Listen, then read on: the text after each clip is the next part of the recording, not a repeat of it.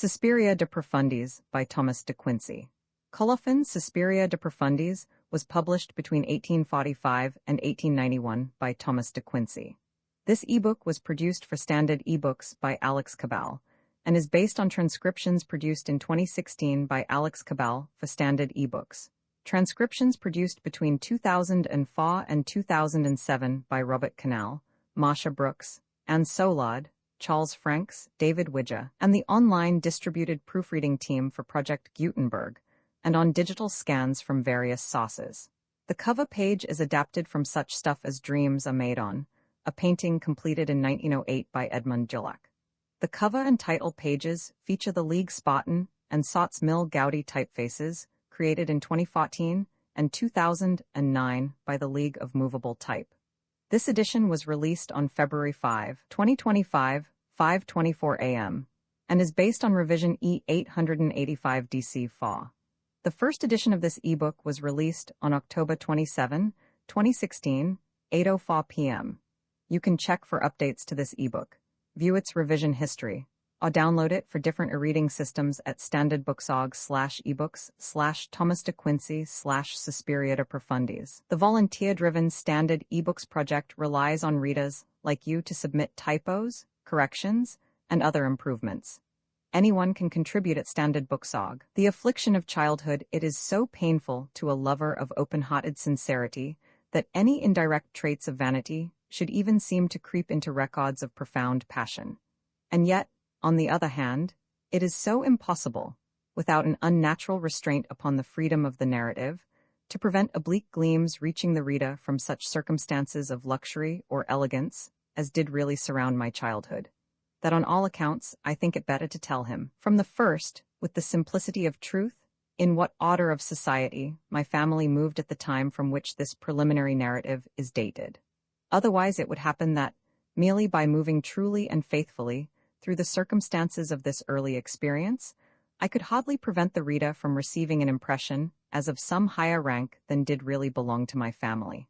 My father was a merchant, not in the sense of Scotland, where it means a man who sells groceries in a cellar, but in the English sense, a sense severely exclusive, namely, he was a man engaged in foreign commerce, and no other, therefore, in wholesale commerce, and no other, which last circumstance it is important to mention, because it brings him within the benefit of Cicero's condescending distinction one, as one to be despised, certainly, but not too intensely to be despised even by a Roman senator.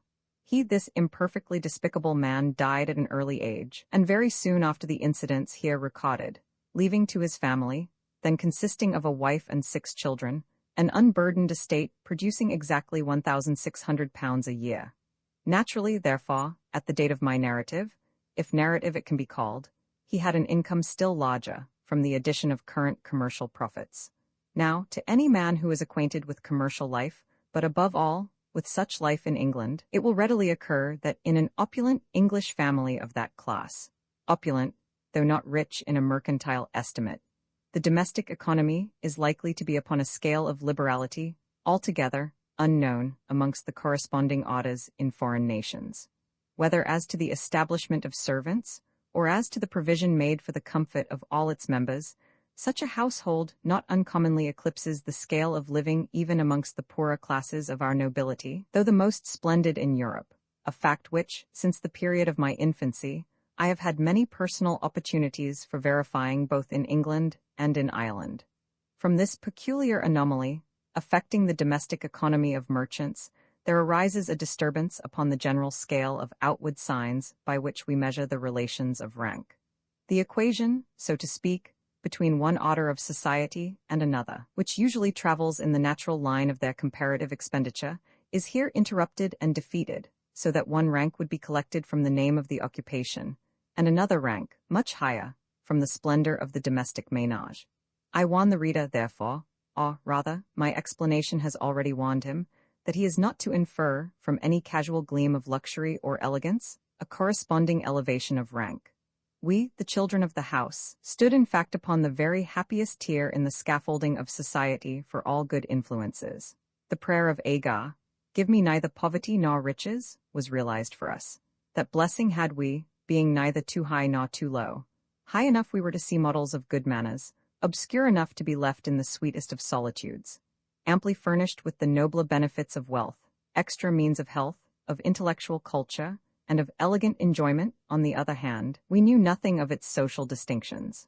Not depressed by the consciousness of privations too sordid, not tempted into restlessness by the consciousness of privileges too aspiring, we had no motives for shame, we had none for pride.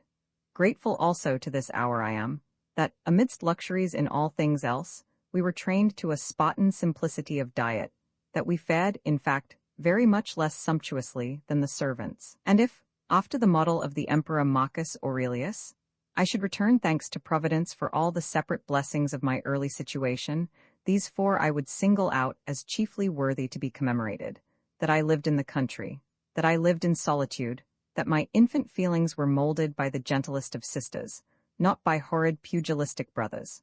Finally, that I and they were dutiful children of a pure, holy, and magnificent church. The earliest incidents in my life which affected me so deeply as to be rememberable at this day were two, and both before I could have completed my second year, namely, a remarkable dream of terrific grandeur about a favorite nurse, which is interesting for a reason to be noticed hereafter, and secondly, the fact of having connected a profound sense of pathos with the reappearance, very early in the spring, of some crocuses.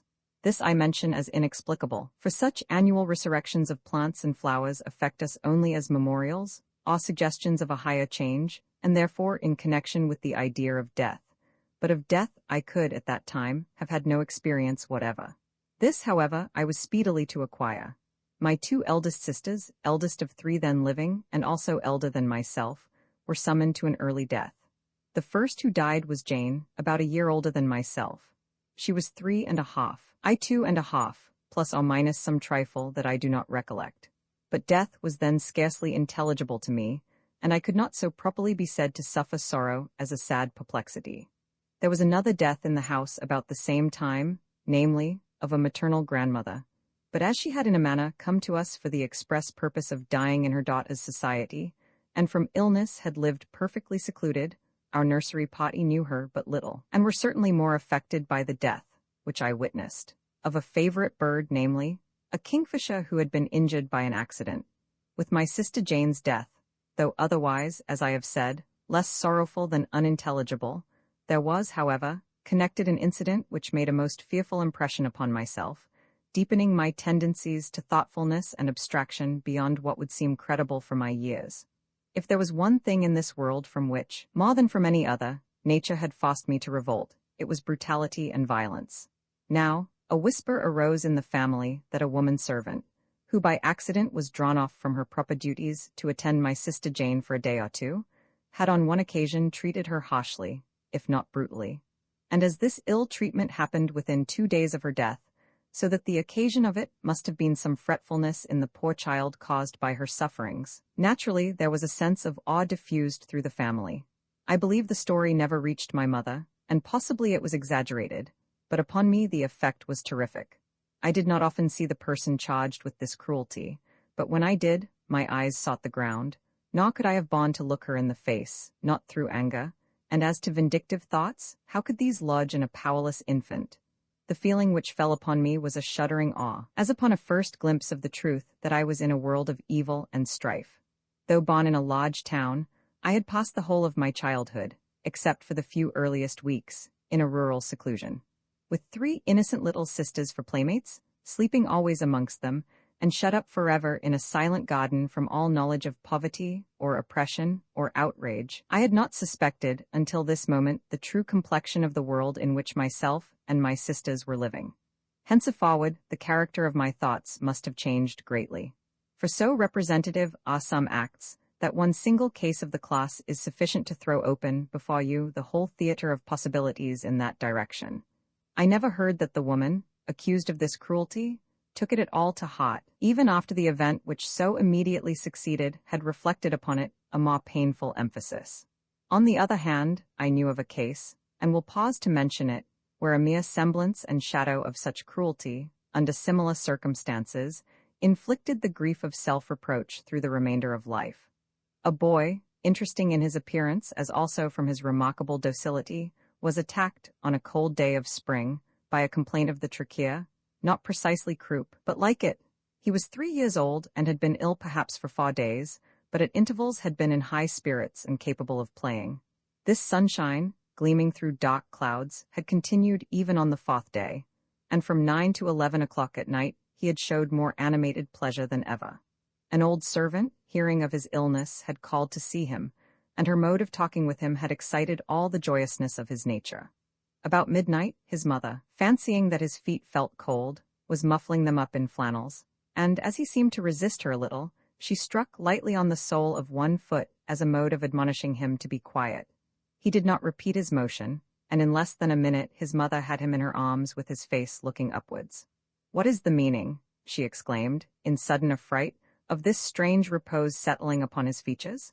She called loudly to a servant in another room, but before the servant could reach her, the child had drawn 2 inspirations, deep yet gentle, and had died in his mother's arms.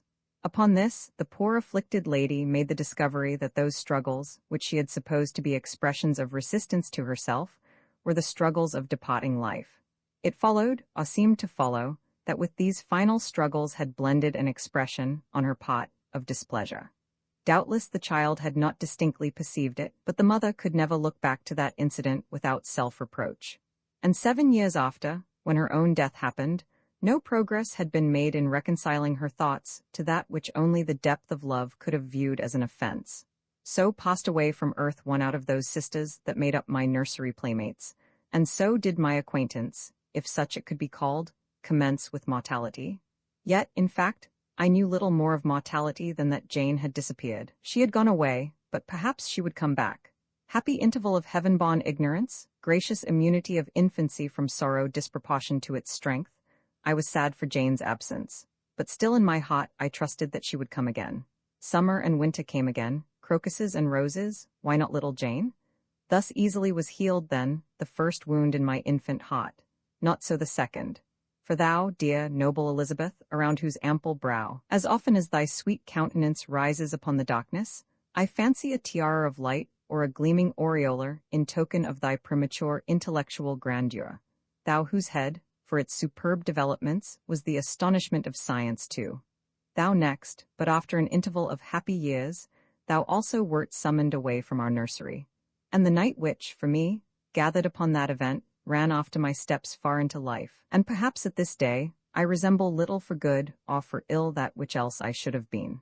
Pillar of fire that didst go before me to guide and to quicken, pillar of darkness, when thy countenance was turned away to God, that didst too truly shed the shadow of death over my young heart, in what scales should I weigh thee? Was the blessing greater from thy heavenly presence, or the blight which followed thy departure? Can a man weigh off and value the glories of dawn against the darkness of hurricane? Or, if he could, how is it that, when a memorable love has been followed by a memorable bereavement, even suppose that God would replace the sufferer in a point of time anterior to the entire experience, and offer to cancel the woe, but so that the sweet face which had caused the woe should also be obliterated, vehemently would every man shrink from the exchange.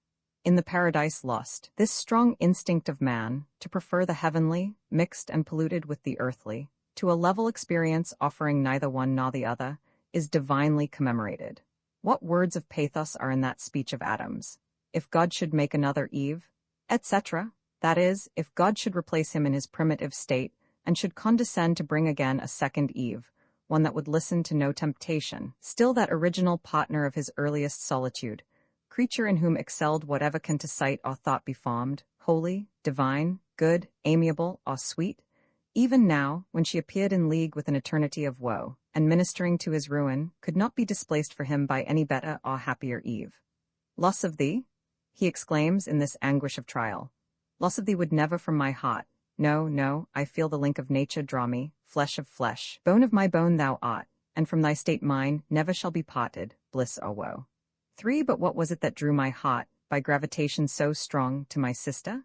Could a child, little above 6 years of age, place any special value upon her intellectual forwardness?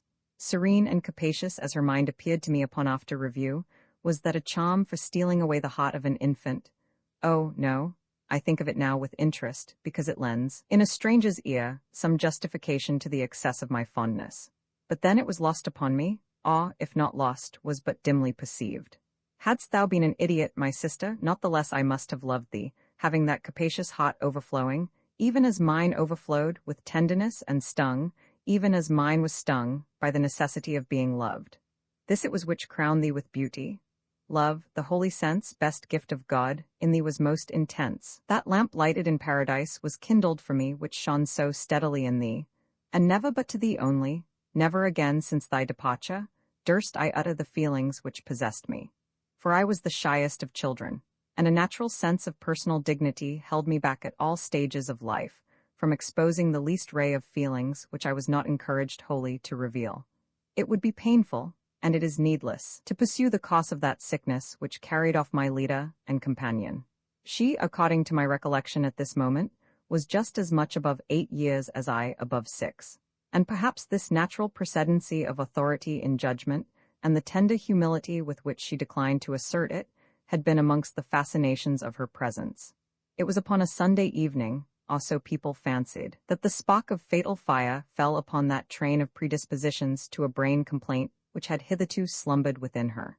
She had been permitted to drink tea at the house of a laboring man, the father of an old female servant. The sun had set when she returned in the company of this servant through meadows reeking with exhalations after a fervent day. From that time she sickened. Happily, a child in such circumstances feels no anxieties, looking upon medical men as people whose natural commission it is to heal diseases, since it is their natural function to profess it, knowing them only as ex officio privileged to make war upon pain and sickness, I never had a misgiving about the result. I grieved, indeed, that my sister should lie in bed. I grieved still more sometimes to hear her moan. But all this appeared to me no more than a night of trouble, on which the dawn would soon arise. Oh, moment of darkness and delirium, when a nurse awakened me from that delusion, and launched God's thunderbolt at my heart in the assurance that my sister must die. Rightly it is said of utter misery, that it cannot be remembered. For itself, as a remarkable thing, is swallowed up in its own chaos. Mere anarchy and confusion of mind fell upon me.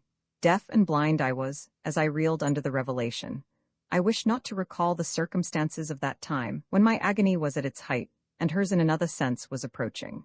Enough to say, that all was soon over, and the morning of that day had at last arrived which looked down upon her innocent face, sleeping the sleep from which there is no awaking, and upon me sorrowing the sorrow for which there is no consolation.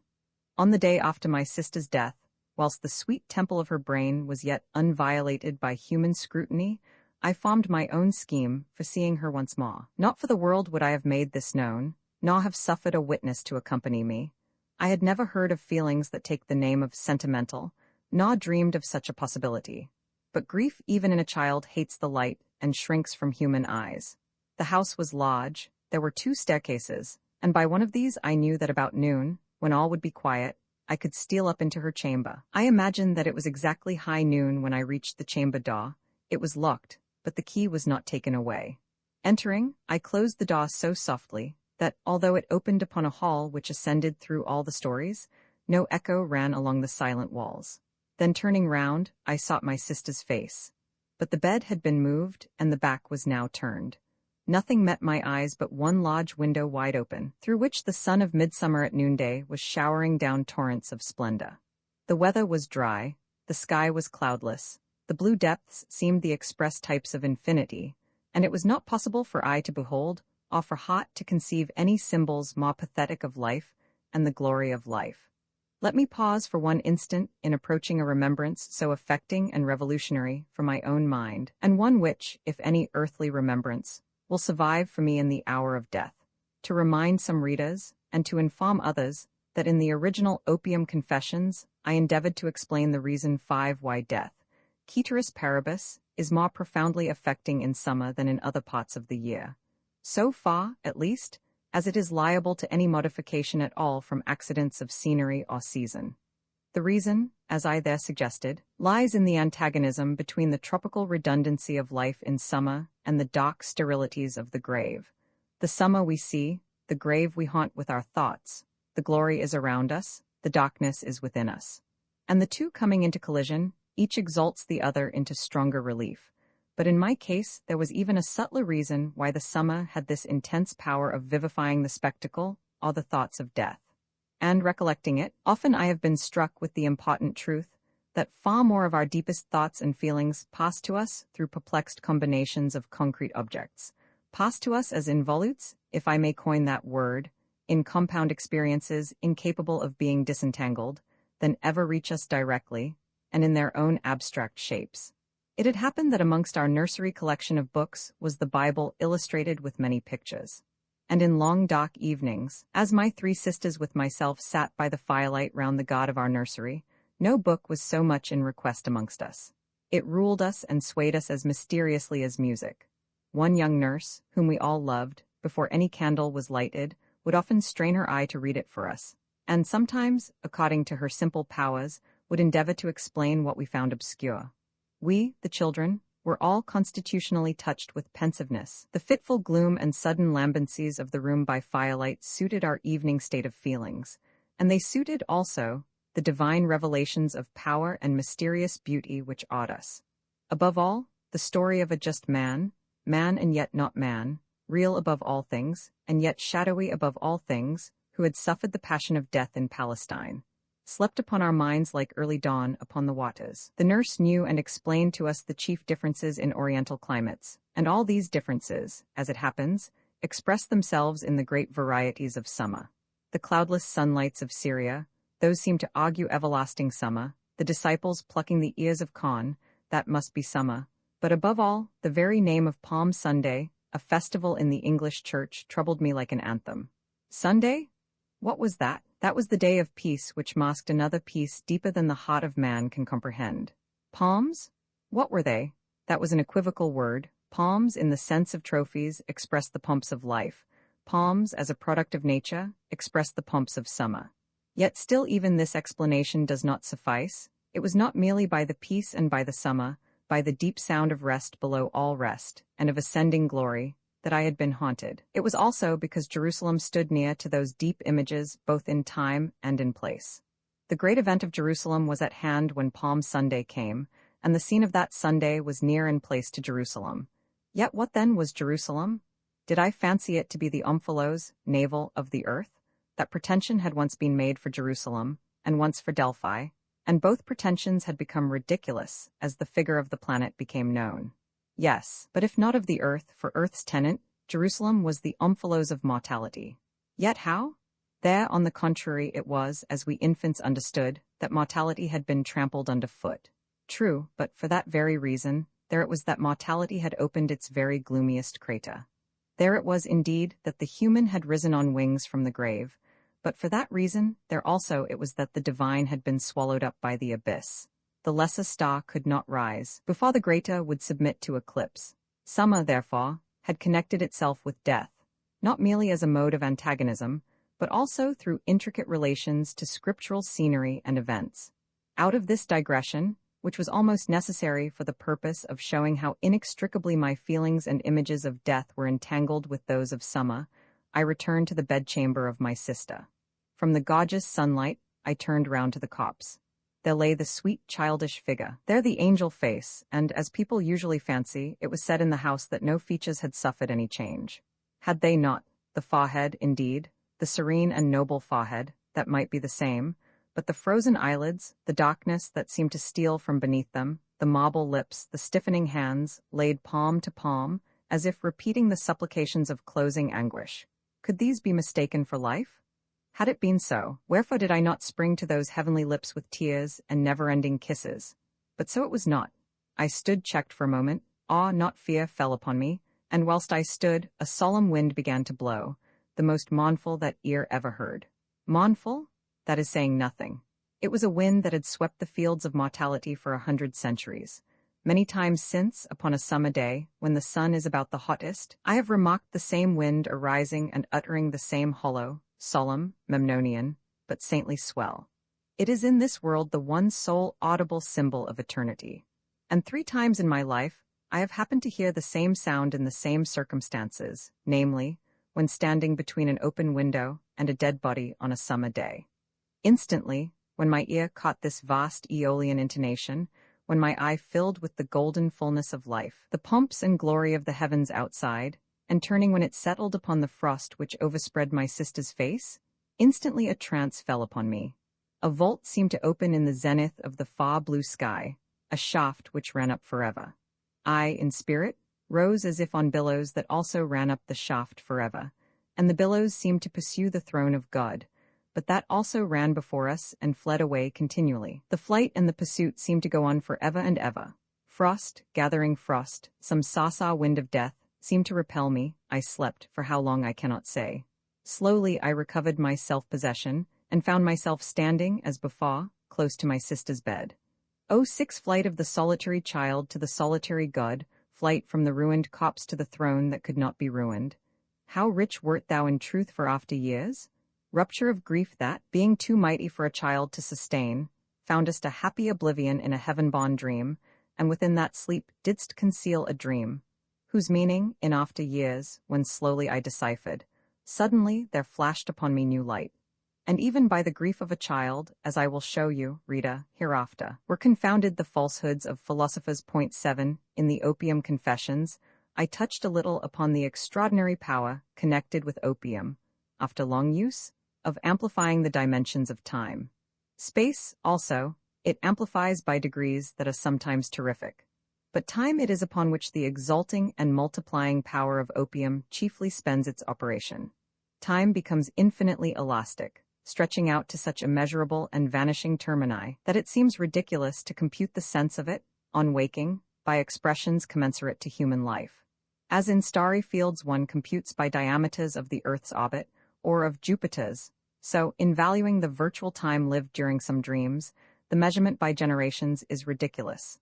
By millennia is ridiculous. By eons, I should say, if eons were more determinate, would be also ridiculous. On this single occasion, however, in my life, the very inverse phenomenon occurred. But why speak of it in connection with opium? Could a child of 6 years old have been under that influence? No, but simply because it so exactly reversed the operation of opium. Instead of a short interval expanding into a vast one, upon this occasion, a long one had contracted into a minute.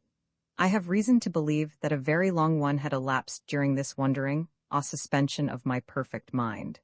When I returned to myself, there was a foot, or I fancied so, on the stairs. I was alarmed, for I believed that, if anybody should detect me, means would be taken to prevent my coming again. Hastily, therefore, I kissed the lips that I should kiss no more, and slunk like a guilty thing with stealthy steps from the room. Thus perished the vision, loveliest amongst all the shows which earth has revealed to me. Thus mutilated was the parting which should have lasted forever. Thus tainted with fear was the farewell sacred to love and grief, to perfect love and perfect grief. O Ahasuerus, everlasting Jew! 8 fable or not a fable, thou when first starting on thy endless pilgrimage of woe, thou when first flying through the gates of Jerusalem, and vainly yearning to leave the pursuing curse behind thee, couldst not more certainly have read thy doom of sorrow in the misgivings of thy troubled brain, than I when passing forever from my sister's room. The worm was at my heart, and, confining myself to that state of life, I may say, the worm that could not die. For if, when standing upon the threshold of manhood, I had ceased to feel its perpetual gnawings, that was because of vast expansion of intellect, it was because new hopes, new necessities, and the frenzy of youthful blood had translated me into a new creature. Man is doubtless one by some subtle nexus that we cannot perceive, extending from the newborn infant to the superannuated dotard. But as regards many affections and passions incident to his nature at different stages, he is not one. The unity of man in this respect is coextensive only with the particular stage to which the passion belongs. Some passions, as that of sexual love, are celestial by one half of their origin, animal and earthly by the other half. These will not survive their own appropriate stage. But love, which is altogether holy, like that between two children, will revisit undoubtedly by glimpses the silence and the darkness of old age. And I repeat my belief, that, unless bodily torment should forbid it, that final experience in my sister's bedroom, or some other in which her innocence was concerned, will rise again for me, to illuminate the hour of death. On the day following this which I have recorded, came a body of medical men to examine the brain, and the particular nature of the complaint, for in some of its symptoms it had shown perplexing anomalies. Such is the sanctity of death, and especially of death alighting on an innocent child, that even gossiping people do not gossip on such a subject. Consequently, I knew nothing of the purpose which drew together these surgeons, nor suspected anything of the cruel changes which might have been wrought in my sister's head. Long after this, I saw a similar case. I surveyed the corpse. It was that of a beautiful boy, 18 years old, who had died of the same complaint. 1 hour after the surgeons had laid the skull in ruins, but the dishonors of this scrutiny were hidden by bandages, and had not disturbed the repose of the countenance. So it might have been here, but if it were not so, then I was happy in being spared the shock, from having that marble image of peace, icy and rigid as it was, unsettled by disfiguring images. Some hours after the strangers had withdrawn, I crept again to the room, but the door was now locked, the key was taken away, and I was shut out forever. Then came the funeral.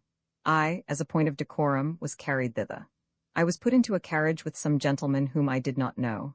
They were kind to me, but naturally they talked of things disconnected with the occasion, and their conversation was a torment.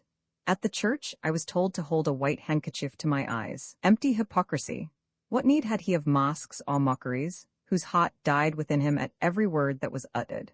During that part of the service which passed within the church, I made an effort to attend, but I sank back continually into my own solitary darkness, and I heard little consciously, except some fugitive strains from the sublime chapter of St. Paul, which in England is always read at burials. And here I notice a profound error of our present illustrious laureate, when I heard those dreadful words, for dreadful they were to me: "It is sown in corruption, it is raised in incorruption. It is sown in dishonor, it is raised in glory." Such was the recoil of my feelings that I could even have shrieked out a protesting, "Oh, no, no," if I had not been restrained by the publicity of the occasion.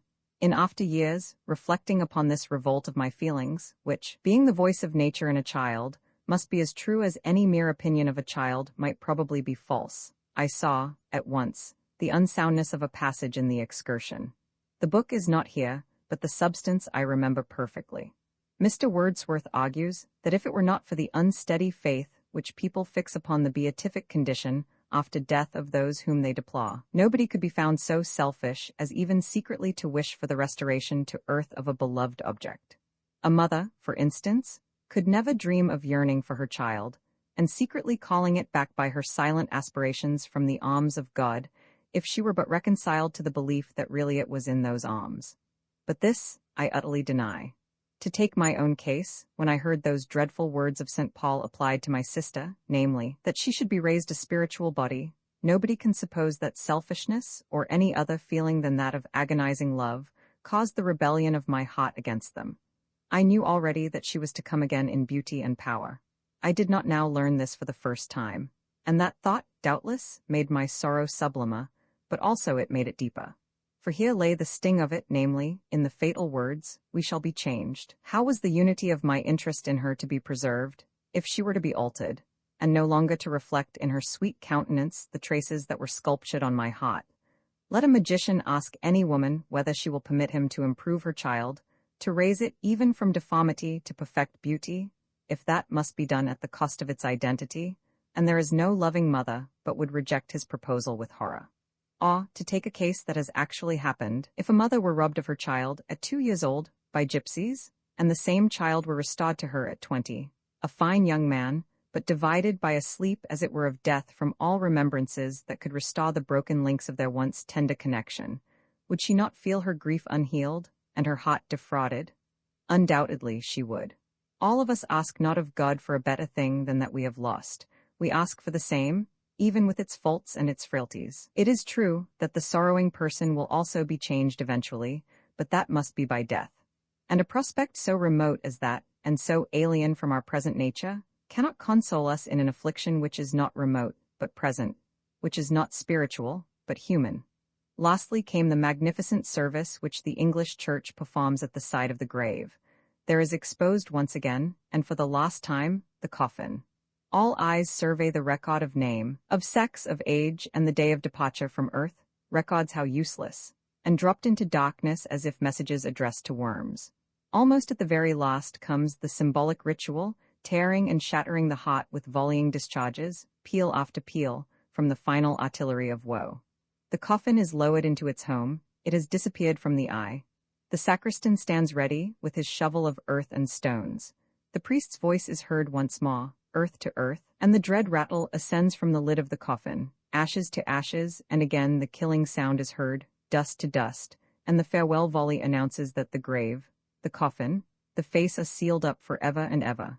O grief, thou art classed amongst the depressing passions, and true it is that thou humblest to the dust, but also thou exaltest to the clouds. Thou shakest as with ague, but also thou steadiest like frost. Thou sickenest the heart, but also thou healest its infirmities. Among the very foremost of mine was morbid sensibility to shame. And 10 years afterwards, I used to reproach myself with this infirmity, by supposing the case, that, if it were thrown upon me to seek aid for a perishing fellow creature, and that I could obtain that aid only by facing a vast company of critical or sneering faces, I might, perhaps, shrink basely from the duty. It is true that no such case had ever actually occurred, so that it was a mere romance of casuistry to tax myself with cowardice so shocking. But to feel a doubt was to feel condemnation, and the crime which might have been was in my eyes the crime which had been. Now, however, all was changed, and for anything which regarded my sister's memory, in 1 hour I received a new heart. Once in Westmoreland I saw a case resembling it. I saw a ewe suddenly put off and abjure her own nature, in a service of love, yes, slough it as completely as ever serpent sloughed his skin. Her lamb had fallen into a deep trench, from which all escape was hopeless, without the aid of man. And to a man she advanced boldly, bleating clamorously, until he followed her and rescued her beloved. Not less was the change in myself. 50,000 sneering faces would not have troubled me in any office of tenderness to my sister's memory. 10 legions would not have repelled me from seeking her, if there was a chance that she could be found. Mockery, it was lost upon me. Laugh at me as 1 or 2 people did. I valued not their laughter. And when I was told insultingly to cease my girlish tears, that word girlish had no sting for me, except as a verbal echo to the one eternal thought of my heart, that a girl was the sweetest thing I, in my short life, had known, that a girl it was who had crowned the earth with beauty, and had opened to my thirst fountains of pure celestial love, from which in this world I was to drink no more. Interesting it is to observe how certainly all deep feelings agree in this, that they seek for solitude, and are nursed by solitude. Deep grief, deep love, how naturally do these ally themselves with religious feeling, and all three, love, grief, religion, are haunters of solitary places. Love, grief, the passion of reverie, are the mystery of devotion. What were these? Without solitude, all day long, when it was not impossible for me to do so, I sought the most silent and sequestered nooks in the grounds about the house, or in the neighboring fields.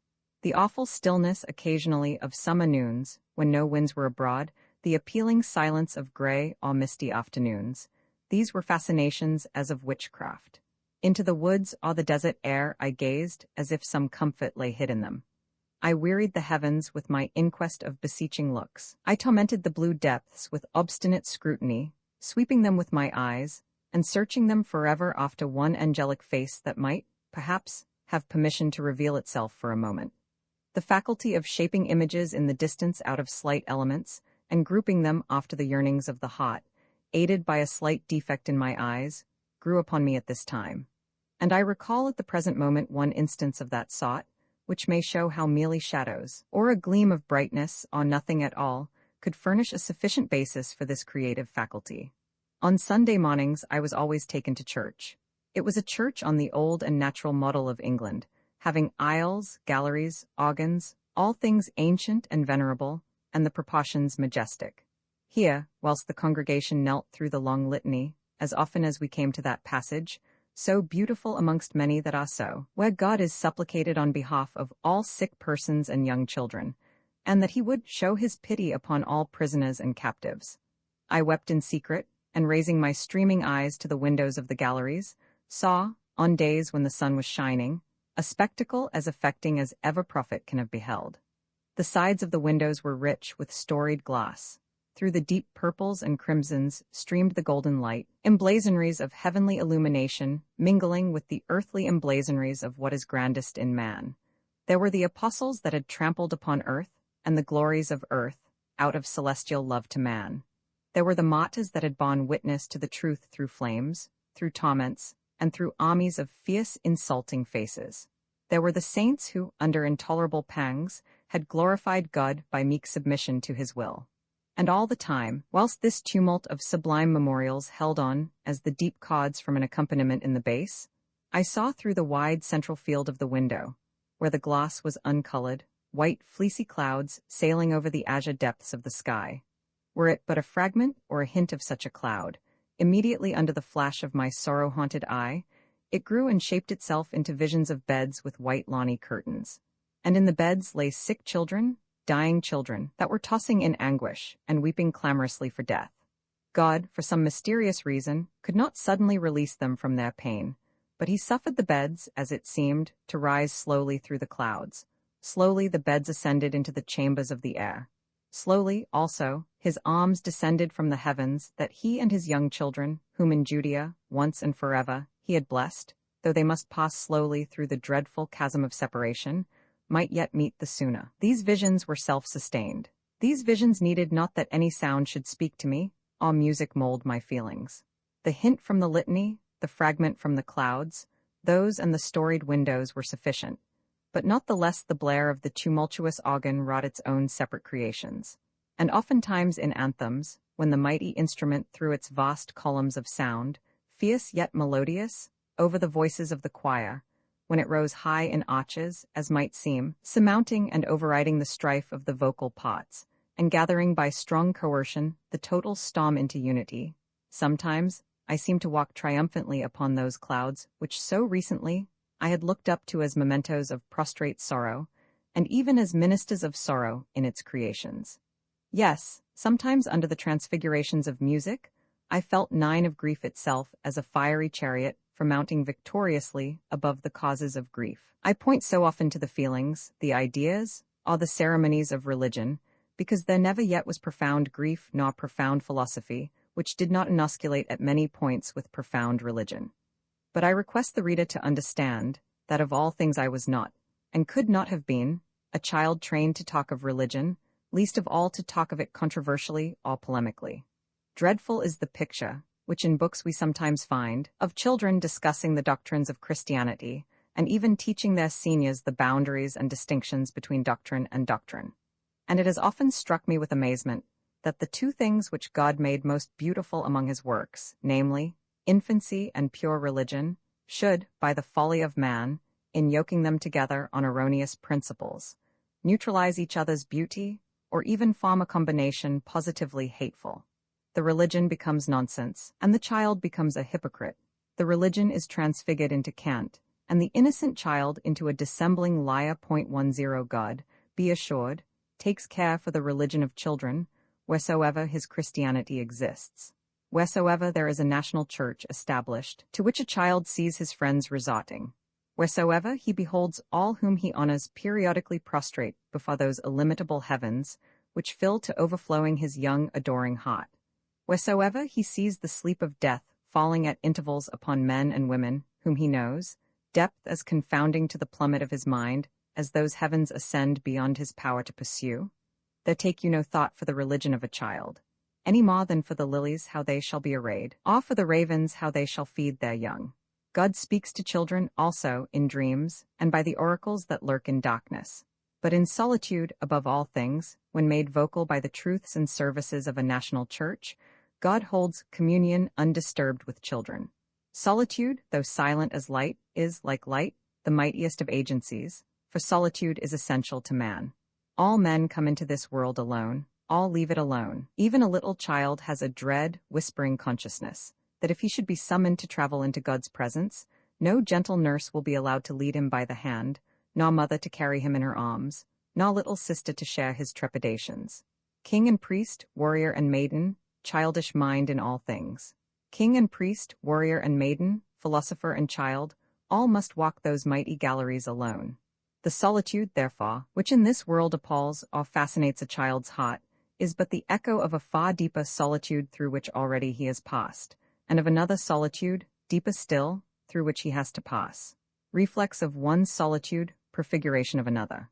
O burden of solitude that cleavest to man through every stage of his being, in his birth, which has been in his life, which is in his death, which shall be mighty and essential solitude, that wast and ought to be. Thou broodest, like the Spirit of God moving upon the surface of the deeps, over every heart that sleeps in the nurseries of Christendom.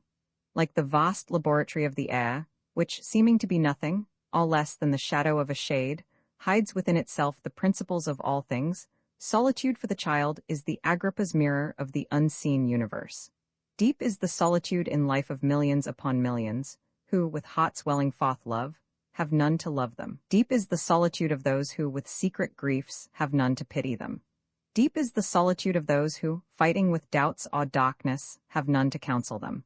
But deeper than the deepest of these solitudes is that which broods over childhood, bringing before it, at intervals, the final solitude which watches for it, and is waiting for it within the gates of death.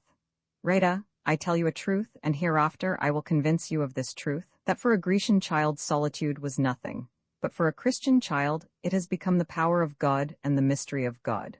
O mighty and essential solitude, that wast and ought to be, thou, kindling under the torch of Christian revelations, art now transfigured forever, and haste passed from a blank negation into a secret hieroglyphic from God, shadowing in the hearts of infancy the very dimmest of his truths. But you forget her, says the cynic. You happened one day to forget this sister of yours. Why not? To cite the beautiful words of Wallenstein, what pang is permanent with man? From the highest as from the vilest thing of every day, he learns to wean himself. For the strong hours conquer him. 11 Yes, there lies the fountain of human oblivions. It is time, the great conqueror. It is the strong hours whose batteries storm every passion of men. For in the fine expression of Schiller, was Verschmus nicht der Mensch. What sorrow is in man that will not finally fret itself to sleep? Conquering, at last, gates of brass or pyramids of granite, why should it be a marvel to us, or a triumph to time, that he is able to conquer a frail human heart? However, for this once, my cynic must submit to be told that he is wrong. Doubtless, it is presumption in me to suggest that his sneers can ever go awry, any more than the shafts of Apollo. But still, however impossible such a thing is, in this one case it happens that they have. And when it happens that they do not, I will tell you, Rita, why, in my opinion, it is, and you will see that it warrants no exultation in the cynic. Repeatedly I have heard a mother reproaching herself, when the birthday revolved of the little daughter whom so suddenly she had lost, with her own insensibility, that could so soon need a remembrancer of the day. But, besides that the majority of people in this world, as being people called to labor, have no time left for cherishing grief by solitude and meditation, always it is proper to ask whether the memory of the lost person were chiefly dependent upon a visual image. No death is usually half so affecting as the death of a young child from 2 to 5 years old. But yet, for the same reason which makes the grief more exquisite, generally for such a loss it is likely to be more perishable. Wherever the image, visually or audibly, of the lost person is more essential to the life of the grief, there the grief will be more transitory. Faces begin soon, in Shakespeare's fine expression, to dislimn. Features fluctuate, combinations of feature unsettle. Even the expression becomes a mere idea that you can describe to another, but not an image that you can reproduce for yourself. Therefore it is that the faces of infants, though they are divine as flowers in a savanna of Texas, or as the caroling of birds in a forest, are, like flowers in Texas, and the caroling of birds in a forest, soon overtaken by the pursuing darkness that swallows up all things human. All glories of flesh vanish, and this, the glory of infantine beauty seen in the mirror of the memory, soonest of all. But when the departed persons worked upon yourself by powers that were intellectual and moral, powers in the flesh, though not of the flesh, the memorials in your own heart become more steadfast, if less affecting at the first. Now, in my sister were combined for me both graces, the graces of childhood and the graces of expanding thought. Besides that, as regards merely the personal image, always the smooth rotundity of baby features must vanish sooner, as being less individual than the features in a child of 8, touched with a pensive tenderness, and exalted into a characteristic expression by a premature intellect. Rarely do things perish from my memory that are worth remembering. Rubbish dies instantly. Hence it happens that passages in Latin or English poets, which I never could have read but once, and that 30 years ago, often begin to blossom anew when I am lying awake, unable to sleep. I become a distinguished compositor in the darkness, and with my aerial composing stick, sometimes I set up half a page of verses that would be found tolerably correct if collated with the volume that I never had in my hand but once. I mention this in no spirit of boasting.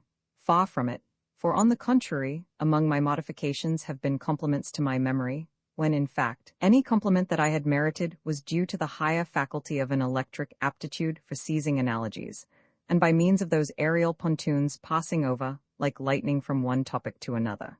Still it is a fact that this pertinacious life of memory for things that simply touch the ear, without touching the consciousness, does, in fact, beset me. Said but once, said but softly, not mocked at all, words revive before me in darkness and solitude, and they arrange themselves gradually into sentences, but through an effort sometimes of a distressing kind, to which I am in a manner forced to become a party. This being so, it was no great instance of that power, that 3 separate passages in the funeral service, all of which but one had escaped my notice at the time, and even that one as to the part I am going to mention, but all of which must have struck on my ear, restored themselves perfectly when I was lying awake in bed, and though struck by their beauty, I was also incensed by what seemed to me the harsh sentiment expressed in 2 of these passages. I will cite all the 3 in an abbreviated form, both for my immediate purpose, and for the indirect purpose of giving to those unacquainted with the English funeral service some specimens of its beauty. The first passage was this: "Forasmuch as it hath pleased Almighty God, of his great mercy, to take unto himself the soul of our dear sister here departed, we therefore commit her body to the ground, earth to earth, ashes to ashes, dust to dust, in sure and certain hope of the resurrection to eternal life."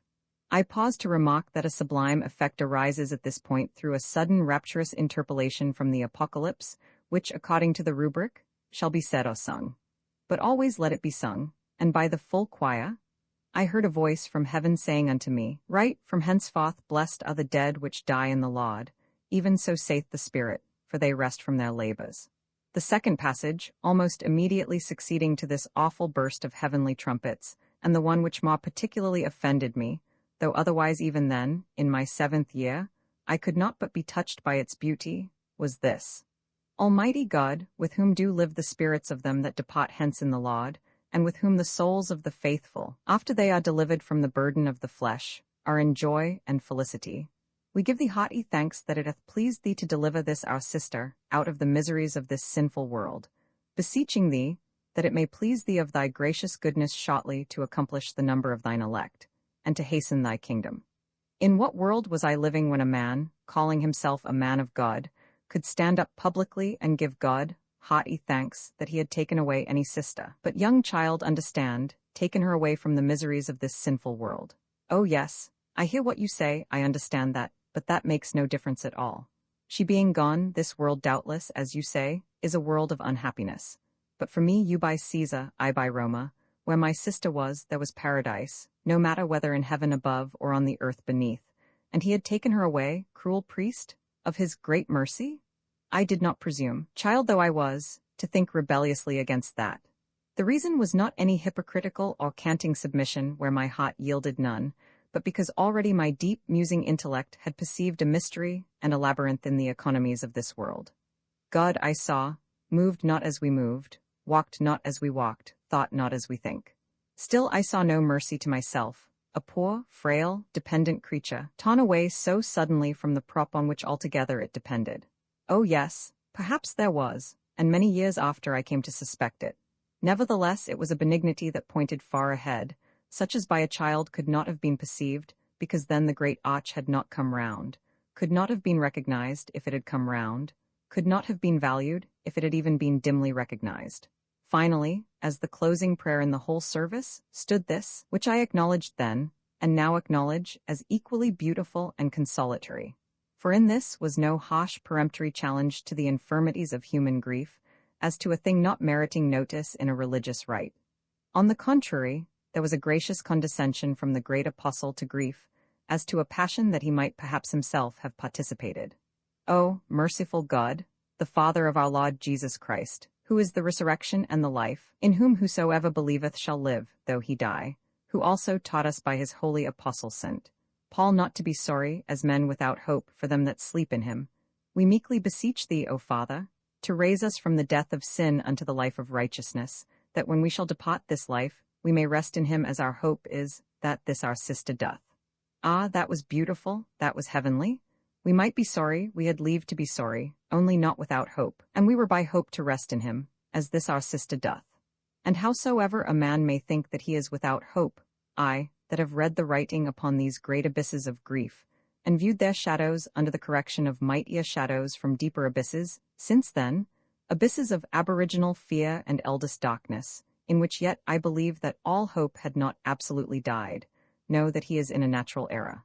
If for a moment, I and so many others, wallowing in the dust of affliction, could yet rise up suddenly like the dry copse 12 which stood upright in the glory of life when touched by the bones of the prophet, if in those vast choral anthems, heard by my childish ear, the voice of God wrapped itself as in a cloud of music, saying, Child, that sorrowest, I command thee to rise up and ascend for a season into my heaven of heavens. Then it was plain that despair, that the anguish of darkness, was not essential to such sorrow, but might come and go even as light comes and goes upon our troubled earth. Yes, the light may come and go, grief may wax and wane, grief may sink, and grief again may rise, as in impassioned minds oftentimes it does, even to the heaven of heavens. But there is a necessity that, if too much left to itself in solitude, finally it will descend into a depth from which there is no rescent, into a disease which seems no disease, into a languishing which, from its very sweetness, perplexes the mind, and is fancied to be very health. Witchcraft has seized upon you, nympholepsy has struck you. Now you rave no more. You acquiesce, nay, you are passionately delighted in your condition. Sweet becomes the grave, because you also hope immediately to travel thither.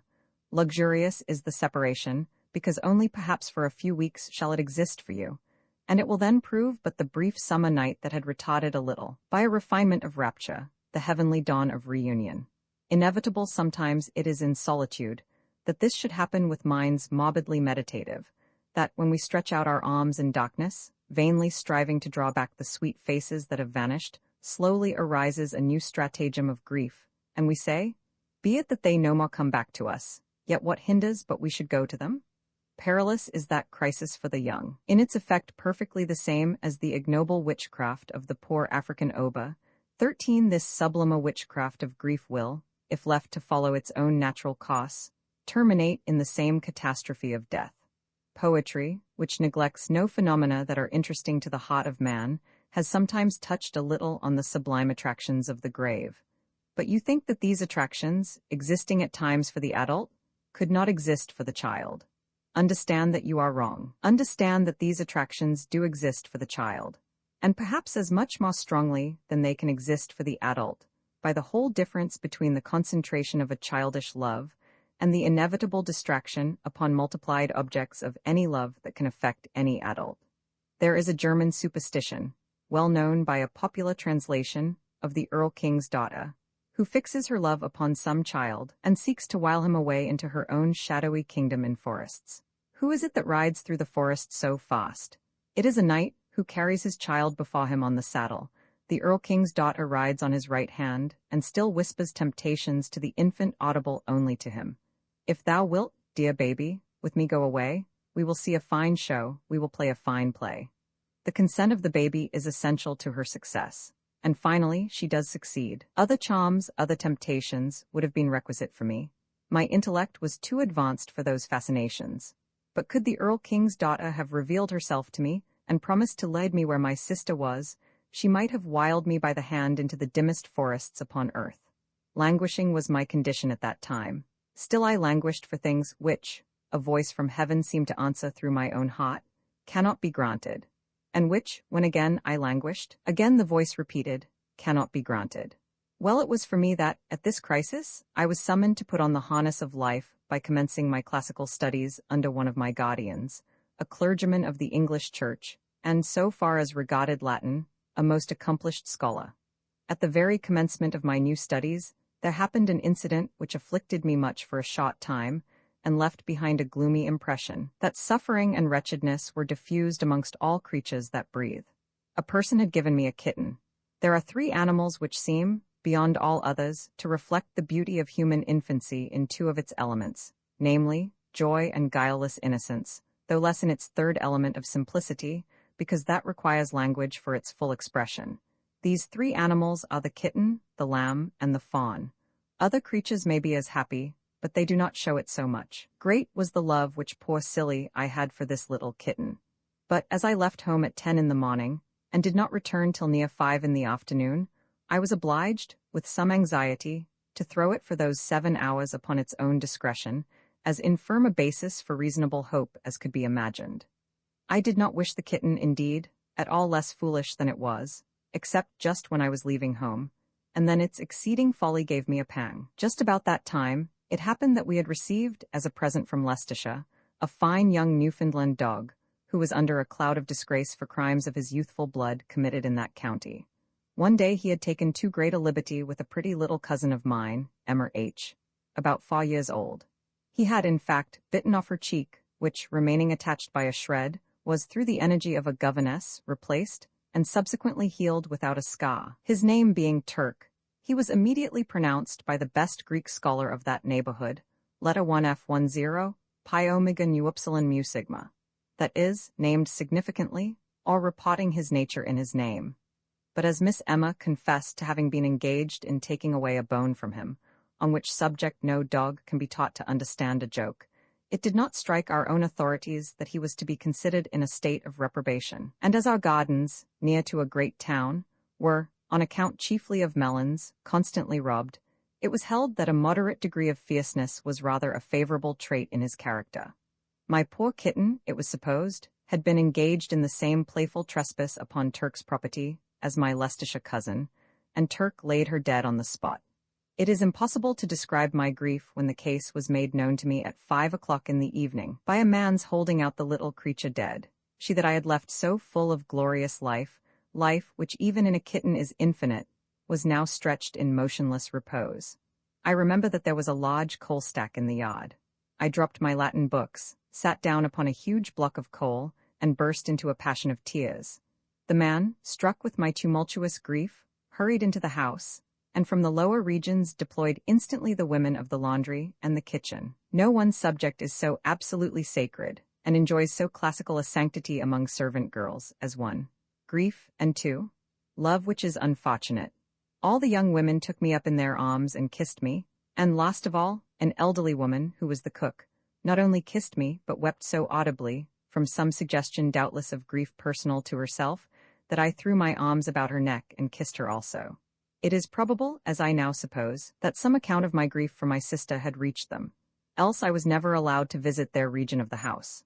But however that might be, afterwards it struck me that if I had met with so much sympathy, or with any sympathy at all, from the servant chiefly connected with myself in the desolating grief I had suffered, possibly I should not have been so profoundly shaken. But did I in the meantime feel anger towards Turk? Not the least. And the reason was this: my guardian, who taught me Latin, was in the habit of coming over and dining at my mother's table whenever he pleased. On these occasions, he, who like myself pitied dependent animals, went invariably into the yard of the offices, taking me with him, and unchained the dogs. There were 2 Grim, a mastiff, and Turk, our young friend. My guardian was a bold, athletic man, and delighted in dogs. He told me, which also my own heart told me, that these poor dogs languished out their lives under this confinement. The moment that I and my guardian, ego et rex muse, appeared in sight of the 2 kennels, it is impossible to express the joy of the dogs. Turk was usually restless. Grim slept away his life in surliness. But at the sight of us, of my little insignificant self and my 6-foot guardian, both dogs yelled with delight. We unfastened their chains with our own hands, they licking our hands, and as to myself, licking my miserable little face, and at one bound they re-entered upon their natural heritage of joy. Always we took them through the fields, where they molested nothing, and closed with giving them a cold bath in the brook which bounded my father's property. What despair must have possessed our dogs when they were taken back to their hateful prisons, and I, for my part, not enduring to see their misery, slunk away when the rechaining commenced. It was in vain to tell me that all people, who had property out of doors to protect, chained up dogs in the same way. This only proved the extent of the oppression, for a monstrous oppression it did seem, that creatures, boiling with life and the desires of life, should be thus detained in captivity until they were set free by death. That liberation visited poor Grim and Turk sooner than any of us expected, for they were both poisoned, within the year that followed, by a party of burglars. At the end of that year, I was reading the Aeneid, and it struck me, who remembered the howling recusancy of Turk, as a peculiarly fine circumstance, introduced amongst the horrors of Tartarus, that sudden gleam of powerful animals, full of life and conscious rights, rebelling against chains, Iac Leonum Vincula Recusantum. 14 Virgil had doubtless picked up that gem in his visits at feeding time to the cavity of the Roman amphitheatre, but the rights of brute creatures to a merciful forbearance on the part of man could not enter into the feeblest conceptions of one belonging to a nation that, although too noble to be wantonly cruel, yet in the same amphitheatre manifested so little regard even to human rights. Under Christianity, the condition of the brute has improved, and will improve much more. There is ample room. For I am sorry to say that the commonest vice of Christian children, too often surveyed with careless eyes by mothers that in their human relations are full of kindness, is cruelty to the inferior creatures thrown upon their mercy.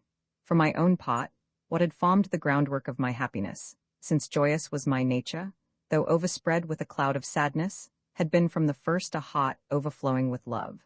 And I had drunk in too profoundly the spirit of Christianity from our many nursery readings, not to read also in its divine words the justification of my own tendencies. That which I desired was the thing which I ought to desire. The mercy that I loved was the mercy that God had blessed. From the Sermon on the Mount resounded forever in my ears, "Blessed are the merciful." I needed not to add, "For they shall obtain mercy." By lips so holy, and when standing in the atmosphere of truths so divine, simply to have been blessed, that was a sufficient ratification. Every truth so revealed, and so hallowed by position, starts into sudden life, and becomes to itself its own authentication, needing no proof to convince, needing no promise to allure. It may well be supposed, therefore, that having so early awakened within me what may be philosophically called the transcendental justice of Christianity, I blamed not Turk for yielding to the coercion of his nature. He had killed the object of my love.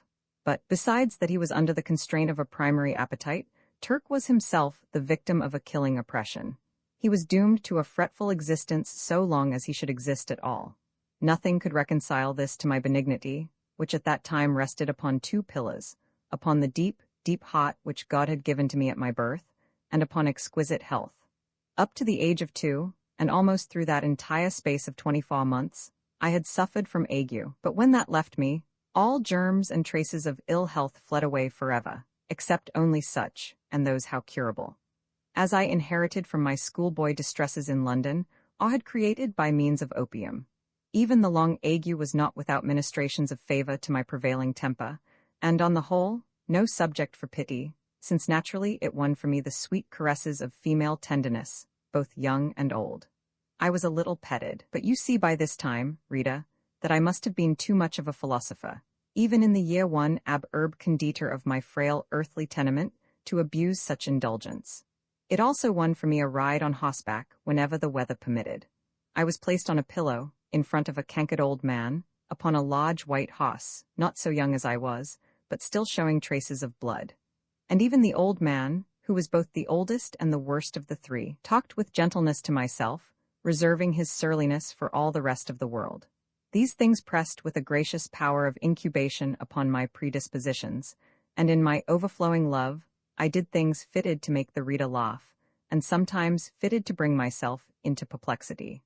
One instance from 1,000 may illustrate the combination of both effects. At 4 years old, I had repeatedly seen the housemaid raising her long broom, and pursuing, generally destroying, a vagrant spider.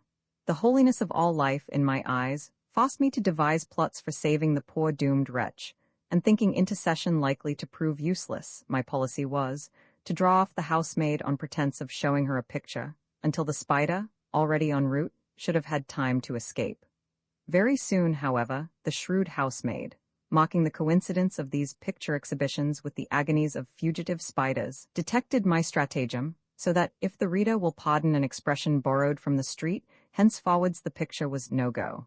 However, as she approved of my motive, she told me of the many murders that the spider had committed, and next, which was worse, of the many that he certainly would commit, if reprieved. This staggered me. I could have gladly forgiven the past, but it did seem a false mercy to spare one spider in order to scatter death amongst 50 flies. I thought timidly, for a moment, of suggesting that people sometimes repented, and that he might repent, but I checked myself, on considering that I had never read any account, and that she might laugh at the idea of a penitent spider. To desist was a necessity, in these circumstances. But the difficulty which the housemaid had suggested did not depart. It troubled my musing mind to perceive that the welfare of one creature might stand upon the ruin of another, and the case of the spider remained thenceforwards even more perplexing to my understanding than it was painful to my heart. The reader is likely to differ from me upon the question, moved by recurring to such experiences of childhood, whether much value attaches to the perceptions and intellectual glimpses of a child. Children, like men, range through a gamut that is infinite of temperaments and characters, ascending from the very dust below our feet to highest heaven. I have seen children that were sensual, brutal, devilish. But thanks be to the vis medicatrix of human nature, and to the goodness of God, these are as rare exhibitions as all other monsters. People thought, when seeing such odious travesties and burlesques upon lovely human infancy, that perhaps the little wretches might be Kilcrups.15 yet. Possibly, it has since occurred to me, even these children of the fiend, as they seemed, might have one cause in their horrible natures that answered to the call of some sublime purpose. There is a mimic instance of this kind, often found amongst ourselves in natures that are not really horrible, but which seem such to persons viewing them from a station not sufficiently central. Always there are mischievous boys in a neighborhood, boys who tie canisters to the tails of cats belonging to ladies, a thing which greatly I disapprove, and who rub orchards, a thing which slightly I disapprove, and behold, the next day, on meeting the injured ladies, they say to me, "Oh, my dear friend, never pretend to argue for him. This boy, we shall all see, will come to be hanged." Well, that seems a disagreeable prospect for all parties, so I change the subject, and lo, 5 years later, there is an English frigate fighting with a frigate of heavier metal, no matter of what nation. The noble captain has maneuvered as only his countrymen can maneuver.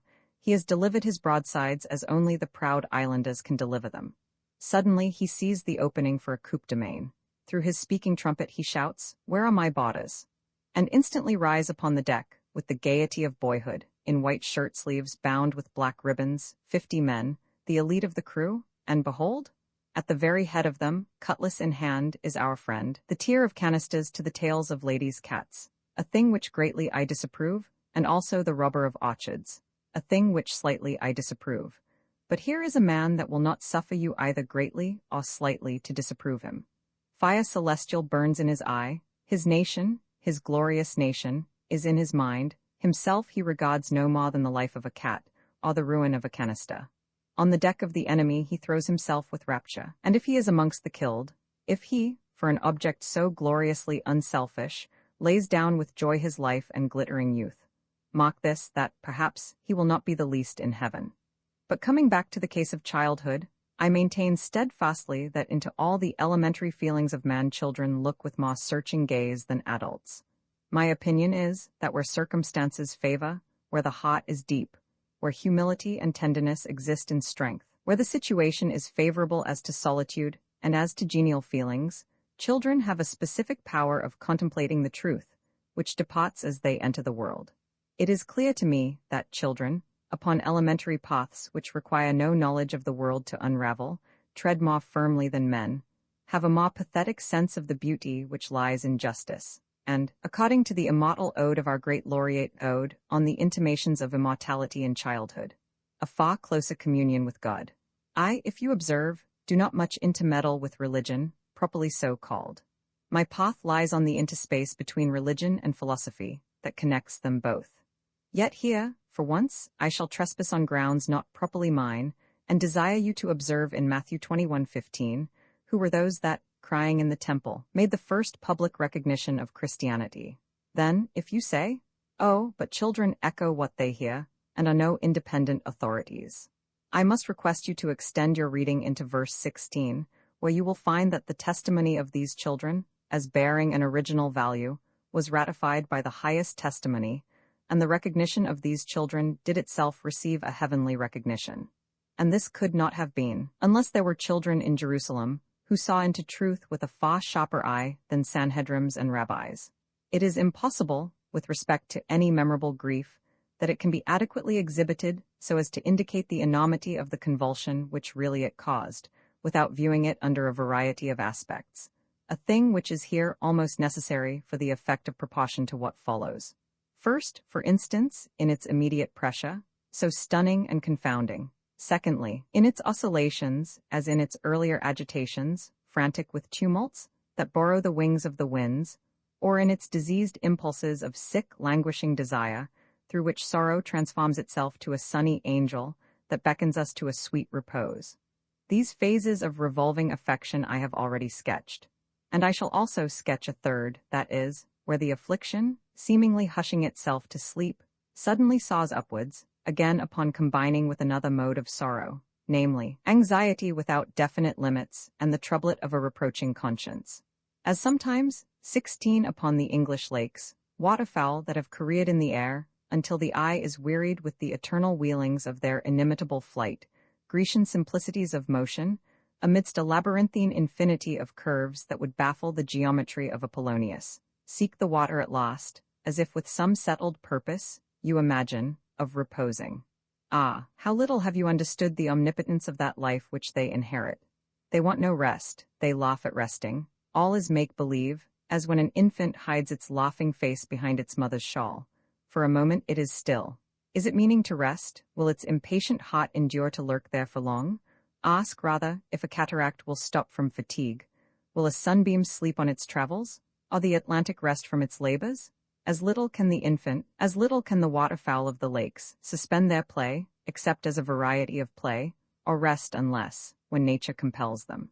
Suddenly starts off the infant, suddenly ascend the birds, to new evolutions as incalculable as the caprices of a kaleidoscope, and the glory of their motions, from the mixed immortalities of beauty and inexhaustible variety, becomes at least pathetic to survey. So also, and with such life of variation, do the primary convulsions of nature, such, perhaps, as only primary 17 formations in the human system can experience, come round again and again, by reverberating shocks. The new intercourse with my guardian, and the changes of scene which naturally it led to, were of use in weaning my mind from the mere disease which threatened it, in case I had been left any longer to my total solitude. But out of these changes grew an incident which restored my grief, though in a more troubled shape, and now for the first time associated with something like remorse and deadly anxiety. I can safely say that this was my earliest trespass, and perhaps a venial one, all things considered. Nobody ever discovered it, and but for my own frankness it would not be known to this day. But that I could not know, and for years, that is, from 7 or earlier up to 10, such was my simplicity that I lived in constant terror. This, though it revived my grief, did me probably great service, because it was no longer a state of languishing desire tending to torpor, but of feverish irritation and gnawing care, that kept alive the activity of my understanding. The case was this. It happened that I had now, and commencing with my first introduction to Latin studies, a large weekly allowance of pocket money, too large for my age, but safely entrusted to myself, who never spent or desired to spend one fraction of it upon anything but books. But all proved too little for my colossal schemes. Had the Vatican, the Bodleian, and the Bibliothèque du Roi been all emptied into one collection for my private gratification, little progress would have been made towards content in this particular craving. Very soon I had run ahead of my allowance, and was about 3 guineas deep in debt. There I paused, for deep anxiety now began to oppress me as to the course in which this mysterious, and indeed guilty, current of debt would finally flow. For the present it was frozen up, but I had some reason for thinking that Christmas thawed all debts whatsoever, and set them in motion towards innumerable pockets. Now my debt would be thawed with all the rest, and in what direction would it flow? There was no river that would carry it off to sea. To somebody's pocket it would beyond a doubt make its way. And who was that somebody? This question haunted me forever. Christmas had come, Christmas had gone, and I heard nothing of the 3 guineas, but I was not easier for that. Far rather I would have heard of it, for this indefinite approach of a loitering catastrophe gnawed and fretted my feelings. No Grecian audience ever waited with more shuddering horror for the Anagnorices 18 of the Oedipus, who could not possibly care for my trifling custom than I for the explosion of my debt. Had I been less ignorant, I should have proposed to mortgage my weekly allowance for the debt, or to form a sinking fund for redeeming it, for the weekly sum was nearly 5% on the entire debt, but I had a mysterious awe of ever alluding to it. This arose from my want of some confidential friend, whilst my grief pointed continually to the remembrance, that so it had not always been. But was not the bookseller to blame in suffering a child scarcely 7 years old to contract such a debt? Not in the least. He was both a rich man, and notoriously an honorable man. Indeed, the money which I myself spent every week in books would reasonably have caused him to presume that so small a sum as 3 guineas might well be authorized by my family. He stood, however, on plainer ground, for my guardian, who was very indolent, as people chose to call it, that is, like his little melancholy wad, spent all his time in reading, often enough would send me to the booksellers with a written order for books. This was to prevent my forgetting. But when he found that such a thing as forgetting, in the case of a book, was wholly out of the question for me, the trouble of writing was dismissed. And thus I had become factor general, on the part of my guardian, both for his books, and for such as were wanted on my own account, in the natural course of my education. My private little account had therefore in fact flowed homewards at Christmas, not, as I anticipated, in the shape of an independent current, but as a little tributary rill that was lost in the waters of some more important river. This I now know, but could not then have known with any certainty. So far, however, the affair would gradually have sunk out of my anxieties as time wore on. But there was another item in the case, which, from the excess of my ignorance, preyed upon my spirits far more keenly, and this, keeping itself alive, kept also the other incident alive. With respect to the debt, I was not so ignorant as to think it of much danger by the mere amount. My own allowance furnished a scale for preventing that mistake. It was the principal, the having presumed to contract debts on my own account, that I feared to have exposed. But this other case was a ground for anxiety, even as regarded the amount. Not really, but under the jesting representation made to me, which I, as ever before and after, swallowed in perfect faith. Amongst the books which I had bought, all English, was a history of Great Britain, commencing, of course, with Brutus and 1,000 Years of Impossibilities, these fables being generously thrown in as a little gratuitous extra to the mass of truths which were to follow. This was to be completed in 60 or 80 parts, I believe. But there was another work left more indefinite as to its ultimate extent, and which, from its nature, seemed to imply a far higher range. It was a general history of navigation, supported by a vast body of voyages. Now, when I considered with myself what a huge thing the sea was, and that so many thousands of captains, commodores, admirals, were eternally running up and down it, and scoring lines upon its face so rankly, that in some of the main streets and squares, as one might call them, their tracks would blend into one undistinguishable blot, I began to fear that such a work tended to infinity. What was little England to the universal sea, and yet that went perhaps to fourscore parts? Not enduring the uncertainty that now besieged my tranquillity, I resolved to know the worst, and on a day ever memorable to me, I went down to the bookseller's. He was a mild, elderly man, and to myself had always shown a kind, indulgent manner. Partly, perhaps, he had been struck by my extreme gravity, and partly, during the many conversations I had with him, on occasion of my guardian's orders for books, with my laughable simplicity. But there was another reason which had early won for me his paternal regard. For the first 3 or 4 months I had found Latin something of a drudgery, and the incident which forever knocked away the Shaws, at that time preventing my launch upon the general bosom of Latin literature, was this. One day, the bookseller took down a Beza's Latin Testament, and, opening it, asked me to translate for him the chapter which he pointed to. I was struck by perceiving that it was the great chapter of St. Paul on the grave and resurrection. I had never seen a Latin version, yet, from the simplicity of the scriptural style in any translation, though Beza's is far from good, I could not well have failed in construing. But, as it happened to be this particular chapter, which in English I had read again and again with so passionate a sense of its grandeur, I read it off with a fluency and effect like some great opera singer uttering a rapturous bravura.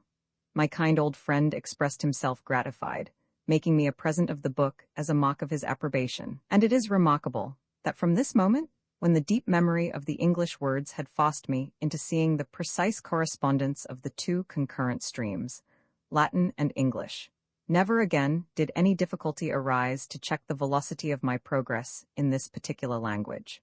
At less than 11 years of age, when as yet I was a very indifferent Grecian, I had become a brilliant master of Latinity, as my alcaics and choriambics remain to testify, and the whole occasion of a change so memorable to a boy was this casual summons to translate a composition with which my heart was filled. Ever after this, he showed me a caressing kindness, and so condescendingly, that generally, he would leave any people, for a moment, with whom he was engaged, to come and speak to me. On this fatal day, however, for such it proved to me, he could not do this. He saw me, indeed, and nodded, but could not leave a party of elderly strangers. This accident threw me unavoidably upon one of his young people. Now, this was a market day, and there was a press of country people present, whom I did not wish to hear my question. Never did a human creature, with his heart palpitating at Delphi for the solution of some killing mystery, stand before the priestess of the oracle, with lips that moved more sadly than mine, when now advancing to a smiling young man at a desk. His answer was to decide, though I could not exactly know that, whether, for the next 2 years, I was to have an hour of peace. He was a handsome, good-natured young man, but full of fun and frolic, and I dare say was amused with what must have seemed to him the absurd anxiety of my features. I described the work to him, and he understood me at once. How many volumes did he think it would extend to? There was a whimsical expression, perhaps of drollery about his eyes, but which, unhappily, under my preconceptions, I translated into scorn as he replied, "How many volumes? Oh, really, I can't say. Maybe a matter of 15,000 be the same more or less." "More?" I said in horror, altogether neglecting the contingency of less. "Why," he said, "we can't settle these things to a nicety, but considering the subject, that was the very thing which I myself considered, I should say there might be some trifle over, as suppose 500 volumes, be the same more or less. What then? Here there might be supplements to supplements, the work might positively never end. On one pretense or another, if an author or publisher might add 500 volumes, he might add another round 15,000. Indeed, it strikes one even now, that by the time all the one-legged commodores and yellow admirals of that generation had exhausted their long yarns, another generation would have grown another crop of the same gallant spinners. I asked no more, but slunk out of the shop, and never again entered it with cheerfulness, or propounded any frank questions, as heretofore. For I was now seriously afraid of pointing attention to myself as one that, by having purchased some numbers, and obtained others on credit, had silently contracted an engagement to take all the rest, though they should stretch to the crack of doom. Certainly I had never heard of a work that extended to 15,000 volumes, but still there was no natural impossibility that it should, and if in any case, in none so reasonably as one upon the inexhaustible sea. Besides, any slight mistake as to the letter of the number could not affect the horror of the final prospect. I saw by the imprint, and I heard, that this work emanated from London, a vast centre of mystery to me, and the more so, as a thing unseen at any time by my eyes, and nearly 200 miles distant. I felt the fatal truth, that here was a ghostly cobweb radiating into all the provinces from the mighty metropolis. I secretly had trodden upon the outer circumference, had damaged or deranged the fine threads or links. Concealment or reparation there could be none. Slowly perhaps, but surely, the vibration would travel back to London. The ancient spider that sat there at the centre would rush along the network through all longitudes and latitudes, until he found the responsible caitiff, author of so much mischief. Even with less ignorance than mine, there was something to appall a child's imagination in the vast systematic machinery by which any elaborate work could disperse itself, could levy money, could put questions and get answers, all in profound silence, nay, even in darkness, searching every nook of every town and of every hamlet in so populous a kingdom. I had some dim terrors, also, connected with the stationer's company. I had often observed them in popular works threatening unknown men with unknown chastisements, for offences equally unknown, nay, to myself, absolutely inconceivable. Could I be the mysterious criminal so long pointed out, as it were, in prophecy? I figured the stationers, doubtless all-powerful men, pulling at one rope, and my unhappy self hanging at the other end. But an image, which seems now even more ludicrous than the rest, at that time, was the one most connected with the revival of my grief. It occurred to my subtlety that the stationer's company, or any other company, could not possibly demand the money until they had delivered the volumes. And as no man could say that I had ever positively refused to receive them, they would have no pretense for not accomplishing this delivery in a civil manner. Unless I should turn out to be no customer at all, at present it was clear that I had a right to be considered a most excellent customer, one, in fact, who had given an order for 15,000 volumes. Then rose up before me this great opera house scener of the delivery. There would be a ring at the front door. A wagoner in the front, with a bland voice, would ask for a young gentleman who had given an order to their house. Looking out, I should perceive a procession of carts and wagons, all advancing in measured movements. Each in turn would present its rear, deliver its cargo of volumes by shooting them, like a load of coals, on the lawn, and wheel off to the rear, by way of clearing the road for its successors. Then the impossibility of even asking the servants to cover with sheets or counterpanes or tablecloths, such a mountainous, such a star-pointing record of my past offenses, lying in so conspicuous a situation. Men would not know my guilt merely, they would see it. But the reason why this form of the consequences, so much more than any other, stuck by my imagination was, that it connected itself with one of the Arabian Nights which had particularly interested myself and my sister.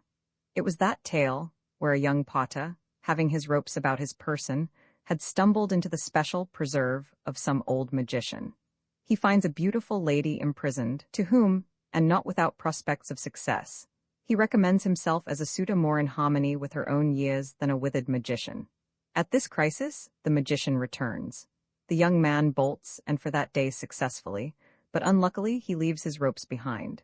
Next morning he hears the magician, too honest by half, inquiring at the front door, with much expression of condolence, for the unfortunate young man who had lost his ropes in his own zanana. Upon this story I used to amuse my sister by ventriloquizing to the magician, from the lips of the trembling young man, "Oh, Mr. Magician, these ropes cannot be mine. They are far too good, and one would not like, to rob some other poor young man. If you please, Mr. Magician, I never had money enough to buy so beautiful a set of ropes." But argument is thrown away upon a magician, and off he sets on his travels with the young potter, not forgetting to take the ropes along with him. Here now was the case that had once seemed so impressive to me in a mere fiction from a far distant age and land, literally reproduced in myself. For what did it matter whether a magician donned one with old ropes for his engine of torture, or stationer's hall with 15,000 volumes in the rear of which there might also be ropes? Should I have ventriloquized? Would my sister have laughed? Had either of us but guessed the possibility that I myself, and within 12 months, and, alas, standing alone in the world as regarded confidential counsel, should repeat within my own inner experience the shadowy panic of the young Baghdad intruder upon the privacy of magicians? It appeared then that I had been reading a legend concerning myself in the Arabian Nights. I had been contemplated in types 1,000 years before, on the banks of the Tigris. It was horror and grief that prompted that thought. Oh, heavens! That the misery of a child should by possibility become the laughter of adults. That even I, the sufferer, should be capable of amusing myself, as if it had been a jest, with what for 3 years had constituted the secret affliction of my life, and its eternal trepidation, like the ticking of a death watch to patients lying awake in the plague. I durst ask no counsel. There was no one to ask. Possibly my sister could have given me none in a case which neither of us should have understood, and where to seek for information from others would have been at once to betray the whole reason for seeking it. But if no advice, she would have given me her pity and the expression of her endless love, and with the relief of sympathy that heals for a season all distresses, she would have given me that exquisite luxury, the knowledge that, having parted with my secret, yet also I had not parted with it, since it was in the power only of one that could much less betray me than I could betray myself. At this time, that is, about the year when I suffered most, I was reading Caesar. O laurelled scholar, sun-bright intellect, foremost man of all this world, how often did I make out of thy immortal volume a pillow to support my wearied brow, as at evening, on my homeward road, I used to turn into some silent field, where I might give way unobserved to the reveries which besieged me. I wondered, and found no end of wondering, at the revolution that one short year had made in my happiness. I wondered that such billows could overtake me. At the beginning of that year, how radiantly happy; at the end, how insupportably alone; into what depth thou ceased, from what height fallen. Forever I searched the abysses with some wondering thoughts unintelligible to myself. Forever I dallied with some obscure notion, how my sister's love might be made in some dim way available for delivering me from misery, or else how the misery I had suffered and was suffering might be made, in some way equally dim, the ransom for winning back her love. Once again, after 12 years' interval, the nursery of my childhood expanded before me. My sister was moaning in bed. I was beginning to be restless with fears not intelligible to myself. Once again the nurse, but now dilated to colossal proportions, stood as upon some Grecian stage with her uplifted hand, and like the superb Medea standing alone with her children in the nursery at Corinth, 19 smote me senseless to the ground. Again I was in the chamber with my sister's corpse. Again the pomps of life rose up in silence, the glory of summer, the frost of death. Dream formed itself mysteriously within dream. Within these Oxford dreams remolded itself continually the trance in my sister's chamber. The blue heavens, the everlasting vault, the soaring billows, the throne steeped in the thought, but not the sight of him that sat thereon. The flight, the pursuit, the irrecoverable steps of my return to earth. Once more the funeral procession gathered. The priest in his white surplice stood waiting with a book in his hand by the side of an open grave, the sacristan with his shovel. The coffin sank. The dust to dust descended. Again I was in the church on a heavenly Sunday morning. The golden sunlight of God slept amongst the heads of his apostles, his martyrs, his saints. The fragment from the litany, the fragment from the clouds, awoke again the lawny beds that went up to scale the heavens, awoke again the shadowy arms that moved downward to meet them. Once again arose the swell of the anthem, the burst of the Hallelujah chorus, the storm, the trampling movement of the choral passion, the agitation of my own trembling sympathy, the tumult of the choir, the wrath of the organ. Once more I, that wallowed, became he that rose up to the clouds. And now in Oxford all was bound up into unity. The first state and the last were melted into each other, as in some sunny glorifying haze. For high above my own station hovered a gleaming host of heavenly beings, surrounding the pillows of the dying children, and such beings sympathize equally with sorrow that grovels and with sorrow that saws. Such beings pity alike the children that are languishing in death, and the children that live only to languish in tears. The apparition of the Brocken ascend with me on this dazzling Whitsunday, the Brocken of North Germany. The dawn opened in cloudless beauty. It is a dawn of bridal June, but as the hours advanced, her youngest sister April, that sometimes cares little for racing across both frontiers of May, frets the bridal lady's sunny temper with sallies of wheeling and careering showers, flying and pursuing, opening and closing, hiding and restoring. On such a morning, and reaching the summits of the forest mountain about sunrise, we shall have one chance the more for seeing the famous spectre of the Brocken.52. Who and what is he?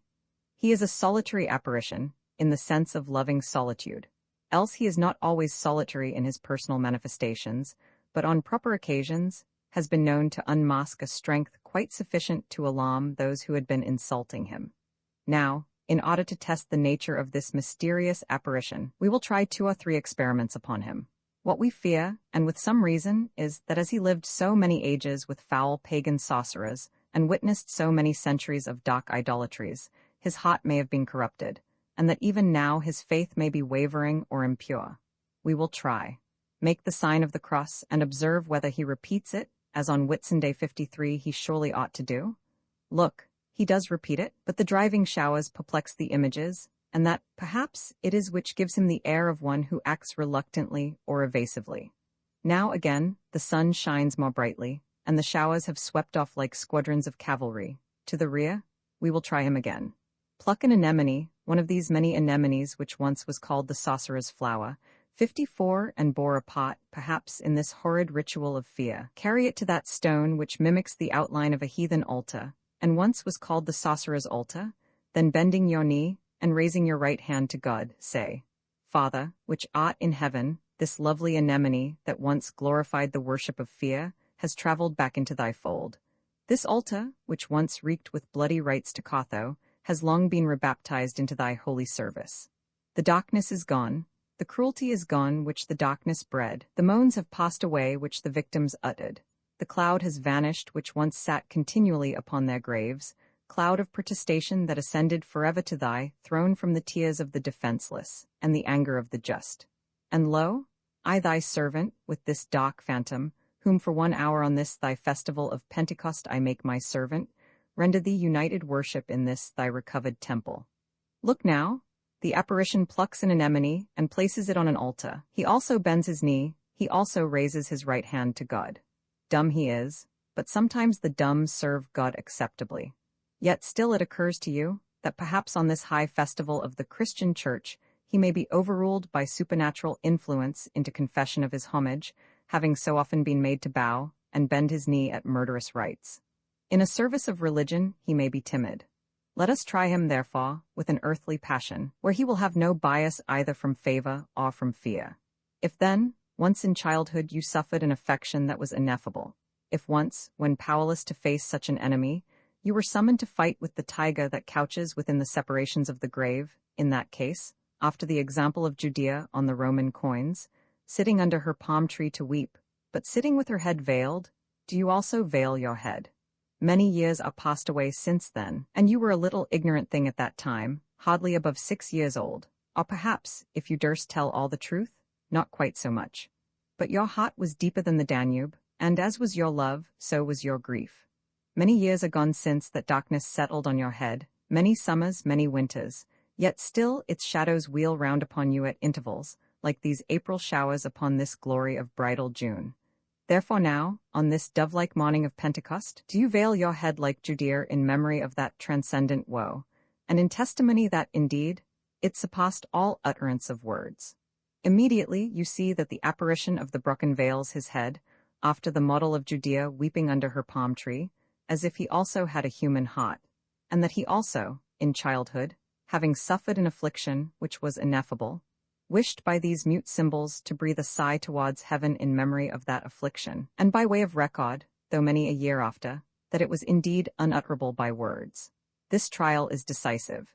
You are now satisfied that the apparition is but a reflex of yourself, and, in uttering your secret feelings to him, you make this phantom the dark symbolic mirror for reflection to the daylight what else must be hidden forever. Such a relation does the dark interpreter, whom immediately the reader will learn to know as an intruder into my dreams, bear to my own mind. He is originally a mere reflex of my inner nature.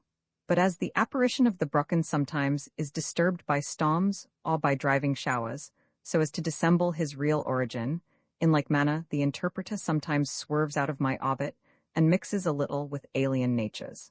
I do not always know him in these cases as my own Pahelion. What he says, generally, is but that which I have said in daylight, and in meditation deep enough to sculpture itself on my heart. But sometimes, as his face alters, his words alter, and they do not always seem such as I have used or could use. No man can account for all things that occur in dreams.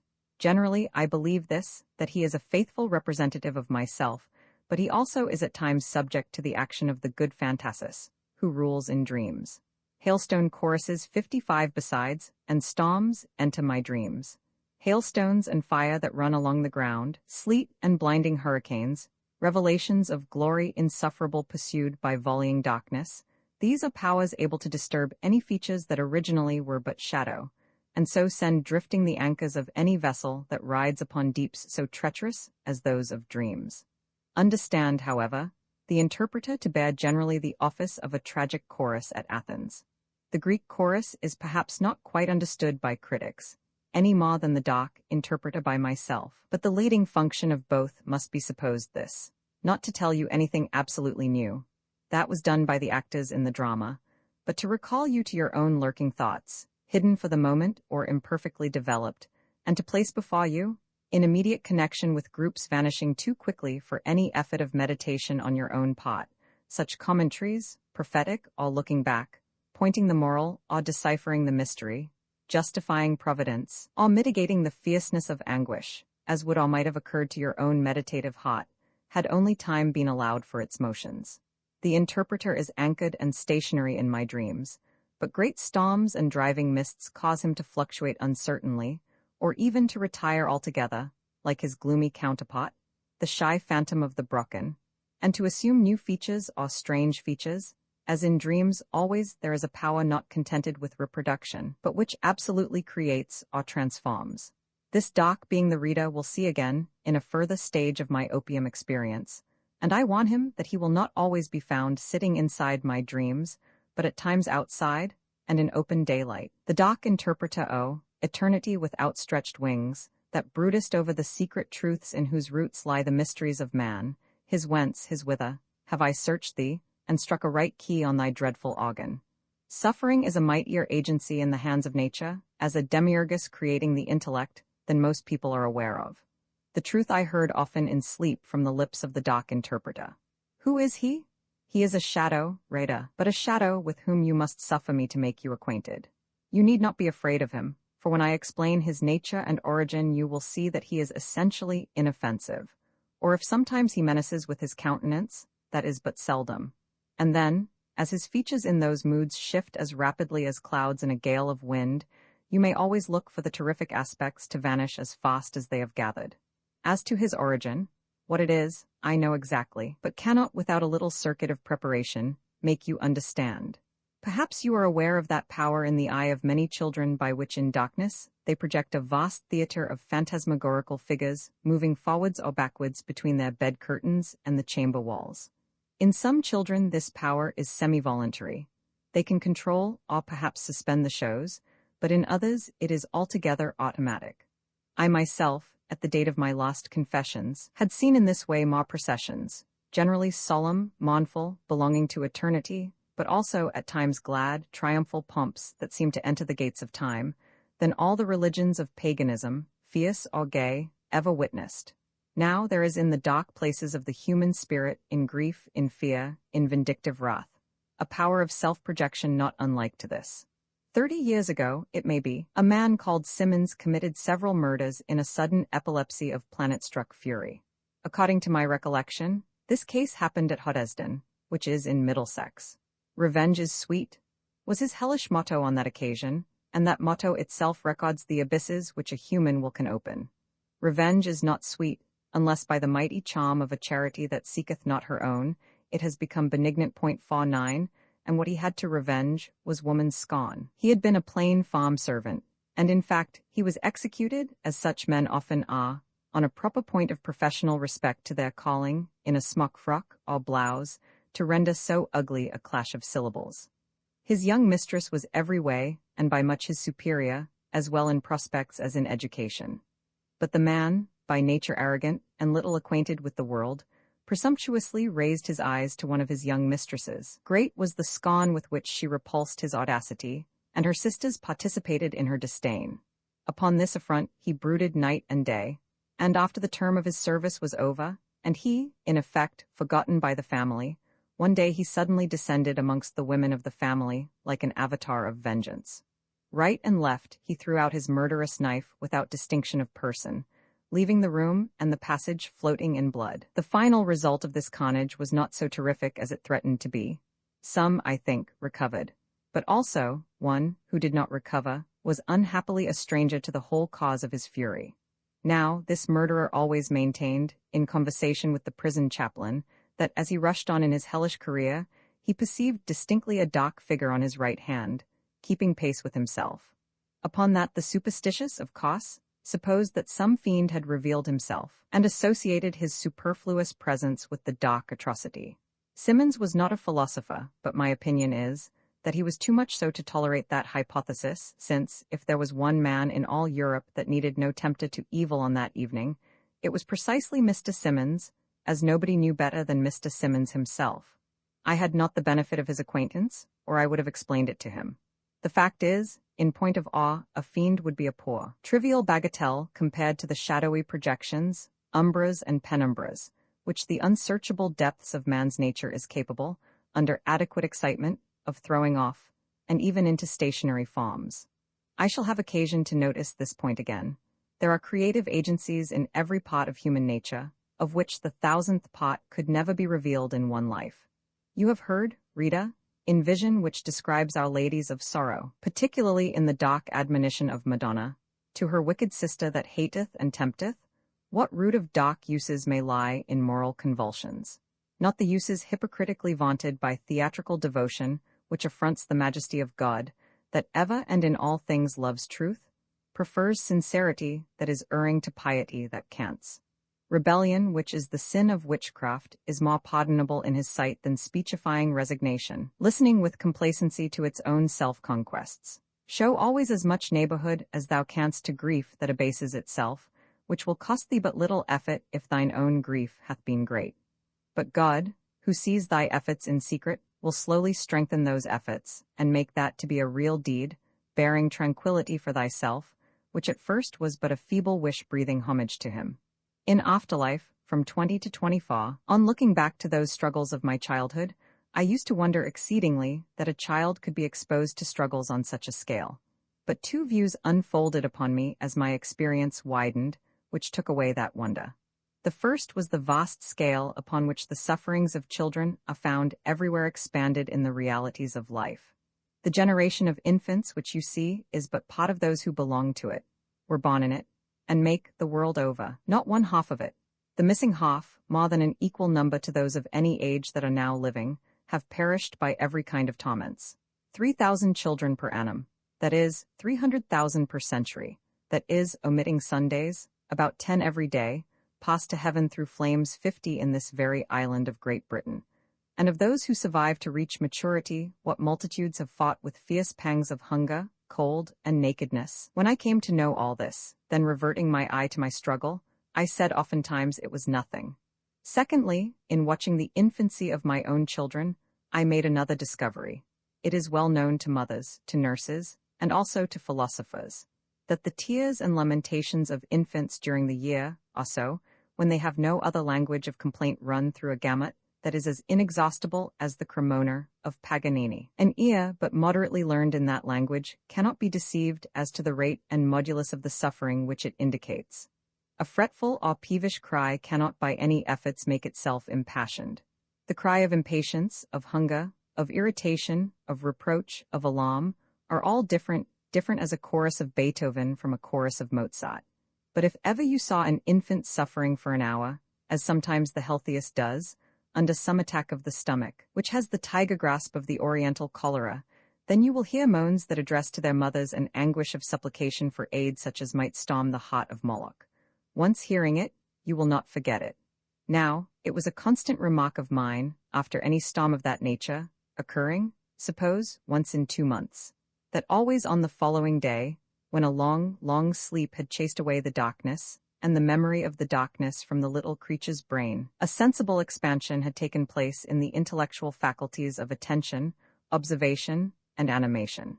It renewed the case of our great modern poet, who, on listening to the raving of the midnight storm, and the crashing which it was making in the mighty woods, reminded himself that all this hell of trouble tells also of bright calms that shall succeed. Pain driven to agony, or grief driven to frenzy, is essential to the ventilation of profound natures. A sea which is deeper than any that Count Massigli 51 measured cannot be searched and torn up from its sleeping depths without a Levanta or a monsoon. A nature which is profound in excess, but also introverted and abstracted in excess, so as to be in peril of wasting itself in interminable reverie, cannot be awakened sometimes without afflictions that go to the very foundations, heaving, stirring, yet finally harmonizing, and it is in such cases that the dark interpreter does his work, revealing the worlds of pain and agony, and woe possible to man, possible even to the innocent spirit of a child. The daughter of Lebanon Damascus, firstborn of cities, Almeldaniah, 56 mother of generations, that wast before Abraham, that wast before the pyramids. What sounds are those that, from a postern gate, looking eastwards over secret paths that wind away to the far distant desert, break the solemn silence of an oriental night? Whose voice is that which calls upon the spearman, keeping watch forever in the turret surmounting the gate, to receive him back into his Syrian home? Thou knowest him, Damascus, and hast known him in seasons of trouble as one learned in the afflictions of man, wise alike to take counsel for the suffering spirit or for the suffering body. The voice that breaks upon the night is the voice of a great evangelist, one of the Fa, and he is also a great physician. This do the watchmen at the gate thankfully acknowledge, and joyfully they give him entrance. His sandals are white with dust, for he has been roaming for weeks beyond the desert, under the guidance of Arabs, on missions of hopeful benignity to Palmyra. 57, and in spirit he is weary of all things, except faithfulness to God, and burning love to man. Eastern cities are asleep betimes, and sounds few or none fretted the quiet of all around him, as the evangelist paced onward to the marketplace, but there another scene awaited him.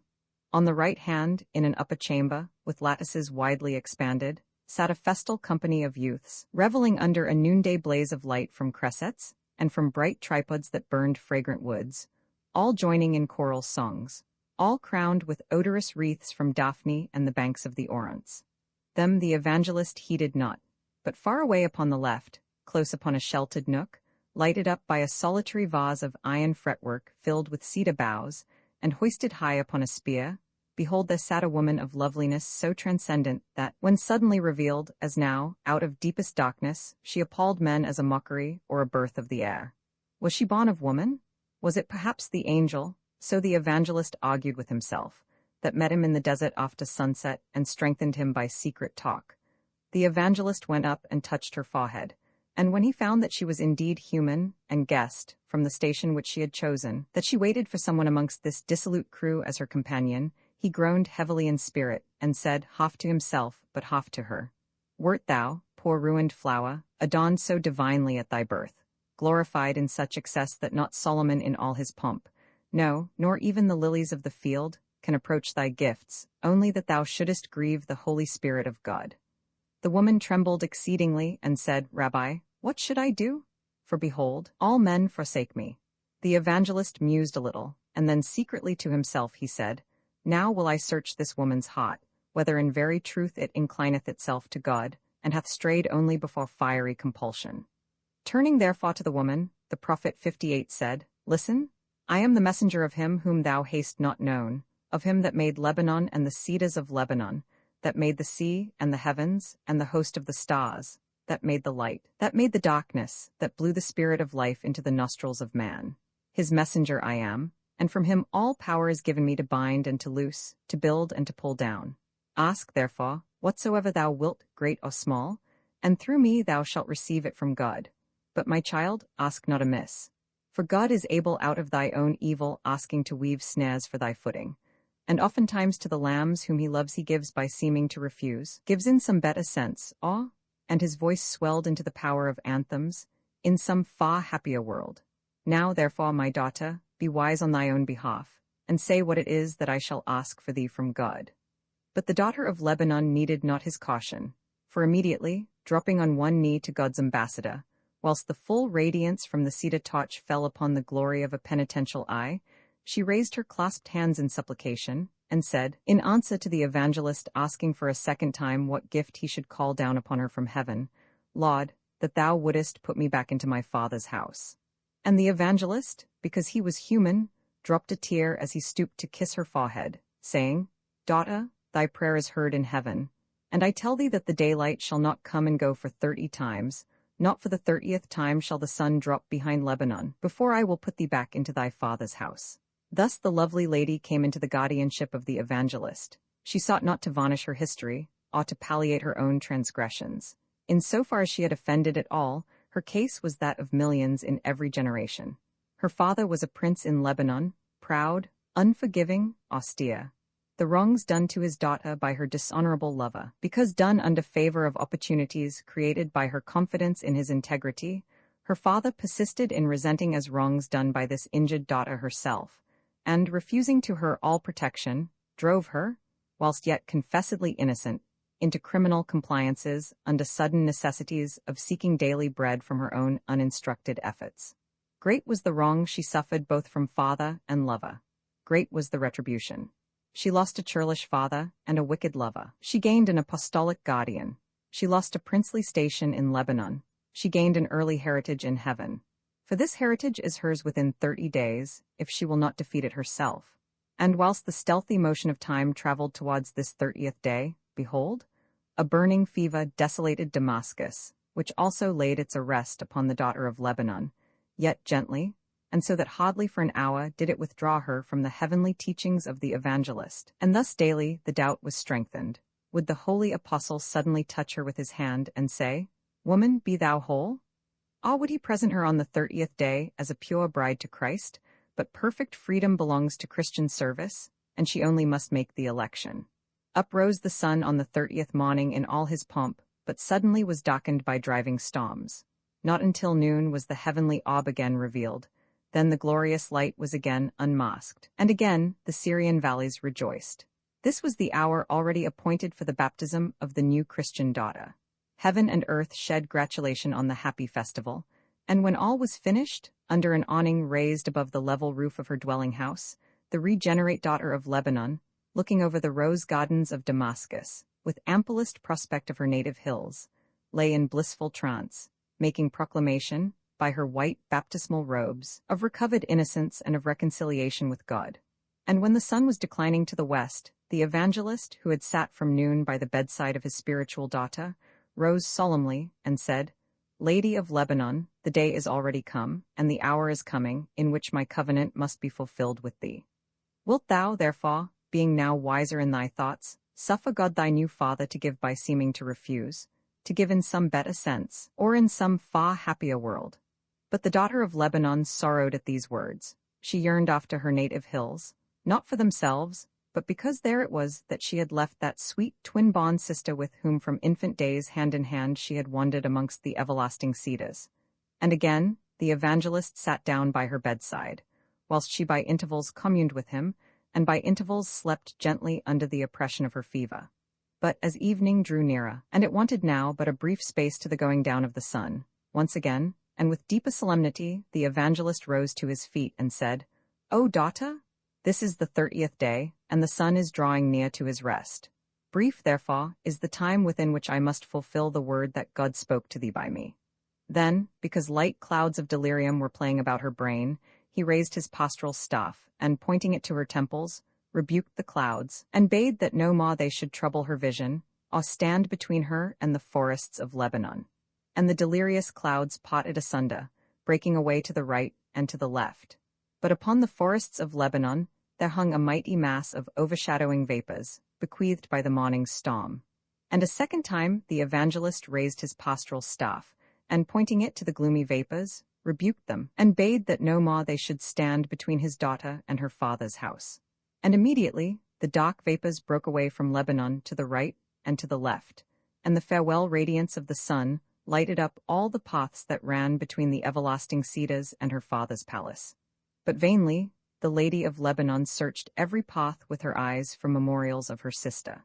And the evangelist, pitying her sorrow, turned away her eyes to the clear blue sky which the departing vapors had exposed, and he showed her the peace which was there. And then he said, O daughter, this also is but a mask.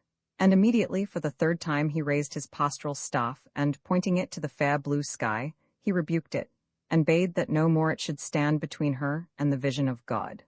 Immediately the blue sky parted to the right and to the left, laying bare the infinite revelations that can be made visible only to dying eyes. And the daughter of Lebanon said to the evangelist, O Father, what armies are these that I see mustering within the infinite chasm?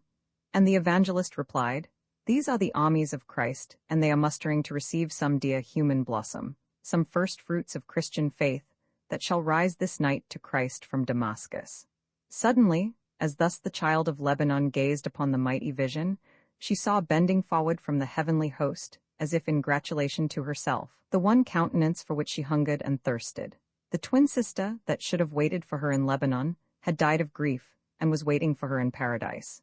Immediately in rapture she soared upwards from her couch. Immediately in weakness she fell back, and being caught by the evangelist, she flung her arms around his neck, whilst he breathed into her ear his final whisper, Wilt thou now suffer that God should give by seeming to refuse? Oh yes, yes, yes, was the fervent answer from the daughter of Lebanon. Immediately the evangelist gave the signal to the heavens, and the heavens gave the signal to the sun, and in 1 minute after the daughter of Lebanon had fallen back a marble copse amongst her white baptismal robes, the solar orb dropped behind Lebanon, and the evangelist, with eyes glorified by mortal and immortal tears, rendered thanks to God that had thus accomplished the word which he spoke through himself to the Magdalene of Lebanon, that not for the 30th time should the sun go down behind her native hills before he had put her back into her father's house. The English mail coach, I the glory of motion some 20 or more years before I matriculated at Oxford, Mr. Palmer, at that time MP for Bath, had accomplished 2 things, very hard to do on our little planet, the earth, however cheap they may be held by eccentric people in comets. He had invented mail coaches, and he had married the daughter of a duke. He was, therefore, just twice as great a man as Galileo, who did certainly invent awe, which is the same thing. 20 discover the satellites of Jupiter, those very next things extant to mail coaches in the 2 capital pretensions of speed and keeping time, but on the other hand, who did not marry the daughter of a duke. These mail coaches, as organized by Mr. Palmer, are entitled to a circumstantial notice from myself, having had so large a share in developing the anarchies of my subsequent dreams. An agency which they accomplished, first, through velocity at that time unprecedented, for they first revealed the glory of motion. 2. NDLY, through grand effects for the eye between lamplight and the darkness upon solitary roads. 3. ADLY, through animal beauty and power so often displayed in the class of horses selected for this male service. 4. THLY, through the conscious presence of a central intellect that, in the midst of vast distances, 21, of storms, of darkness, of danger, overruled all obstacles into one steady cooperation to a national result. For my own feeling, this post office service spoke as by some mighty orchestra, where 1,000 instruments, all disregarding each other, and so far in danger of discord, yet all obedient as slaves to the supreme baton of some great leader, terminate in a perfection of harmony like that of heart, brain, and lungs in a healthy animal organization. But finally, that particular element in this whole combination which most impressed myself, and through which it is that, to this hour, Mr. Palmer's mail coach system tyrannizes over my dreams by terror and terrific beauty, lay in the awful political mission which at that time it fulfilled. The mail coach it was that distributed over the face of the land, like the opening of apocalyptic vials, the heart-shaking news of Trafalgar, of Salamanca, of Vittoria, of Waterloo. These were the harvests that, in the grandeur of their reaping, redeemed the tears and blood in which they had been sown. Neither was the meanest peasant so much below the grandeur and the sorrow of the times as to confound battles such as these, which were gradually molding the destinies of Christendom, with the vulgar conflicts of ordinary warfare, so often no more than gladiatorial trials of national prowess. The victories of England in this stupendous contest rose of themselves as natural tediums to heaven, and it was felt by the thoughtful that such victories, at such a crisis of general prostration, were not more beneficial to ourselves than finally to France, our enemy, and to the nations of all Western or Central Europe, through whose pusillanimity it was that the French domination had prospered. The mail coach, as the national organ for publishing these mighty events, thus diffusively influential, became itself a spiritualized and glorified object to an impassioned heart, and naturally, in the Oxford of that day, all hearts were impassioned as being all, or nearly all, in early manhood. In most universities there is one single college. In Oxford there were 25, all of which were peopled by young men, the elite of their own generation, not boys but men, none under 18. In some of these many colleges the custom permitted the student to keep what are called short terms.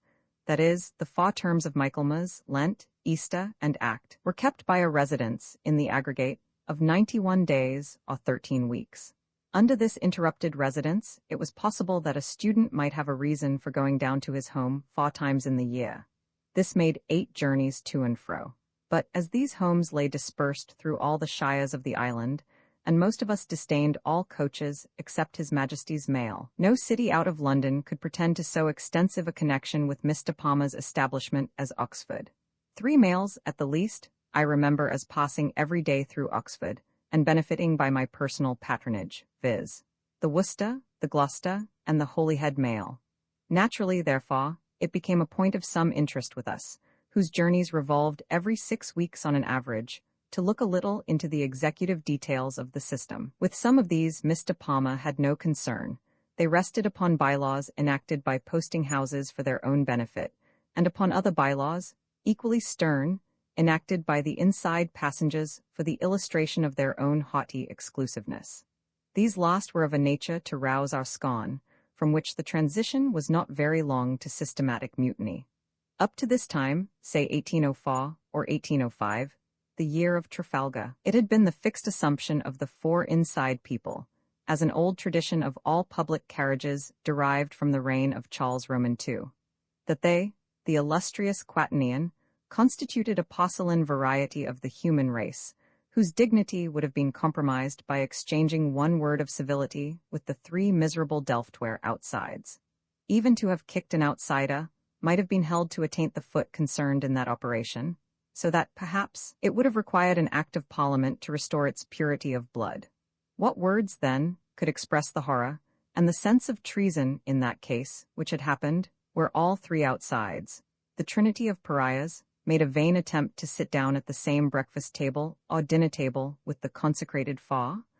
I myself witnessed such an attempt, and on that occasion a benevolent old gentleman endeavored to soothe his 3 holy associates by suggesting that, if the outsides were indicted for this criminal attempt at the next assizes, the court would regard it as a case of lunacy or delirium tremens rather than of treason. England owes much of her grandeur to the depth of the aristocratic element in her social composition when pulling against her strong democracy. I am not the man to laugh at it, but sometimes, undoubtedly, it expressed itself in comic shapes. The cost taken with the infatuated outsiders, in the particular attempt which I have noticed, was that the waiter, beckoning them away from the privileged salamander, sang out, "This way, my good men," and then enticed these good men away to the kitchen. But that plan had not always answered. Sometimes, though rarely, cases occurred where the intruders, being stronger than usual, or more vicious than usual, resolutely refused to budge, and so far carried their point as to have a separate table arranged for themselves in a corner of the general room. Yet, if an Indian screen could be found ample enough to plant them out from the very eyes of the high table, or dais, it then became possible to assume, as a fiction of law, that the 3 Delft fellows, after all, were not present. They could be ignored by the porcelain men, under the maxim that objects not appearing and objects not existing are governed by the same logical construction. 22, such being, at that time, the usage of mail coaches, what was to be done by us of young Oxford.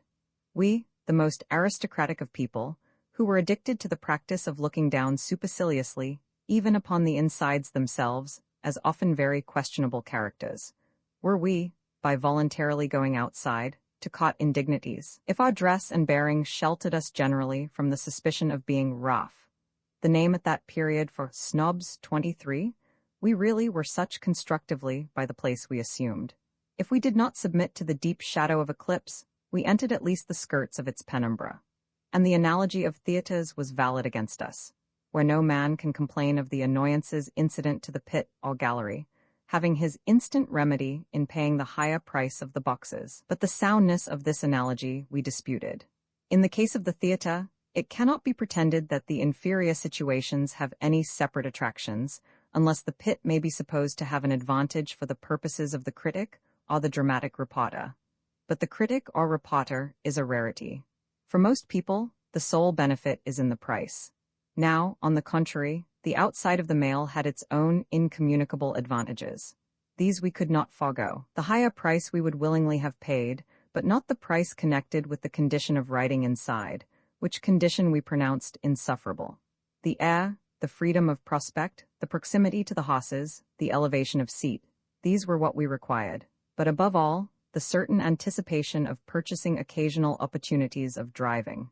Such was the difficulty which pressed us, and under the coercion of this difficulty, we instituted a searching inquiry into the true quality and valuation of the different apartments about the mail. We conducted this inquiry on metaphysical principles, and it was ascertained satisfactorily that the roof of the coach, which by some weak men had been called the attics, and by some the garrets, was in reality the drawing-room, in which drawing-room the box was the chief ottoman or sofa, whilst it appeared that the inside, which had been traditionally regarded as the only room tenantable by gentlemen, was, in fact, the coal-cellar in disguise. Great wits jump. The very same idea had not long before struck the celestial intellect of China. Amongst the presents carried out by our first embassy to that country was a state coach. It had been specially selected as a personal gift by George Roman III, but the exact mode of using it was an intense mystery to Peking. The ambassador, indeed, Lord Macartney, had made some imperfect explanations upon this point. But as His Excellency communicated these in a diplomatic whisper at the very moment of his departure, the celestial intellect was very feebly illuminated, and it became necessary to call a cabinet council on the grand state question. Where was the emperor to sit?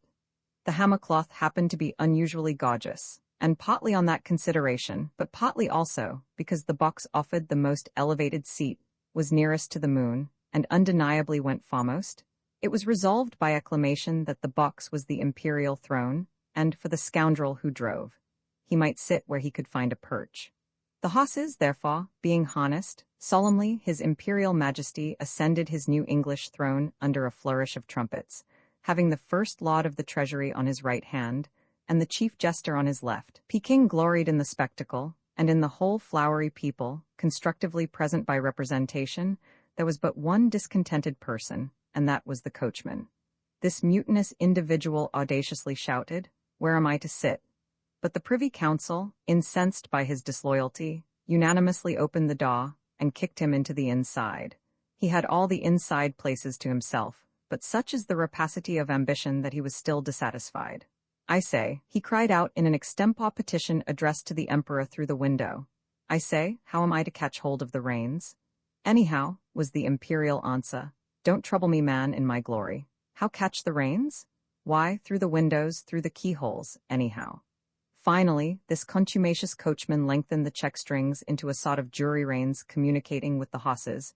With these he drove as steadily as Peking had any right to expect. The emperor returned after the briefest of circuits. He descended in great pomp from his throne, with the severest resolution never to remount it. A public thanksgiving was ordered for His Majesty's happy escape from the disease of a broken neck, and the state coach was dedicated thenceforward as a votive offering to the god Fo, whom the learned more accurately called Fi. A revolution of this same Chinese character did young Oxford of that era effect in the constitution of male coach society. It was a perfect French revolution, and we had good reason to say, Tsar era. In fact, it soon became too popular. The public, a well-known character, particularly disagreeable, though slightly respectable, and notorious for affecting the chief seats in synagogues, had at first loudly opposed this revolution. But when the opposition showed itself to be ineffectual, our disagreeable friend went into it with headlong zeal. At first it was a sort of race between us, and as the public is usually from 30 to 50 years old, naturally we of young Oxford, that averaged about 20, had the advantage. Then the public took to bribing, giving fees to housekeepers, etc., who hired out their persons as warming pans on the box seat. That, you know, was shocking to all moral sensibilities. Come to bribery, said we, and there is an end to all morality, Aristotle's, Zeno's, Cicero's, or anybody's. And besides, of what use was it? For we bribed also. And as our bribes to those of the public were as 5 shillings to 6pence, here again young Oxford had the advantage.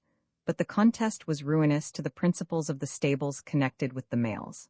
This whole corporation was constantly bribed, rebribed, and often cerebribed. A mail coach yard was like the hustings in a contested election, and a housekeeper, ostler, or helper, was held by the philosophical at that time to be the most corrupt character in the nation. There was an impression upon the public mind, natural enough from the continually augmenting velocity of the mail, but quite erroneous, that an outside seat on this class of carriages was a post of danger. On the contrary, I maintained that, if a man had become nervous from some gypsy prediction in his childhood, allocating to a particular moon now approaching some unknown danger, and he should inquire earnestly, "Whither can I fly for shelter? Is a prison the safest retreat, or a lunatic hospital, or the British Museum?" I should have replied, "Oh no, I'll tell you what to do. Take lodgings for the next 40 days on the box of His Majesty's mail. Nobody can touch you there. If it is by bills at 90 days, after date, that you are made unhappy. If noters and protesters are the sort of wretches whose astrological shadows darken the house of life, then note you what I vehemently protest, viz., that, no matter though the sheriff and under-sheriff in every county should be running after you with his posse, touch a hair of your head he cannot whilst you keep house and have your legal domicile on the box of the mail. It is felony to stop the mail. Even the sheriff cannot do that. And an extra touch of the whip to the letters, no great matter if it grazes the sheriff, at any time guarantees your safety. In fact, a bedroom in a quiet house seems a safe enough retreat, yet it is liable to its own notorious nuisances, to robbers by night, to rats, to fire, but the mail laughs at these terrors. To robbers, the answer is packed up and ready for delivery in the barrel of the god's blunderbuss. Rats again, there are none about mail coaches any more than snakes in Von Troil's Iceland. 24 except, indeed, now and then a parliamentary rat, who always hides his shame in what I have shown to be the coal cellar. And as to fire, I never knew but one in a mail coach, which was in the Exeter Mail, and caused by an obstinate sailor bound to Devonport. Jack, making light of the law and the lawgiver that had set their faces against his offence, insisted on taking up a forbidden seat 25 in the rear of the roof, from which he could exchange his own yawns with those of the god. No greater offense was then known to male coaches. It was treason, it was lesa majestas, it was by tendency arson, and the ashes of Jack's pipe, falling amongst the straw of the hinda boot, containing the mailbags, raised a flame which, aided by the wind of our motion, threatened a revolution in the Republic of Letters. Yet even this left the sanctity of the box unviolated. In dignified repose, the coachman and myself sat on, resting with benign composure upon our knowledge that the fire would have to burn its way through 4 inside passengers before it could reach ourselves. I remarked to the coachman, with a quotation from Virgil's Aeneid really too hackneyed, Jam proximus audet eucalgan. But, recollecting that the Virgilian part of the coachman's education might have been neglected, I interpreted so far as to say that perhaps at that moment the flames were catching hold of our worthy brother and inside passenger, eucalgan. The coachman made no answer, which is my own way when a stranger addresses me either in Syriac or in Coptic, but by his faint skeptical smile he seemed to insinuate that he knew better, for that eucalgan, as it happened, was not in the Weibull, and therefore could not have been booked. No dignity is perfect which does not at some point ally itself with the mysterious. The connection of the male with the state and the executive government, a connection obvious, but yet not strictly defined, gave to the whole male establishment an official grandeur which did us service on the roads and invested us with seasonable terrors. Not the less impressive were those terrors because their legal limits were imperfectly ascertained. Look at those turnpike gates. With what deferential hurry, with what an obedient start, they fly open at our approach. Look at that long line of cots and cotters ahead, audaciously usurping the very crest of the road. Ah, traitors, they do not hear us as yet, but as soon as the dreadful blast of our horn reaches them with proclamation of our approach, see with what frenzy of trepidation they fly to their horses' heads, and deprecate our wrath by the precipitation of their crane-neck quarterings. Treason they feel to be their crime. Each individual cotter feels himself under the ban of confiscation and attainder. His blood is attainted through 6 generations. And nothing is wanting but the headsman and his axe, the block and the sawdust, to close up the vista of his horrors. What? Shall it be within benefit of clergy to delay the king's message on the high road? To interrupt the great respirations, ebb and flood, systole and diastole, of the national intercourse? To endanger the safety of tidings running day and night between all nations and languages?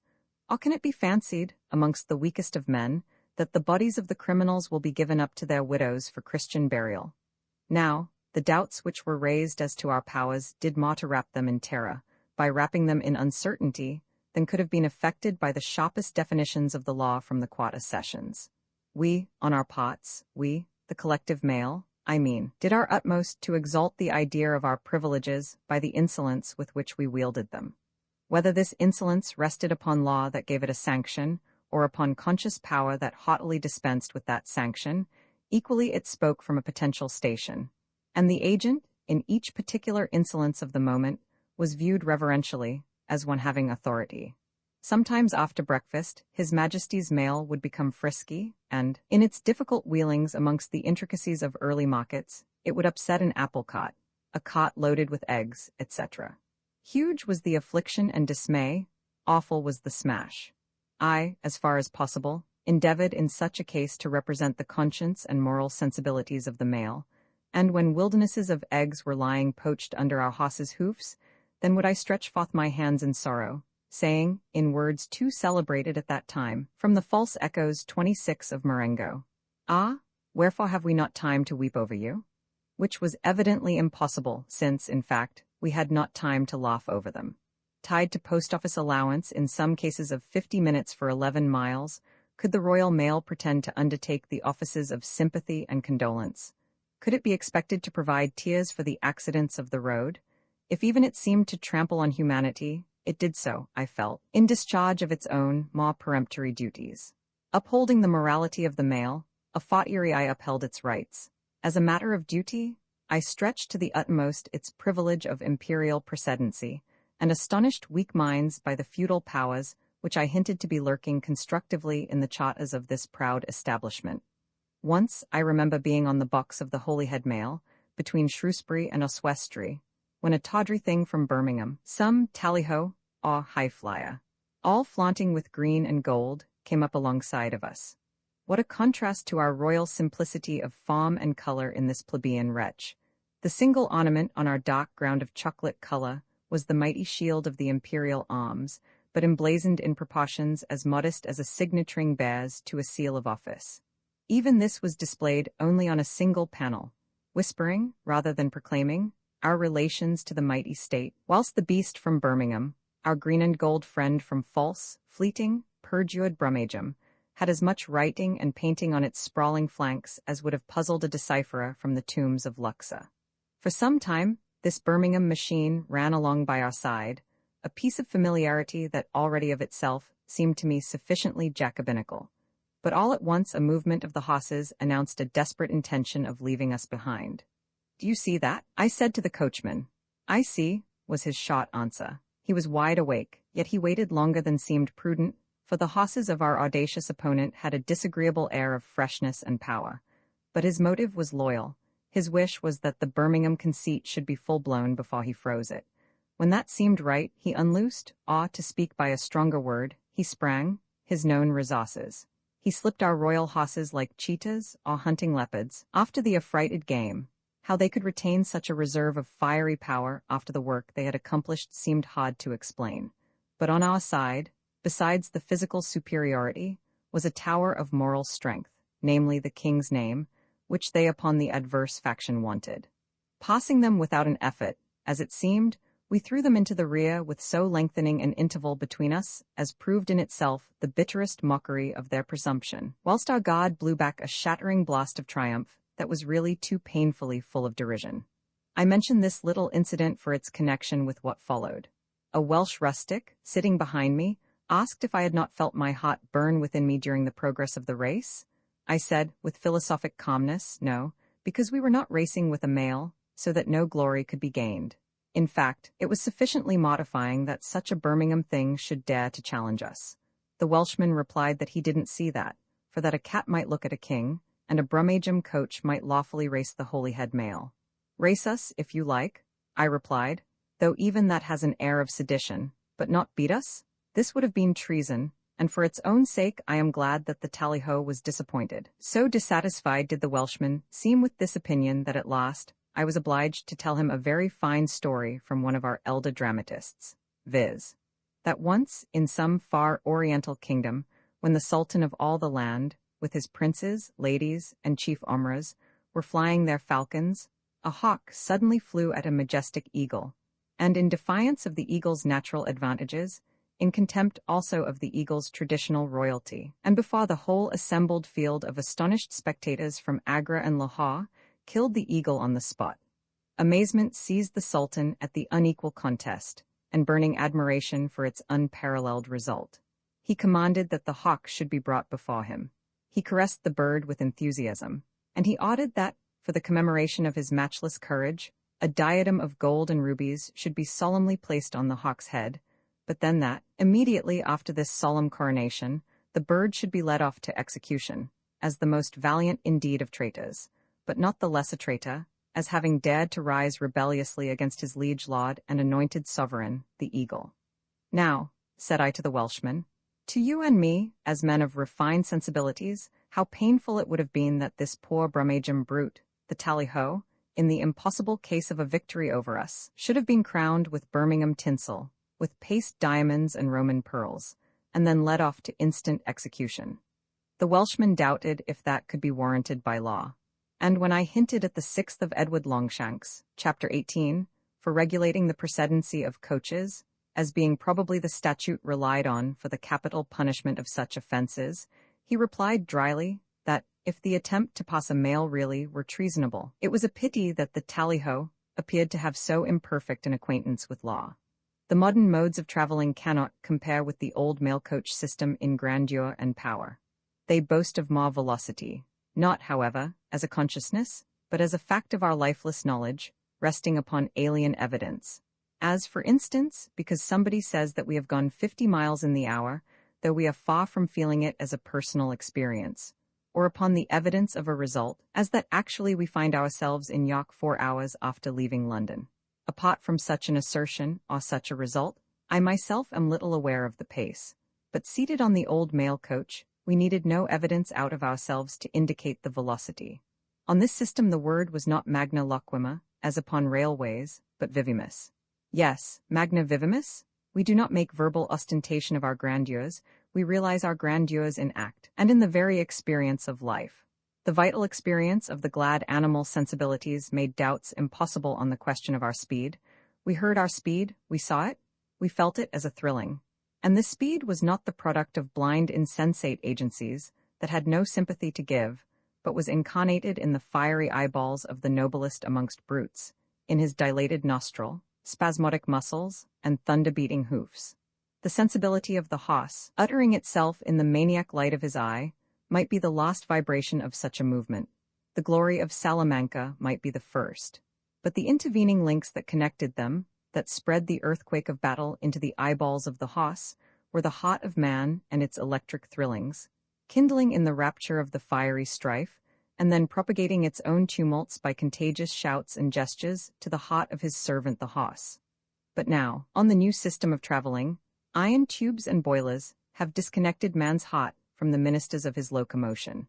Nile na Trafalgar has power to raise an extra bubble in a steam kettle. The galvanic cycle is broken up forever.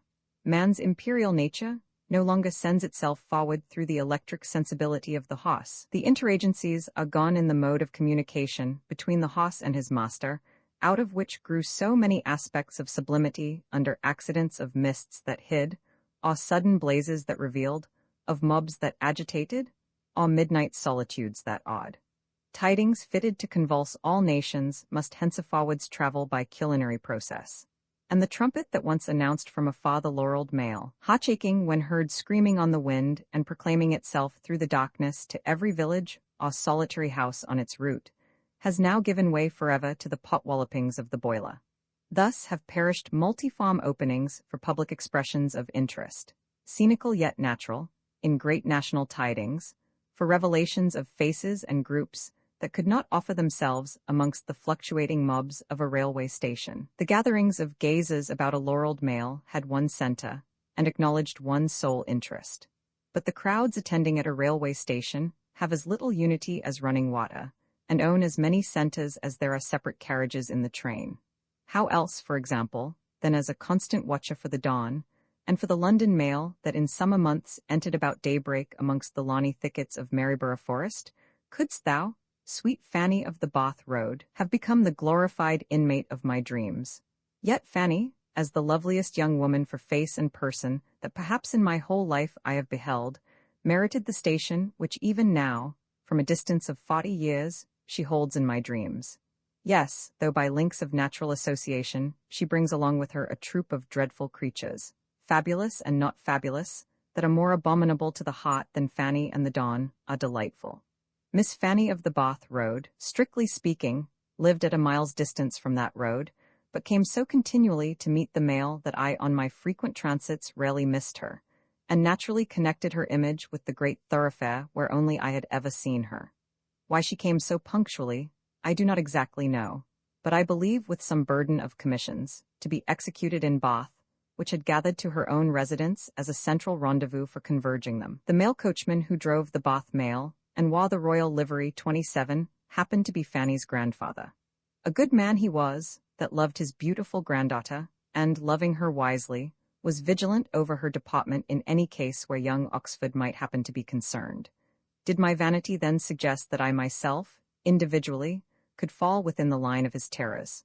Certainly not, as regarded any physical pretensions that I could plead. For Fanny, as a chance passenger from her own neighborhood once told me, counted in her train 199 professed admirers, if not open aspirants to her favor, and probably not one of the whole brigade, but excelled myself in personal advantages. Ulysses, even, with the unfair advantage of his accursed bow, could hardly have undertaken that amount of suitors. So the danger might have seemed slight. Only that woman is universally aristocratic. It is amongst her nobilities of heart that she is so. Now, the aristocratic distinctions in my favor might easily with Miss Fanny have compensated my physical deficiencies. Did I then make love to Fanny? Why, yes, about as much love as one could make whilst the mail was changing horses, a process which, 10 years later, did not occupy above 80 seconds, but then, viz., about Waterloo, It occupied 5 times 80. Now, 400 seconds offer a field quite ample enough for whispering into a young woman's ear a great deal of truth, and by way of parenthesis, some trifle of falsehood. Grandpapa did right, therefore, to watch me. And yet, as happens too often to the grandpapas of earth in a contest with the admirers of granddaughters, how vainly would he have watched me had I meditated any evil whispers to Fanny. She, it is my belief, would have protected herself against any man's evil suggestions. But he, as the result showed, could not have intercepted the opportunities for such suggestions. Yet why not? Was he not active? Was he not blooming? Blooming he was as Fanny herself. Say, all our praises why should lauds? Stop, that's not the line. Say, all our roses why should girls engross? The coachman showed rosy blossoms on his face deeper even than his granddaughter's, his being drawn from the ale cask, Fanny's from the fountains of the dawn. But in spite of his blooming face, some infirmities he had, and one particularly in which he too much resembled a crocodile. This lay in a monstrous inaptitude for turning round. The crocodile, I presume, owes that inaptitude to the absurd length of his back, but in our grandpapa it arose rather from the absurd breadth of his back, combined, possibly, with some growing stiffness in his legs. Now, upon this crocodile infirmity of his, I planted a human advantage for tendering my homage to Miss Fanny. In defiance of all his honorable vigilance, no sooner had he presented to us his mighty Jovian back, what a field for displaying to mankind his royal scarlet, whilst inspecting professionally the buckles, the straps, and the silvery turrets 28 of his harness, then I raised Miss Fanny's hand to my lips, and by the mixed tenderness and respectfulness of my manner, caused her easily to understand how happy it would make me to rank upon her list as no. 10 or 12, in which case a few casualties amongst her lovers, and observe, they hanged liberally in those days, might have promoted me speedily to the top of the tree, as, on the other hand, with how much loyalty of submission I acquiesced by anticipation in her award, supposing that she should plant me in the very rearward of her favor, as no. 199 plus 1. Most truly I loved this beautiful and ingenuous girl, and had it not been for the Bath mail, timing all courtships by post-office allowance, heaven only knows what might have come of it. People talk of being over head and ears in love. Now, the mail was the cause that I sank only over ears in love, which, you know, still left a trifle of brain to overlook the whole conduct of the affair. Ah, Rita? When I look back upon those days, it seems to me that all things change, all things perish. Perish the roses and the palms of kings. Perish even the crowns and trophies of Waterloo. Thunder and lightning are not the thunder and lightning which I remember. Roses are degenerating. The Fannies of our island, though this I say with reluctance, are not visibly improving, and the Bath Road is notoriously superannuated. Crocodiles, you will say, are stationary. Mr. Waterton tells me that the crocodile does not change, that a cayman, in fact, or an alligator, is just as good for riding upon as he was in the time of the pharaohs. That may be, but the reason is that the crocodile does not live fast. He is a slow coach. I believe it is generally understood among naturalists that the crocodile is a blockhead. It is my own impression that the pharaohs were also blockheads. Now, as the pharaohs and the crocodile domineered over Egyptian society, this accounts for a singular mistake that prevailed through innumerable generations on the Nile. The crocodile made the ridiculous blunder of supposing man to be meant chiefly for his own eating. Man, taking a different view of the subject, naturally met that mistake by another. He viewed the crocodile as a thing sometimes to worship, but always to run away from. And this continued till Mr. Waterton 29 changed the relations between the animals. The mode of escaping from the reptile he showed to be not by running away, but by leaping on its back booted and spurred. The two animals had misunderstood each other. The use of the crocodile has now been cleared up, viz., to be ridden, and the final cause of man is that he may improve the health of the crocodile by riding him fox hunting before breakfast. And it is pretty certain that any crocodile who has been regularly hunted through the season and is master of the weight he carries will take a 6-bod gait now as well as ever he would have done in the infancy of the pyramids. If therefore the crocodile does not change, all things else undeniably do. Even the shadow of the pyramids grows less. And often the restoration in vision of Fanny and the Bath Road makes me too pathetically sensible of that truth. Out of the darkness, if I happen to call back the image of Fanny, uprises suddenly from a gulf of 40 years a rose in June. Ah, if I think for an instant of the rose in June, up rises the heavenly face of Fanny. One after the other, like the antiphonies in the choral service, rise Fanny and the rose in June, then back again the rose in June and Fanny. Then come both together, as in a chorus, roses and fannies, fannies and roses, without end, thick as blossoms in paradise. Then comes a venerable crocodile, in a royal livery of scarlet and gold, with 16 capes, and the crocodile is driving four in hand from the box of the Bath mail. And suddenly, we upon the mail are pulled up by a mighty dial, sculptured with the hours, that mingle with the heavens and the heavenly host. Then all at once we are arrived at Marlborough Forest, amongst the lovely households 30 of the roe deer. The deer and their fawns retire into the dewy thickets. The thickets are rich with roses. Once again the roses call up the sweet countenance of Fanny, and she, being the granddaughter of a crocodile, awakens a dreadful host of semi-legendary animals, griffins, dragons, basilisks, sphinxes, till at length the whole vision of fighting images crowds into one towering armorial shield, a vast emblazonry of human charities and human loveliness that have perished, but quoted heraldically with unutterable and demoniac natures, whilst over all rises, as a surmounting crest, one fair female hand, with the forefinger pointing, in sweet, sorrowful admonition, upwards to heaven, where is sculptured the eternal writing, which proclaims the frailty of earth and her children. Going down with victory, but the grandest chapter of our experience within the whole mail-coach service was on those occasions when we went down from London with the news of victory. A period of about 10 years stretched from Trafalgar to Waterloo, the second and third years of which period 1806 and 1807 were comparatively sterile, but the other 9, from 1805 to 1815 inclusively, furnished a long succession of victories, the least of which, in such a contest of titans, had an inappreciable value of position, partly for its absolute interference with the plans of our enemy, but still more from its keeping alive through Central Europe the sense of a deep-seated vulnerability in France. Even to tease the coasts of our enemy, to modify them by continual blockades, to insult them by capturing if it were but a bobbling schooner under the eyes of their arrogant armies, repeated from time to time a sullen proclamation of power, lodged in one quarter, to which the hopes of Christendom turned in secret. How much more loudly must this proclamation have spoken in the audacity 31 of having bearded the elite of their troops, and having beaten them in pitched battles. 5 years of life, it was worth paying down for the privilege of an outside place on a mail coach, when carrying down the first tidings of any such event. And it is to be noted that, from our insular situation, and the multitude of our frigates disposable for the rapid transmission of intelligence, rarely did any unauthorized rumor steal away a prolibation from the first aroma of the regular dispatches. The government news was generally the earliest news.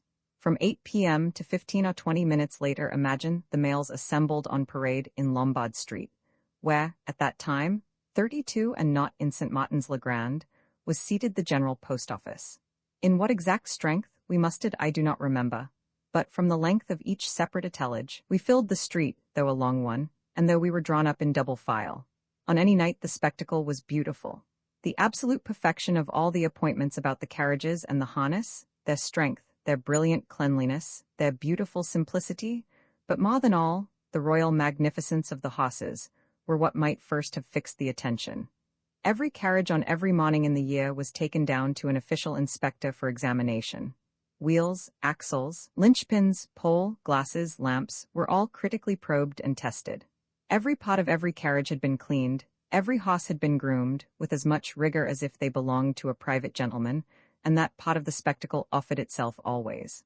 But the night before us is a night of victory, and behold, to the ordinary display what a heart-shaking addition! Horses, men, carriages, all addressed in laurels and flowers, oak leaves and ribbons. The guards, as being officially His Majesty's servants, and of the coachmen such as are within the privilege of the post office, wear the royal liveries of course, and, as it is summer, for all the land victories were naturally won in summer, they wear, on this fine evening, these liveries exposed to view, without any covering of upper coats. Such a costume, and the elaborate arrangement of the laurels in their hats, dilate their hearts, by giving to them openly a personal connection with the great news in which already they have the general interest of patriotism. That great national sentiment surmounts and quells all sense of ordinary distinctions. Those passengers who happen to be gentlemen are now hardly to be distinguished as such except by dress, for the usual reserve of their manner in speaking to the attendants has on this night melted away. One heart, one pride, one glory, connects every man by the transcendent bond of his national blood. The spectators, who are numerous beyond precedent, express their sympathy with these fervent feelings by continual hurrahs. Every moment are shouted aloud by the post office servants, and summoned to draw up the great ancestral names of cities known to history through 1,000 years: Lincoln, Winchester, Portsmouth, Gloucester, Oxford, Bristol, Manchester, York, Newcastle, Edinburgh, Glasgow, Perth, Stirling, Aberdeen, expressing the grandeur of the empire by the antiquity of its towns, and the grandeur of the mail establishment by the diffusive radiation of its separate missions. Every moment you hear the thunder of lids locked down upon the mail bags. That sound to each individual mail is the signal for drawing off, which process is the finest part of the entire spectacle. Then come the hosses into play. Hosses?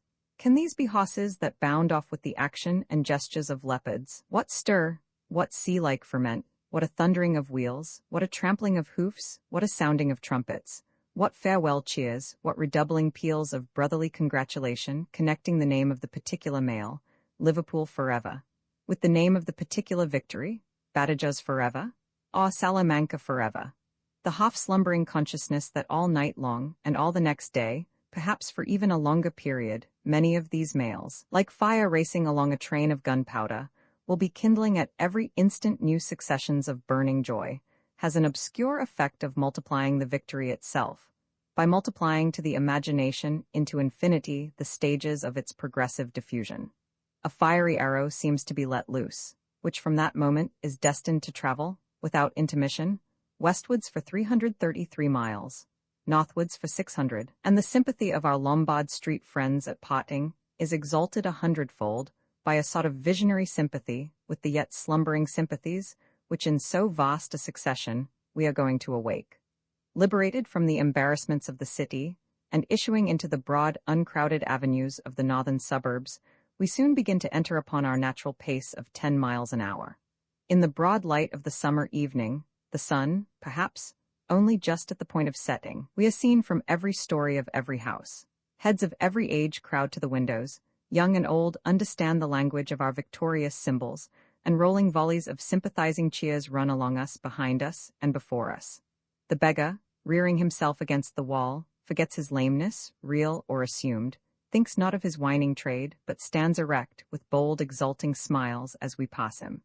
The victory has healed him, and says, "Be thou whole." Women and children, from garrets alike and cellars, through infinite London, look down or look up with loving eyes upon our gay ribbons and our martial laurels, sometimes kiss their hands, sometimes hang out, as signals of affection, pocket handkerchiefs, aprons, dusters, anything that, by catching the summer breezes, will express an aerial jubilation.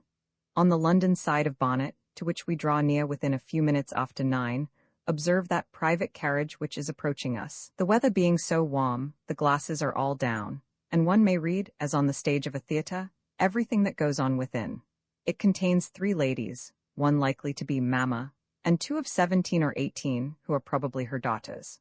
What lovely animation, what beautiful unpremeditated pantomime, explaining to us every syllable that passes in these ingenuous girls. By the sudden start and raising of the hands on first discovering our laureled equipage, by the sudden movement and appeal to the elder lady from both of them, and by the heightened color on their animated countenances, we can almost hear them saying, see, look at their laurels.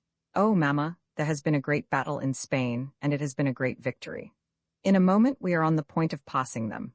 We passengers, I on the box and the 2 on the roof behind me, raise our hats to the ladies. The coachman makes his professional salute with the whip. The guard even, though punctilious on the matter of his dignity as an officer under the crown, touches his hat. The ladies move to us in return with a winning graciousness of gesture. All smile on each side in a way that nobody could misunderstand, and that nothing short of a grand national sympathy could so instantaneously prompt. Will these ladies say that we are nothing to them? Oh no, they will not say that. They cannot deny, they do not deny, that for this night they are our sisters. Gentle or simple, scholar or illiterate servant, for 12 hours to come, we on the outside have the honor to be their brothers. Those poor women, again, who stop to gaze upon us with delight at the entrance of Bonnet, and seem, by their air of weariness, to be returning from labor. Do you mean to say that they are washerwomen and charwomen? Oh, my poor friend, you are quite mistaken. I assure you they stand in a far higher rank. For this one night they feel themselves by birthright to be daughters of England, and answer to no humbler title. Every joy, however, even rapturous joy, such is the sad law of earth, may carry with it grief or fear of grief to some. 3 miles beyond Bonnet, we see approaching us another private carriage, nearly repeating the circumstances of the former case. Here also, the glasses are all down. Here also is an elderly lady seated, but the 2 daughters are missing, for the single young person sitting by the lady's side seems to be an attendant, so I judge from her dress and her air of respectful reserve. The lady is in mourning, and her countenance expresses sorrow. At first she does not look up, so that I believe she is not aware of our approach, until she hears the measured beating of our horses' hoofs. Then she raises her eyes to settle them painfully on our triumphal equipage. Our decorations explain the case to her at once, but she beholds them with apparent anxiety, or even with terror.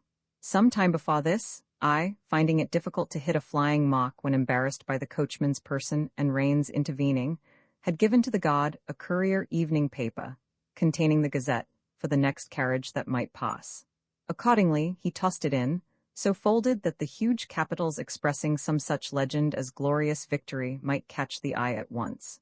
To see the paper, however, at all, interpreted as it was by our ensigns of triumph, explained everything, and if the god were right in thinking the lady to have received it with a gesture of horror, it could not be doubtful that she had suffered some deep personal affliction in connection with this Spanish war. Here, now, was the case of one who, having formerly suffered, might, erroneously perhaps, be distressing herself with anticipations of another similar suffering. That same night, and hardly 3 hours later, occurred the reverse case. A poor woman, who too probably would find herself, in a day or two, to have suffered the heaviest of afflictions by the battle, blindly allowed herself to express an exultation so unmeasured in the news and its details as gave to her the appearance which amongst Celtic Highlanders is called fey. This was at some little town, where we changed horses an hour or 2 after midnight. Some fair or wake had kept the people up out of their beds, and had occasioned a partial illumination of the stalls and booths, presenting an unusual but very impressive effect. We saw many lights moving about as we drew near, and perhaps the most striking scene on the whole route was our reception at this place. The flashing of torches and the beautiful radiance of blue lights, technically, Bengal lights, upon the heads of our horses, the fine effect of such a showery and ghostly illumination falling upon our flowers and glittering laurels, 34 whilst all around ourselves, that formed a center of light, the darkness gathered on the rear and flanks in massy blackness. These optical splendors, together with the prodigious enthusiasm of the people, composed a picture at once scenical and affecting, theatrical and holy. As we stayed for 3 or 4 minutes, I alighted, and immediately from a dismantled stall in the street, where no doubt she had been presiding through the earlier part of the night, advanced eagerly a middle-aged woman. The sight of my newspaper it was that had drawn her attention upon myself. The victory which we were carrying down to the provinces on this occasion was the imperfect one of Talavera. Imperfect for its results, such was the virtual treachery of the Spanish general, Cuesta, but not imperfect in its ever-memorable heroism. I told her the main outline of the battle. The agitation of her enthusiasm had been so conspicuous when listening, and when first applying for information, that I could not but ask her if she had not some relative in the Peninsular Army. Oh yes, her only son was there. In what regiment? He was a trooper in the 23rd Dragoons. My heart sank within me as she made that answer.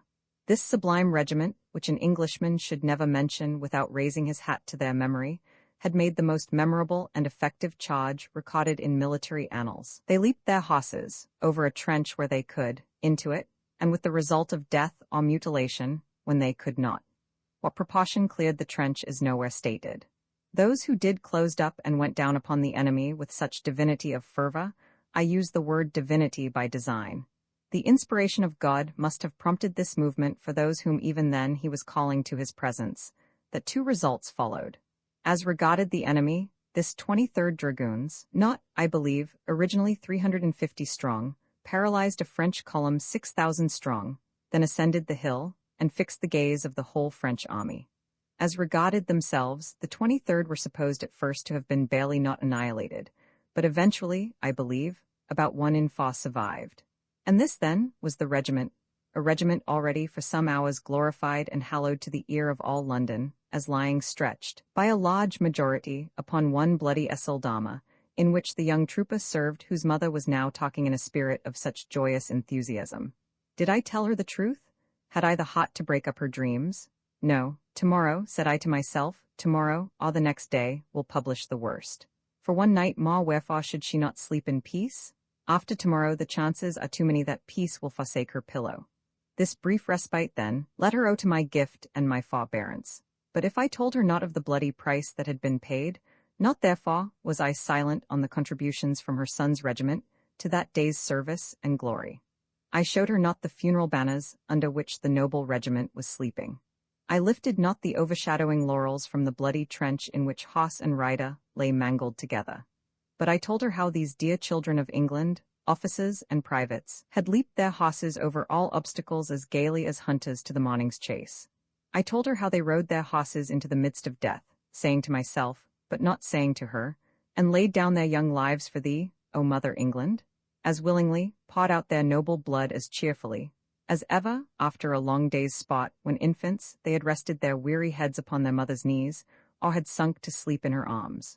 Strange it is, yet true, that she seemed to have no fears for her son's safety, even after this knowledge that the 23rd Dragoons had been memorably engaged. But so much was she enraptured by the knowledge that his regiment, and therefore that he, had rendered conspicuous service in the dreadful conflict, a service which had actually made them, within the last 12 hours, the foremost topic of conversation in London, so absolutely was fear swallowed up in joy, that, in the mere simplicity of her fervent nature, the poor woman threw her arms round my neck as she thought of her son, and gave to me the kiss which secretly was meant for him. Roman 2, the vision of sudden death, what is to be taken as the predominant opinion of man, reflective and philosophic, upon sudden death. It is remarkable that, in different conditions of society, sudden death has been variously regarded as the consummation of an earthly career most fervently to be desired, or, again, as that consummation which is with most horror to be deprecated. Caesar the dictator, at his last dinner party, Coena, on the very evening before his assassination, when the minutes of his earthly career were numbered, being asked what death, in his judgment, might be pronounced the most eligible, replied, that which should be most sudden. On the other hand, the divine litany of our English Church, when breathing forth supplications, as if in some representative character, for the whole human race prostrate before God, places such a death in the very van of horrors. From lightning and tempest, from plague, pestilence and famine, from battle and murder, and from sudden death, good Lord, deliver us. Sudden death is here made to crown the climax in a grand descent of calamities. It is ranked among the last of curses, and yet by the noblest of Romans it was ranked as the first of blessings. In that difference most readers will see little more than the essential difference between Christianity and paganism. But this, on consideration, I doubt. The Christian Church may be right in its estimate of sudden death, and it is a natural feeling, though after all it may also be an infirm one, to wish for a quiet dismissal from life, as that which seems most reconcilable with meditation, with penitential retrospects, and with the humilities of farewell prayer. There does not, however, occur to me any direct scriptural warrant for this earnest petition of the English litany, unless under a special construction of the word sudden. It seems a petition indulged, rather, and conceded to human infirmity than exacted from human piety. It is not so much a doctrine built upon the eternities of the Christian system as a plausible opinion built upon special varieties of physical temperament. Let that, however, be as it may. 2 remarks suggest themselves as prudent restraints upon a doctrine which else may wander, and has wandered, into an uncharitable superstition. The first is this, that many people are likely to exaggerate the horror of a sudden death from the disposition to lay a false stress upon words or acts simply because by an accident they have become final words or acts. If a man dies, for instance, by some sudden death when he happens to be intoxicated, such a death is falsely regarded with peculiar horror, as though the intoxication were suddenly exalted into a blasphemy. But that is unphilosophic. The man was, or he was not, habitually a drunkard. If his intoxication were a solitary accident, There can be no reason for allowing special emphasis to this act simply because through misfortune it became his final act.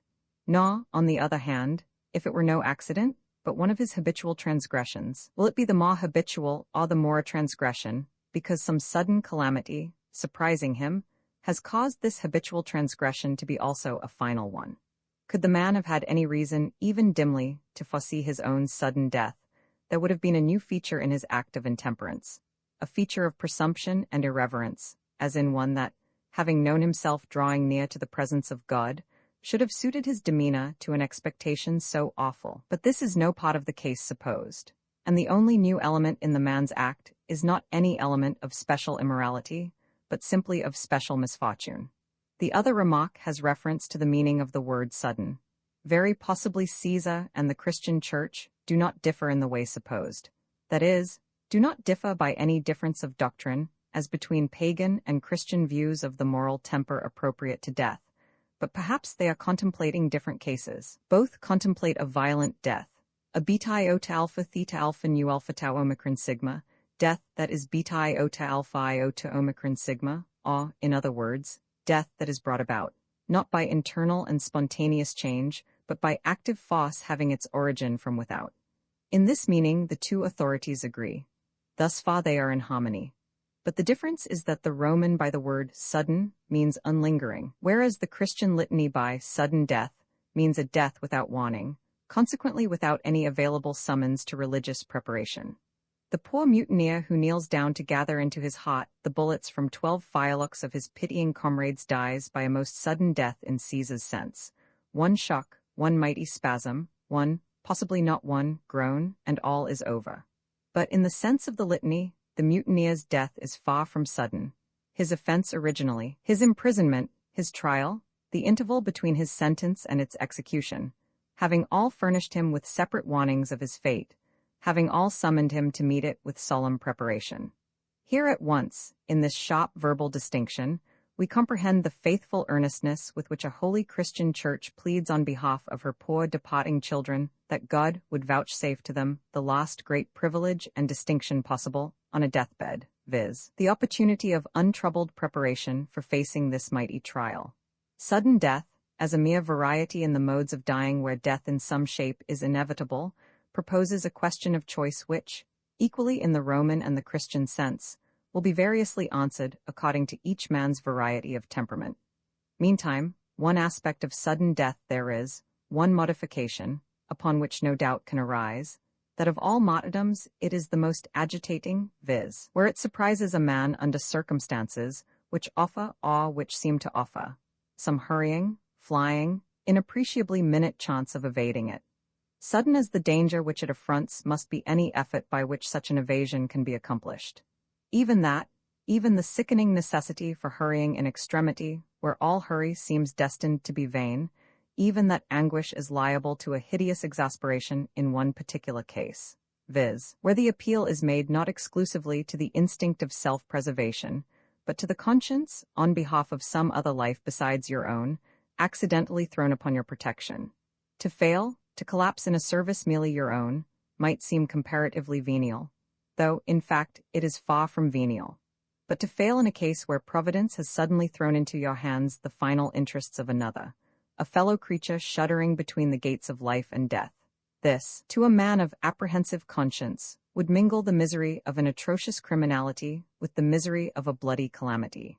You are called upon, by the case supposed, possibly to die, but to die at the very moment when, by any even partial failure or effeminate collapse of your energies, you will be self-denounced as a murderer. You had but the twinkling of an eye for your effort, and that effort might have been unavailing, but to have risen to the level of such an effort would have rescued you, though not from dying, yet from dying as a traitor to your final and farewell duty. The situation here contemplated exposes a dreadful ulcer, lurking far down in the depths of human nature. It is not that men generally are summoned to face such awful trials, but potentially, and in shadowy outline, such a trial is moving subterraneously in, perhaps, all men's natures. Upon the secret mirror of our dreams, such a trial is darkly projected, perhaps, to every one of us. That dream, so familiar to childhood, of meeting a lion, and, through languishing prostration in hope and the energies of hope, That constant sequel of lying down before the lion publishes the secret frailty of human nature, reveals its deep-seated falsehood to itself, records its abysmal treachery. Perhaps not one of us escapes that dream. Perhaps, as by some sorrowful doom of man, that dream repeats for every one of us, through every generation, the original temptation in Eden. Every one of us in this dream has a bait offered to the infirm places of his own individual will. Once again, a snare is presented for tempting him into captivity to a luxury of ruin. Once again, as in aboriginal paradise, the man falls by his own choice. Again, by infinite iteration, the ancient earth groans to heaven, through her secret caves, over the weakness of her child.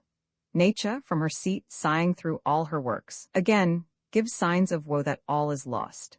And again the countersigh is repeated to the sorrowing heavens for the endless rebellion against God.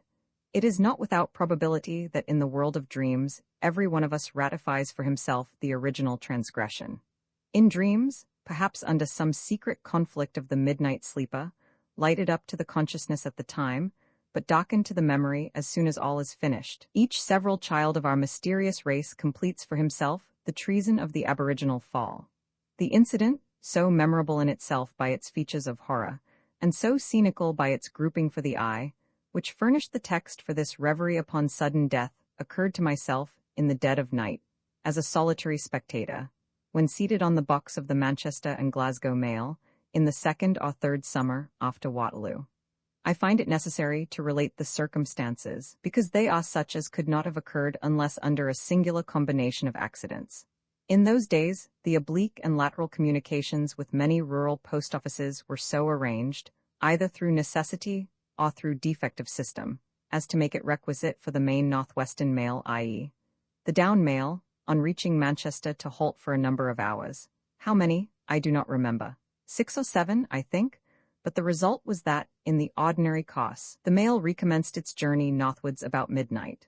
Wearied with the long detention at a gloomy hotel, I walked out about 11 o'clock at night for the sake of fresh air, meaning to fall in with the mail and resume my seat at the post office.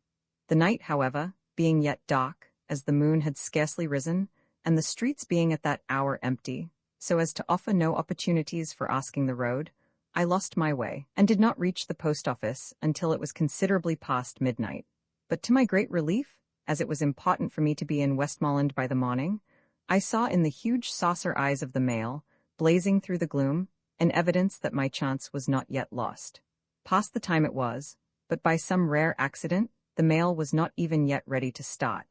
I ascended to my seat on the box, where my cloak was still lying as it had lain at the Bridgewater Arms. I had left it there in imitation of a nautical discoverer, who leaves a bit of bunting on the shore of his discovery, by way of warning off the ground the whole human race, and notifying to the Christian and the heathen worlds, with his best compliments, that he has hoisted his pocket handkerchief, once and forever, upon that virgin soil.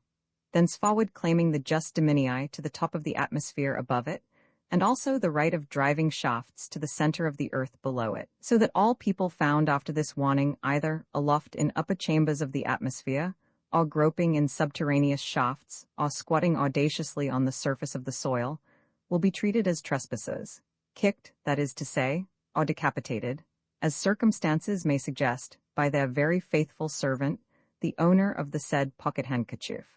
In the present case, it is probable that my cloak might not have been respected, and the just gentium might have been cruelly violated in my person, for, in the dark, people commit deeds of darkness, gas being a great ally of morality, but it so happened that on this night there was no other outside passenger, and thus the crime, which else was but too probable, missed fire for want of a criminal. Having mounted the box, I took a small quantity of laudanum, having already travelled 250 miles, viz., from a point 70 miles beyond London. In the taking of laudanum there was nothing extraordinary, but by accident it drew upon me the special attention of my assessor on the box, the coachman, and in that also there was nothing extraordinary, but by accident and with great delight it drew my own attention to the fact that this coachman was a monster in point of bulk, and that he had but one eye. In fact, he had been foretold by Virgil as monstrum horrendum, infam, ingens, cui lumen ademptum. He answered to the conditions in every one of the items. 1. A monster he was. 2. Dreadful. 3. Shapeless. 4. Huge. 5. Who had lost an eye. But why should that delight me? Had he been one of the calendars in the Arabian Nights and had paid down his eye as the price of his criminal curiosity, what right had I to exult in his misfortune? I did not exult. I delighted in no man's punishment, though it were even merited. But these personal distinctions, nos. 1, 2, 3, 4, 5, identified in an instant an old friend of mine whom I had known in the South for some years as the most masterly of mail coachmen. He was the man in all Europe that could, if any could, have driven 6-in-hand full gallop over Al-Surat, that dreadful bridge of Mohammed, with no side battlements, and of extra room not enough for a razor's edge, leading right across the bottomless gulf. Under this eminent man, whom in Greek I cognominated Cyclops Diffrelates, Cyclops the charioteer, I, and others known to me, studied the differlatic art. Excuse, Rita, a word too elegant to be pedantic. As a pupil, though I paid extra fees, it is to be lamented that I did not stand high in his esteem. It showed his dogged honesty, though, observe, not his discernment, that he could not see my merits. Let us excuse his absurdity in this particular, by remembering his want of an eye. Doubtless that made him blind to my merits. In the art of conversation, however, he admitted that I had the whip-hand of him. On the present occasion great joy was at our meeting. But what was Cyclops doing here? Had the medical men recommended northern air, or how? I collected, from such explanations as he volunteered, that he had an interest at stake in some suit at law now pending at Lancaster, so that probably he had got himself transferred to this station for the purpose of connecting with his professional pursuits and instant readiness for the calls of his lawsuit. Meantime, what are we stopping for? Surely we have now waited long enough.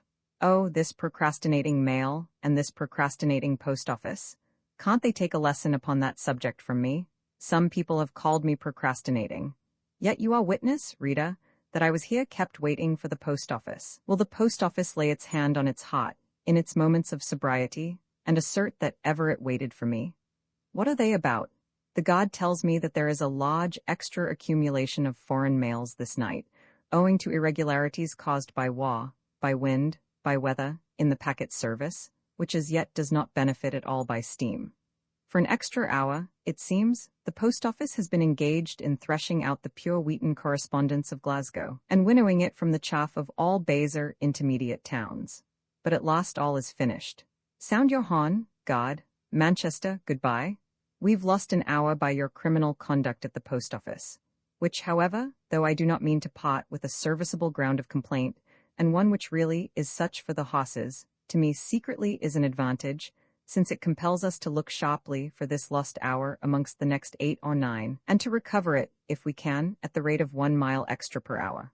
Off we are at last, and at 11 miles an hour, and for the moment I detect no changes in the energy or in the skill of Cyclops. From Manchester to Kendal, which virtually, though not in law, is the capital of Westmoreland, there were at this time 7 stages of 11 miles each. The first 5 of these, counting from Manchester, terminate in Lancaster, which is therefore 55 miles north of Manchester, and the same distance exactly from Liverpool. The first 3 stages terminate in Preston, called, by way of distinction from other towns of that name, Proud Preston, at which place it is that the separate roads from Liverpool and from Manchester to the north become confluent. 35 within these first 3 stages lay the foundation, the progress, and termination of our night's adventure. During the first stage, I found out that Cyclops was mortal. He was liable to the shocking affection of sleep, a thing which previously I had never suspected. If a man indulges in the vicious habit of sleeping, all the skill in origation of Apollo himself, with the horses of Aurora to execute his notions, avails him nothing. "Oh, Cyclops," I exclaimed, "thou art mortal. My friend, thou snorest." Through the first 11 miles, however, this infirmity, which I grieve to say that he shared with the whole pagan pantheon, betrayed itself only by brief snatches. On waking up, he made an apology for himself which, instead of mending matters, laid open a gloomy vista of coming disasters. The summer assizes, he reminded me, were now going on at Lancaster, in consequence of which for 3 nights and 3 days he had not lain down on a bed. During the day he was waiting for his own summons as a witness on the trial in which he was interested, or else, lest he should be missing at the critical moment, was drinking with the other witnesses under the pastoral surveillance of the attorneys. During the night, or that part of it which at sea would form the middle watch, he was driving. This explanation certainly accounted for his drowsiness, but in a way which made it much more alarming. Since now, after several days' resistance to this infirmity, at length he was steadily giving way. Throughout the second stage, he grew more and more drowsy. In the second mile of the third stage, he surrendered himself finally, and without a struggle, to his perilous temptation. All his past resistance had but deepened the weight of this final oppression.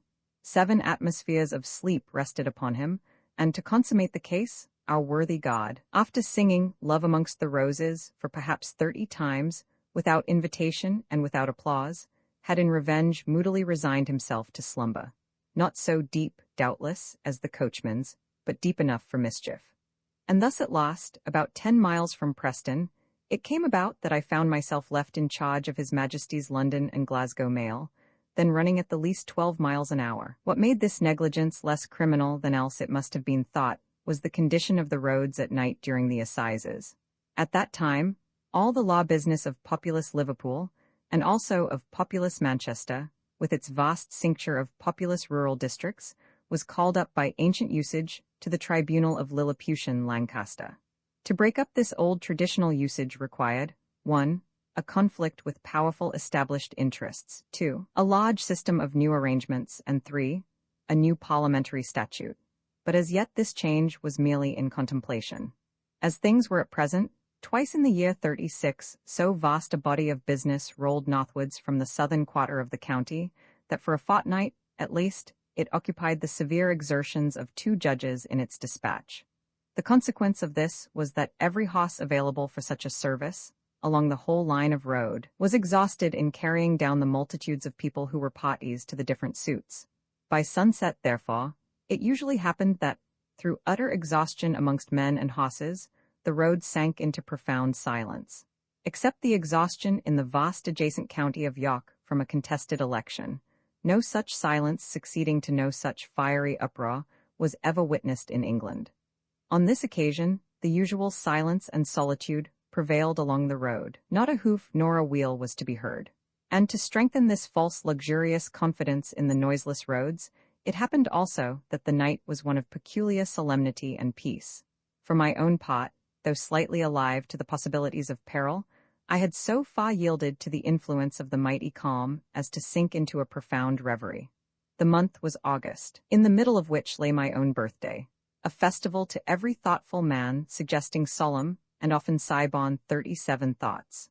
The county was my own native county, upon which, in its southern section, more than upon any equal area known to man past or present, had descended the original curse of labor in its heaviest form, not mastering the bodies only of men, as of slaves or criminals in mines, but working through the fiery will. Upon no equal space of earth was, or ever had been, the same energy of human power put forth daily.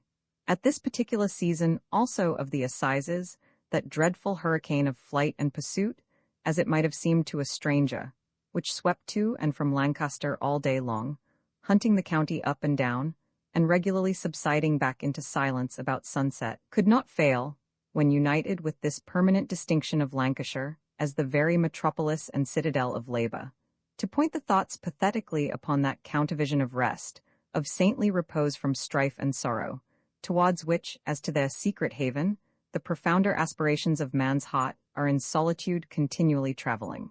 Obliquely upon our left we were nearing the sea, which also must, under the present circumstances, be repeating the general state of halcyon repose.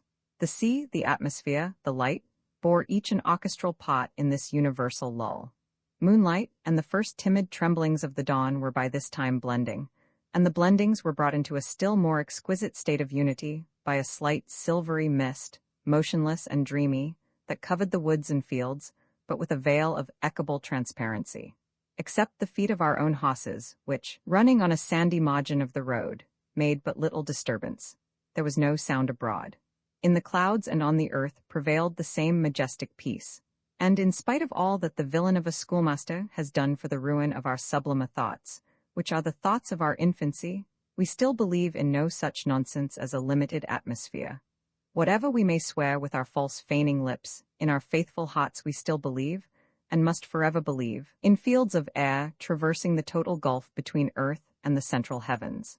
Still, in the confidence of children that tread without fear every chamber in their Father's house, and to whom no door is closed, we, in that sabbatic vision which sometimes is revealed for an hour upon nights like this, ascend with easy steps from the sorrow-stricken fields of earth upwards to the sandals of God.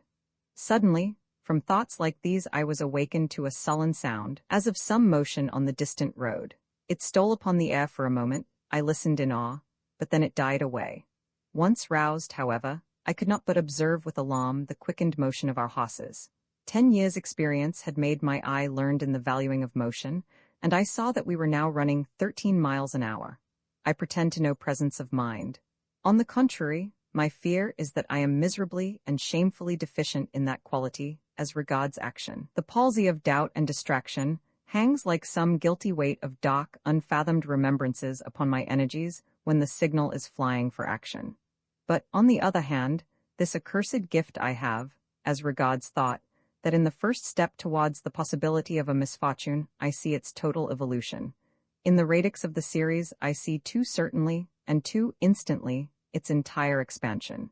In the first syllable of the dreadful sentence, I read already the lost. It was not that I feared for ourselves, us our bulk and impetus charmed against peril in any collision. And I had ridden through too many hundreds of perils that were frightful to approach, that were matter of laughter to look back upon, the first face of which was horror, the parting face a jest, for any anxiety to rest upon our interests. The mail was not built, I felt assured, nor bespoke, that could betray me who trusted to its protection, but any carriage that we could meet would be frail and light in comparison of ourselves. And I remarked this ominous accident of our situation. We were on the wrong side of the road.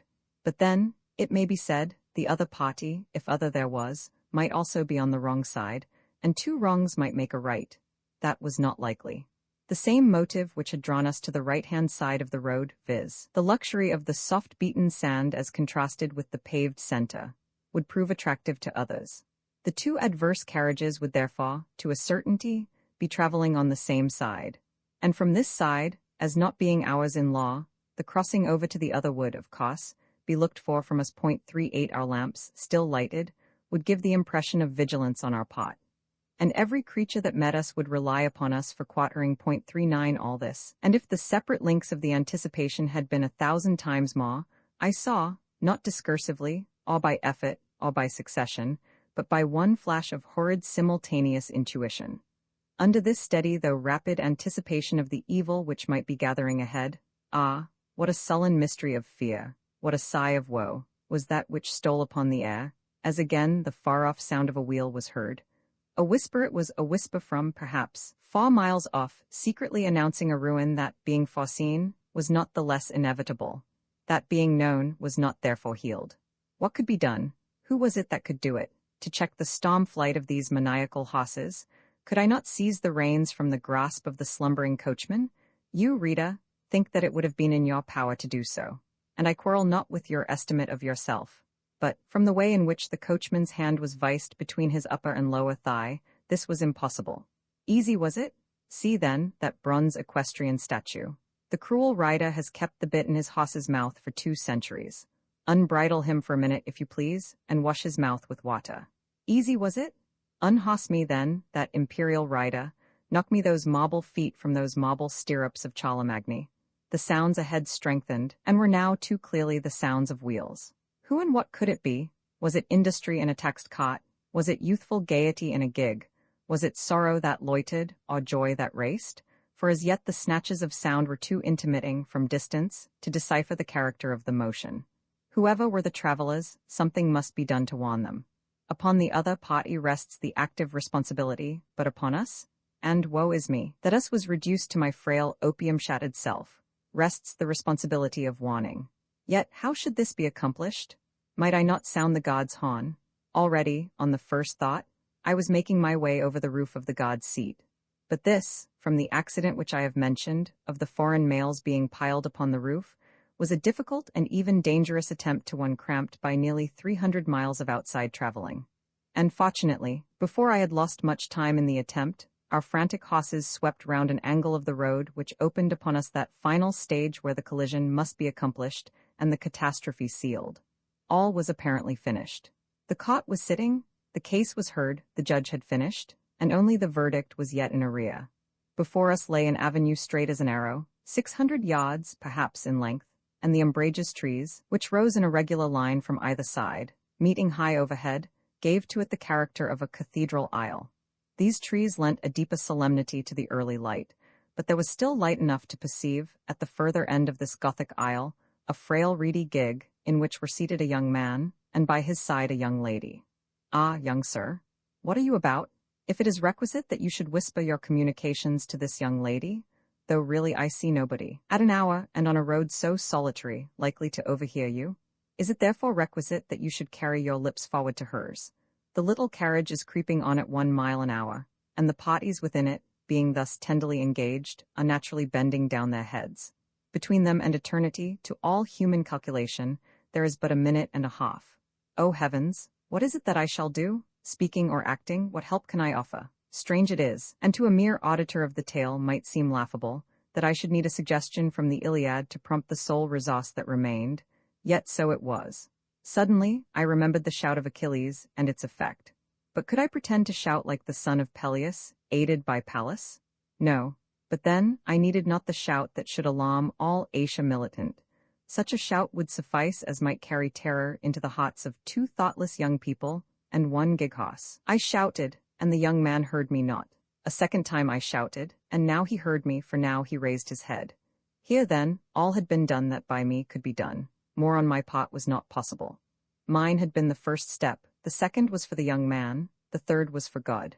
If, said I, this stranger is a brave man, and if indeed he loves the young girl at his side, loving her not if he feels the obligation, pressing upon every man worthy to be called a man, of doing his utmost for a woman confided to his protection, he will at least make some effort to save her. If that fails, he will not perish the maw, by a death more cruel, for having made it, and he will die as a brave man should, with his face to the danger, and with his arm about the woman that he sought in vain to save. But, if he makes no effort, shrinking without a struggle from his duty, he himself will not the less certainly perish for this baseness of poltroonery. He will die no less, and why not? Wherefore should we grieve that there is one craven less in the world? No, let him perish, without a pitying thought of ours wasted upon him, and in that case, all our grief will be reserved for the fate of the helpless girl who now, upon the least shadow of failure in him, must by the fiercest of translations, must without time for a prayer, must within 70 seconds stand before the judgment seat of God. But craven he was not. Sudden had been the call upon him, and sudden was his answer to the call. He saw, he heard, he comprehended the ruin that was coming down. Already its gloomy shadow darkened above him, and already he was measuring his strength to deal with it. Ah, what a vulgar thing does courage seem when we see nations buying it and selling it for $1 a day. Ah, what a sublime thing does courage seem when some fearful summons on the great deeps of life carries a man, as if running before a hurricane, up to the giddy crest of some tumultuous crisis from which lie 2 causes, and a voice says to him audibly, "One way lies hope, take the other, and mourn forever." How grand a triumph if, even then, amidst the raving of all around him, and the frenzy of the danger, the man is able to confront his situation, is able to retire for a moment into solitude with God, and to seek his counsel from him. For 7 seconds, it might be, of his 70, the stranger settled his countenance steadfastly upon us, as if to search and value every element in the conflict before him. For 5 seconds more of his 70, he sat immovably, like one that mused on some great purpose. For 5 more, perhaps, he sat with eyes upraised, like one that prayed in sorrow, under some extremity of doubt, for light that should guide him to the better choice. Then suddenly he rose, stood upright, and by a powerful strain upon the reins, raising his horse's forefeet from the ground, he slewed him round on the pivot of his hind legs, so as to plant the little equipage in a position nearly at right angles to ours. Thus far his condition was not improved, except as a first step had been taken towards the possibility of a second. If no more were done, nothing was done, for the little carriage still occupied the very center of our path, though in an altered direction. Yet even now it may not be too late. 15 of the 70 seconds may still be unexhausted, and one almighty bound may avail to clear the ground. Hurry then, hurry? For the flying moments, they hurry. Oh, hurry, hurry, my brave young man, for the cruel hoofs of our horses, they also hurry. Fast are the flying moments, faster are the hoofs of our horses. But fear not for him, if human energy can suffice. Faithful was he that drove to his terrific duty. Faithful was the horse to his command. 1 blow, one impulse given with voice and hand by the stranger, one rush from the hoss, one bound as if in the act of rising to a fence, landed the docile creature's forefeet upon the crown or arching center of the road. The larger half of the little equipage had then cleared our overtowering shadow. That was evident even to my own agitated sight. But it mattered little that one wreck should float off in safety if upon the wreck that perished were embarked the human freightage. The rear part of the carriage was that certainly beyond the line of absolute ruin. What power could answer the question? Glance of eye, thought of man, wing of angel, which of these had speed enough to sweep between the question and the answer, and divide the one from the other? Light does not tread upon the steps of light more indivisibly than did our all-conquering arrival upon the escaping efforts of the gig. That must the young man have felt too plainly. His back was now turned to us. Not by sight could he any longer communicate with the peril, but by the dreadful rattle of our harness. Too truly had his ear been instructed that all was finished as regarded any effort of his. Already in resignation, he had rested from his struggle, and perhaps in his heart he was whispering, "Father, which art in heaven, do thou finish above what I on earth have attempted." Faster than ever millrace, we ran past them in our inexorable flight. Oh, raving of hurricanes that must have sounded in their young ears at the moment of our transit. Even in that moment the thunder of collision spoke aloud. Either with the swingle bar, or with the haunch of our near leader, we had struck the off-wheel of the little gig, which stood rather obliquely, and not quite so far advanced as to be accurately parallel with the near wheel. The blow, from the fury of our passage, resounded terrifically. I rose in horror to gaze upon the ruins we might have caused. From my elevated station I looked down, and looked back upon the scene, which in a moment told its own tale, and wrote all its records on my heart forever. Here was the map of the passion that now had finished. The hoss was planted immovably, with his forefeet upon the paved crest of the central road. He of the whole party might be supposed untouched by the passion of death. The little caney carriage, partly, perhaps, from the violent torsion of the wheels in its recent movement, partly from the thundering blow we had given to it, as if it sympathized with human horror, was all alive with tremblings and shiverings. The young man trembled not, nor shivered. He sat like a rock. But his was the steadiness of agitation frozen into rest by horror. As yet he dared not to look round, for he knew that, if anything remained to do, by him it could no longer be done. And as yet he knew not for certain if their safety were accomplished. But the lady, oh heavens! Will that spectacle ever depart from my dreams, as she rose and sank upon her seat, sank and rose, threw up her arms wildly to heaven, clutched at some visionary object in the air, fainting, praying, raving, despairing? Figure to yourself, Rita, the elements of the case. Suffer me to recall before your mind the circumstances of that unparalleled situation. From the silence and deep peace of this saintly summer night, from the pathetic blending of this sweet moonlight, dawnlight, dreamlight, from the manly tenderness of this flattering, whispering, murmuring love, suddenly as from the woods and fields, suddenly as from the chambers of the air opening in revelation, suddenly as from the ground yawning at her feet, leaped upon her, with the flashing of cataracts, death the crowned phantom, with all the equipage of his terrors, and the tiger roar of his voice. The moments were numbered, the strife was finished, the vision was closed. In the twinkling of an eye, our flying hosses had carried us to the termination of the umbrageous aisle. At the right angles, we wheeled into our former direction. The turn of the road carried the scene out of my eyes in an instant, and swept it into my dreams forever.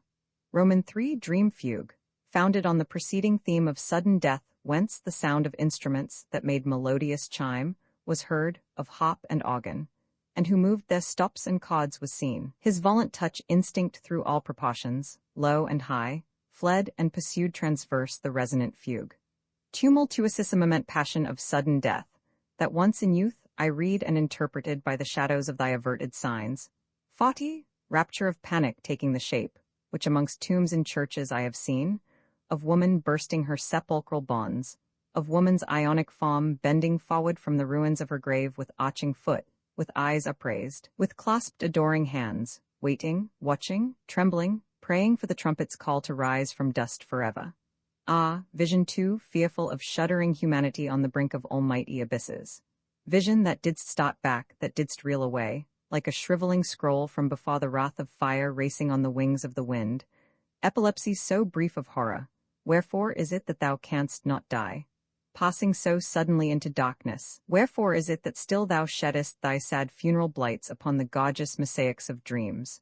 Fragment of music too passionate, heard once, and heard no more, what aileth thee, that thy deep rolling chords come up at intervals through all the worlds of sleep, and after 40 years have lost no element of horror? I lo, it is summer, almighty summer. The everlasting gates of life and summer are thrown open wide. And on the ocean, tranquil and verdant as a savanna, the unknown lady from the dreadful vision and I myself are floating, she upon a fairy pinnace, and I upon an English three-decker. Both of us are wooing gales of festal happiness within the domain of our common country, within that ancient watery park, within the pathless chase of ocean, where England takes her pleasure as a huntress through winter and summer, from the rising to the setting sun. Ah, what a wilderness of floral beauty was hidden, or was suddenly revealed, upon the tropic islands through which the pinnace moved, and upon her deck what a bevy of human flowers, young women how lovely, young men how noble, that were dancing together, and slowly drifting towards us amidst music and incense, amidst blossoms from forests and gorgeous corymbi from vintages, amidst natural caroling, and the echoes of sweet girlish laughter. Slowly the pinnace nears us, gaily she hails us, and silently she disappears beneath the shadow of our mighty bows. But then, as at some signal from heaven, the music and the carols and the sweet echoing of girlish laughter, all are hushed. What evil has smitten the pinnace, meeting or overtaking her? Did ruin to our friend's couch within our own dreadful shadow? Was our shadow the shadow of death? I looked over the bow for an answer, and behold, the pinnace was dismantled, the revel and the revelers were found no more. The glory of the vintage was dust, and the forests with their beauty were left without a witness upon the seas. But where? And I turned to our crew. Where are the lovely women that danced beneath the awning of flowers and clustering corymbi? Whither have fled the noble young men that danced with them? Answer there was none. But suddenly the man at the masthead, whose countenance darkened with alarm, cried out, "Sail on the weather beam, down she comes upon us. In 70 seconds she also will founder." Roman 2. I looked to the weather side, and the summer had departed. The sea was rocking and shaken with gathering wrath. Upon its surface sat mighty mists which grouped themselves into arches and long cathedral aisles. Down one of these, with the fiery pace of a quarrel from a crossbow, ran a frigate right athwart our course. "Are they mad?" some voice exclaimed from our deck. "Do they woo their ruin?" But in a moment, as she was close upon us, some impulse of a heady current or local vortex gave a wheeling bias to her course, and off she forged without a shock.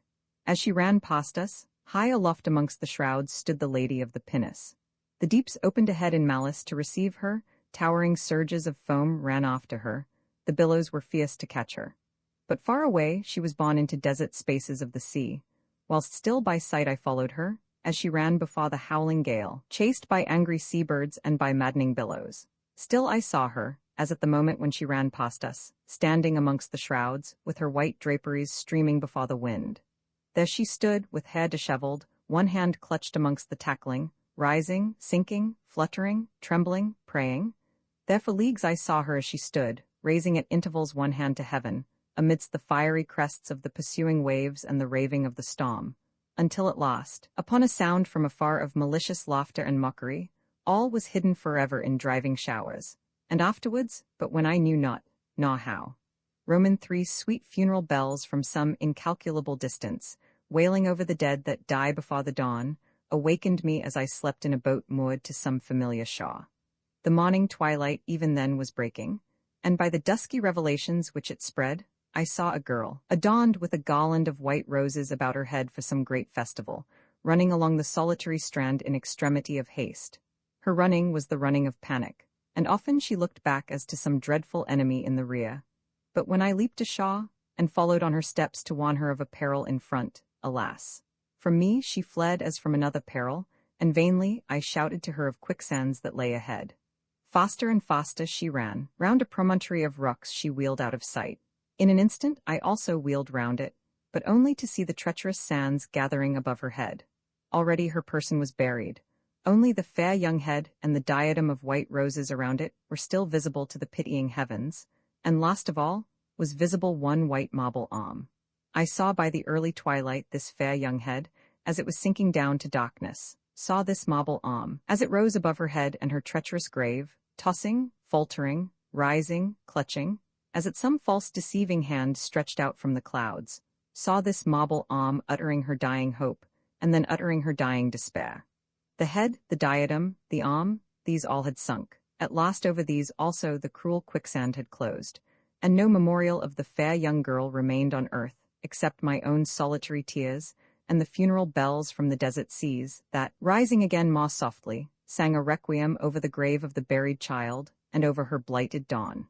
I sat, and wept in secret the tears that men have ever given to the memory of those that died before the dawn, and by the treachery of earth, our mother. But suddenly, the tears and funeral bells were hushed by a shout as of many nations, and by a roar as from some great king's artillery, advancing rapidly along the valleys, and heard afar by echoes from the mountains. "Hush," I said, as I bent my ear earthwards to listen. "Hush, this either is the very anarchy of strife or else." And then I listened more profoundly, and whispered as I raised my head, "Or else, O heavens? It is victory that is final, victory that swallows up all strife." Roman 4. Immediately in trance I was carried over land and sea to some distant kingdom, and placed upon a triumphal car, amongst companions crowned with laurel. The darkness of gathering midnight, brooding over all the land, hid from us the mighty crowds that were weaving restlessly about ourselves as a centre. We heard them, but saw them not. Tidings had arrived within an hour, of a grandeur that measured itself against centuries. Too full of pathos they were, too full of joy, to utter themselves by other language than by tears, by restless anthems, and Te Deums reverberated from the choirs and orchestras of earth. These tidings we that sat upon the laureled car had it for our privilege to publish amongst all nations. And already, by signs audible through the darkness, by snottings and tramplings, our angry horses, that knew no fear or fleshly weariness, upbraided us with delay. Wherefore was it that we delayed? We waited for a secret word that should bear witness to the hope of nations as now accomplished forever. At midnight the secret word arrived, which word was Waterloo and recovered Christendom. The dreadful word shone by its own light. Before us it went. High above our leaders' heads it rode, and spread a golden light over the paths which we traversed. Every city, at the presence of the secret word, threw open its gates. The rivers were conscious as we crossed. All the forests, as we ran along their margins, shivered in homage to the secret word. And the darkness comprehended it. 2 hours after midnight, we approached a mighty minster. Its gates, which rose to the clouds, were closed. But when the dreadful word that rode before us reached them with its golden light, silently they moved back upon their hinges, and at a flying gallop our equipage entered the grand aisle of the cathedral. Headlong was our pace, and at every altar, in the little chapels and oratories to the right hand and left of our course, the lamps, dying or sickening, kindled anew in sympathy with the secret word that was flying past. 40 leagues we might have run in the cathedral, and as yet no strength of morning light had reached us, when before us we saw the aerial galleries of organ and choir. Every pinnacle of fretwork, every station of advantage amongst the traceries, was crested by white-robed choristers that sang deliverance, that wept no more tears, as once their fathers had wept, but at intervals that sang together to the generations, saying, "Chant the deliverer's praise in every tongue," and receiving answers from afar, such as once in heaven and earth were sung. And of their chanting was no end, of our headlong pace was neither pause nor slackening. Thus as we ran like torrents, thus as we swept with bridal rapture over the Campo Santo 41 of the cathedral graves, suddenly we became aware of a vast necropolis rising upon the far-off horizon, a city of sepulchres, built within the saintly cathedral for the warrior dead that rested from their feuds on earth. Of purple granite was the necropolis, yet in the first minute it lay like a purple stain upon the horizon, so mighty was the distance. In the second minute it trembled through many changes, growing into terraces and towers of wondrous altitude, so mighty was the pace. In the third minute already, with our dreadful gallop, we were entering its suburbs. Vast sarcophagi rose on every side, having towers and turrets that, upon the limits of the central aisle, strode forward with haughty intrusion, that ran back with mighty shadows into answering recesses. Every sarcophagus showed many bas-reliefs of battles and of battlefields, battles from forgotten ages, battles from yesterday, battlefields that, long since, nature had healed and reconciled to herself with the sweet oblivion of flowers, battlefields that were yet angry and crimson with carnage. Where the terraces ran, there did we run, where the towers curved, there did we curve. With the flight of swallows our horses swept round every angle. Like rivers in flood wheeling round headlands, like hurricanes that ride into the secrets of forests, faster than ever light unwove the mazes of darkness, our flying equipage carried earthly passions, kindled warrior instincts amongst the dust that lay around us. Dust oftentimes of our noble fathers that had slept in God from Crecy to Trafalgar. And now had we reached the lost sarcophagus. Now were we abreast of the lost bas-relief. Already had we recovered the arrow-like flight of the illimitable central aisle. When coming up this aisle to meet us we beheld afar off a female child, that rode in a carriage as frail as flowers.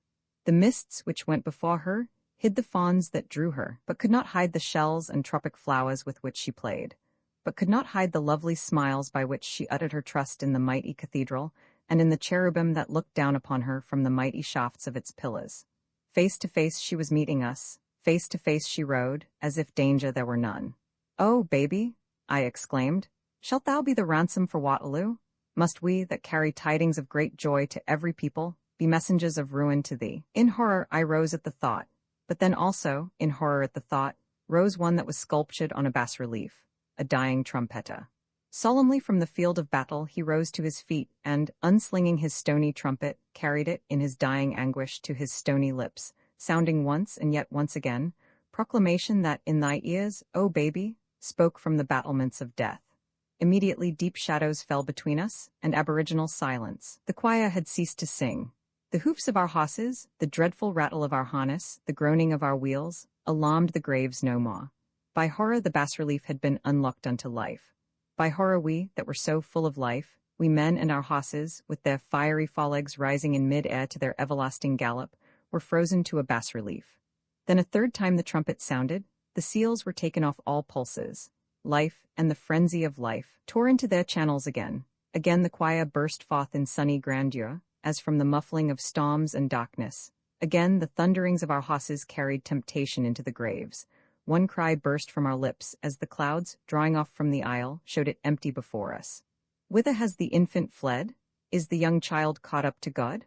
Lo, afar off, in a vast recess, rose 3 mighty windows to the clouds, and on a level with their summits, at height insuperable to man, rose an altar of purest alabaster. On its eastern face was trembling a crimson glory. A glory was it from the reddening dawn that now streamed through the windows? Was it from the crimson robes of the martyrs painted on the windows?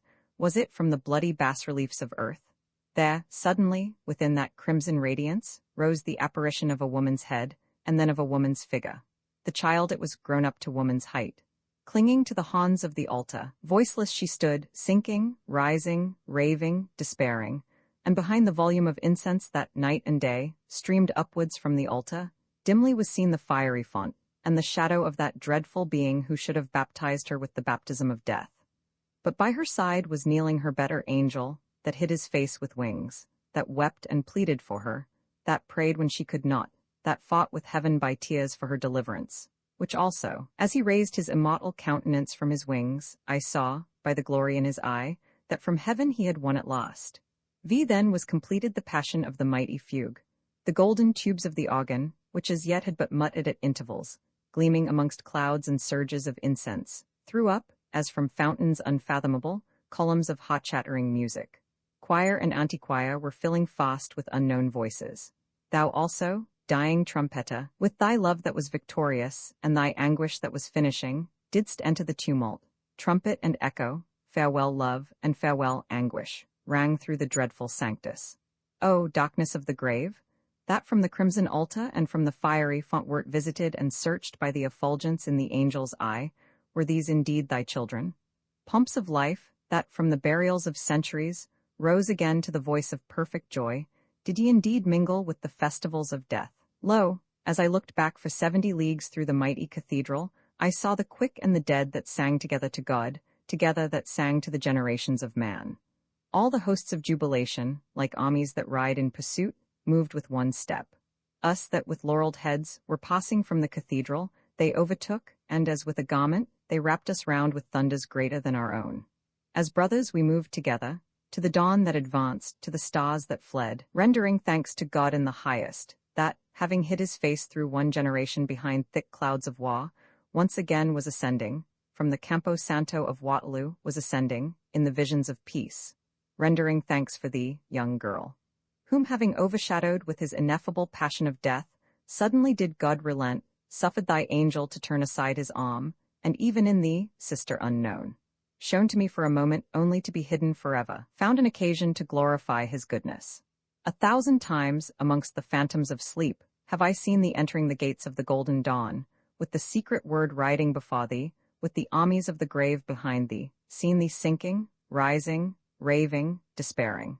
1,000 times in the worlds of sleep have I seen thee followed by God's angel through storms, through desert seas, through the darkness of quicksands, through dreams and the dreadful revelations that are in dreams, only that at the last, with one sling of his victorious arm, he might snatch thee back from ruin, and might emblazon in thy deliverance the endless resurrections of his love. The palimpsest of the human brain you know perhaps, masculine reader, better than I can tell you, what is a palimpsest. Possibly you have one in your own library.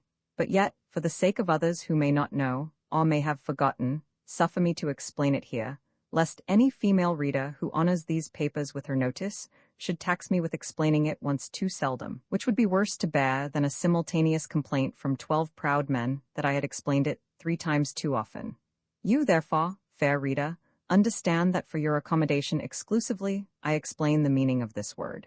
It is Greek, and our sex enjoys the office and privilege of standing counsel to yours in all questions of Greek. We are, under favor, perpetual and hereditary dragomans to you, so that if, by accident, you know the meaning of a Greek word, yet by courtesy to us, your counsel learned in that matter, you will always seem not to know it.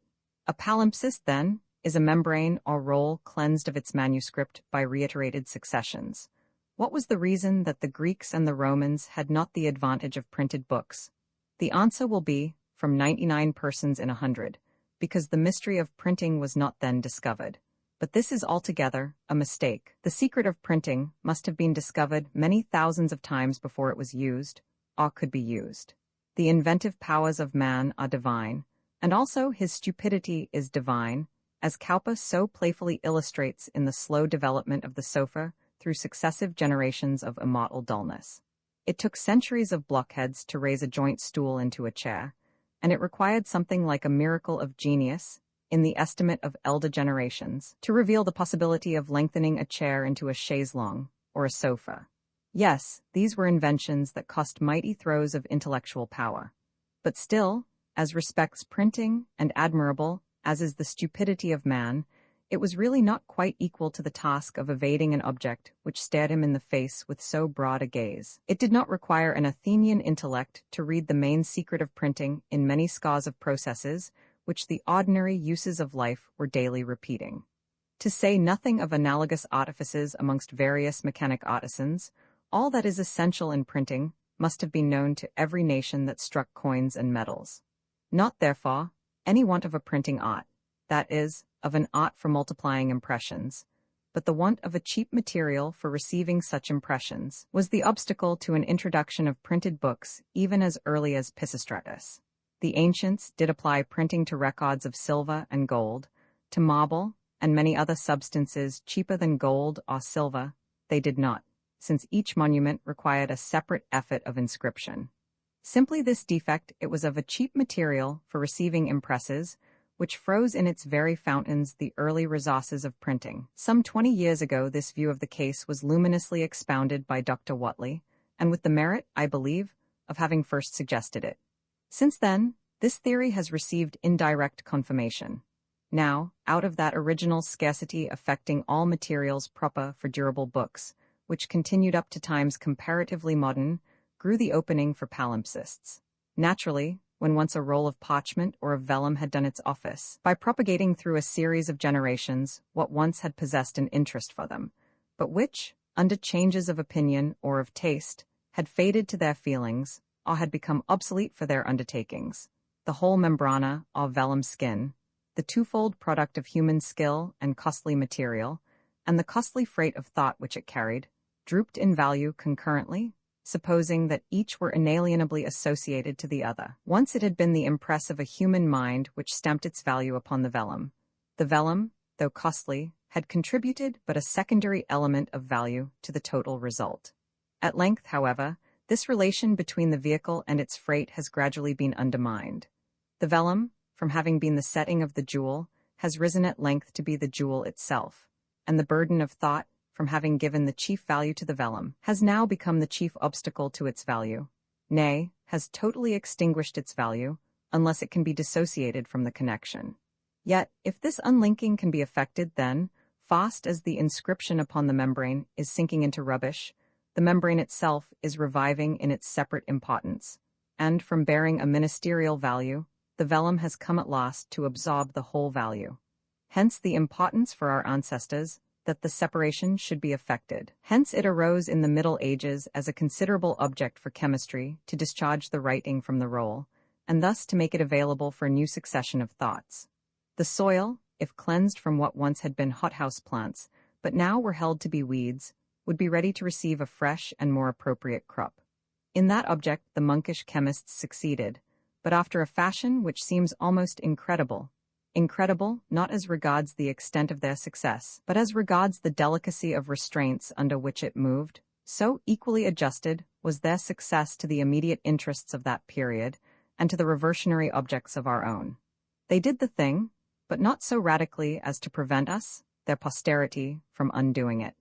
They expelled the writing sufficiently to leave a field for the new manuscript, and yet not sufficiently to make the traces of the elder manuscript irrecoverable for us.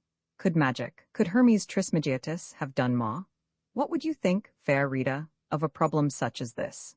To write a book which should be sense for your own generation, nonsense for the next, should revive into sense for the next after that, but again become nonsense for the fourth, and so on by alternate successions, sinking into night or blazing into day, like the Sicilian river Arethusa and the English river Mole, all like the undulating motions of a flattened stone, which children cause to skim the breast of a river, now diving below the water, now grazing its surface, sinking heavily into darkness, rising buoyantly into light through a long vista of alternations. Such a problem, you say, is impossible. But really, it is a problem not harder apparently than to bid a generation kill, so that a subsequent generation may call back into life, bury, so that posterity may command to rise again. Yet that was what the rude chemistry of past ages effected when coming into combination with the reaction from the more refined chemistry of our own. Had they been better chemists, had we been worse, the mixed result, namely, that, dying for them, the flower should revive for us, could not have been effected. They did the thing proposed to them. They did it effectually, for they founded upon it all that was wanted, and yet ineffectually, since we unravelled their work, effacing all above which they had superscribed, restoring all below which they had effaced. Here, for instance, is a parchment which contained some Grecian tragedy, the Agamemnon of Aeschylus, or the Phoenice of Euripides. This had possessed a value almost inappreciable in the eyes of accomplished scholars, continually growing rarer through generations. But 4 centuries are gone by since the destruction of the Western Empire. Christianity, with towering grandeurs of another class, has founded a different empire, and some bigoted, yet perhaps holy monk has washed away as he persuades himself the heathen's tragedy, replacing it with a monastic legend, which legend is disfigured with fables in its incidents, and yet in a higher sense is true, because interwoven with Christian morals and with the sublimest of Christian revelations. 3, 4, 5 centuries more find man still devout as ever, but the language has become obsolete, and even for Christian devotion, a new era has arisen, throwing it into the channel of crusading zeal or of chivalrous enthusiasm. The membraner is wanted now for a knightly romance, for my Cid au Coeur de Lion, for Sir Tristram au Libius Disconnews. In this way, by means of the imperfect chemistry known to the medieval period, the same role has served as a conservatory for 3 separate generations of flowers and fruits, all perfectly different, and yet all specially adapted to the wants of the successive possessors. The Greek tragedy, the monkish legend, the knightly romance, each has ruled its own period. One harvest after another has been gathered into the garners of man through ages far apart, and the same hydraulic machinery has distributed, through the same marble fountains, water, milk, or wine, according to the habits and training of the generations that came to quench their thirst. Such were the achievements of rude monastic chemistry. But the more elaborate chemistry of our own days has reversed all these motions of our simple ancestors, with results in every stage that to them would have realized the most fantastic amongst the promises of thaumaturgy. insolent vaunt of Paracelsus, that he would restore the original rose or violet out of the ashes settling from its combustion, that is now rivaled in this modern achievement. The traces of each successive handwriting, regularly effaced as had been imagined, have, in the inverse order, been regularly called back. The footsteps of the game pursued, wolf or stag, in each several chase, have been unlinked and hunted back through all their doubles. And as the chorus of the Athenian stage unwove through the antistrophe every step that had been mystically woven through the strophe, so, by our modern conjurations of science, secrets of ages remote from each other have been exorcised 42 from the accumulated shadows of centuries. Chemistry, a witch as potent as the Erichtho of Lucan, Pharsalia, Lib. Vi or Roman 7, has extorted by her torments, from the dust and ashes of forgotten centuries, the secrets of a life extinct for the general eye, but still glowing in the embers. Even the fable of the phoenix, that secular bird who propagated his solitary existence and his solitary births along the line of centuries, through eternal relays of funeral mists, is but a type of what we have done with palimpsests.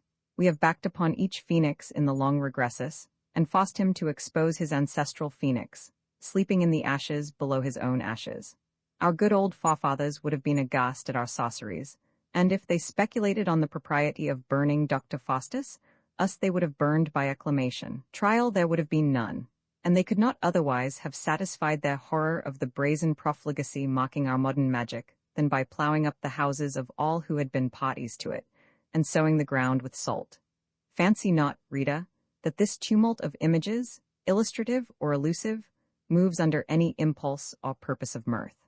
It is but the coruscation of a restless understanding, often made 10 times more so by irritation of the nerves, such as you will first learn to comprehend, its how and its why, some stage or two ahead. The image, the memorial, the record, which for me is derived from a palimpsest as to one great fact in our human being, and which immediately I will show you, is but too repellent of laughter.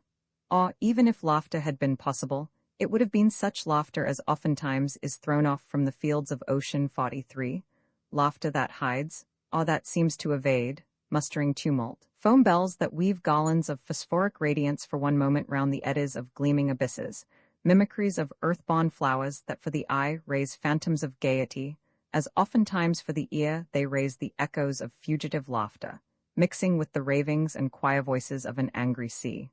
What else than a natural and mighty palimpsest is the human brain? Such a palimpsest is my brain. Such a palimpsest, O Rita, is yours.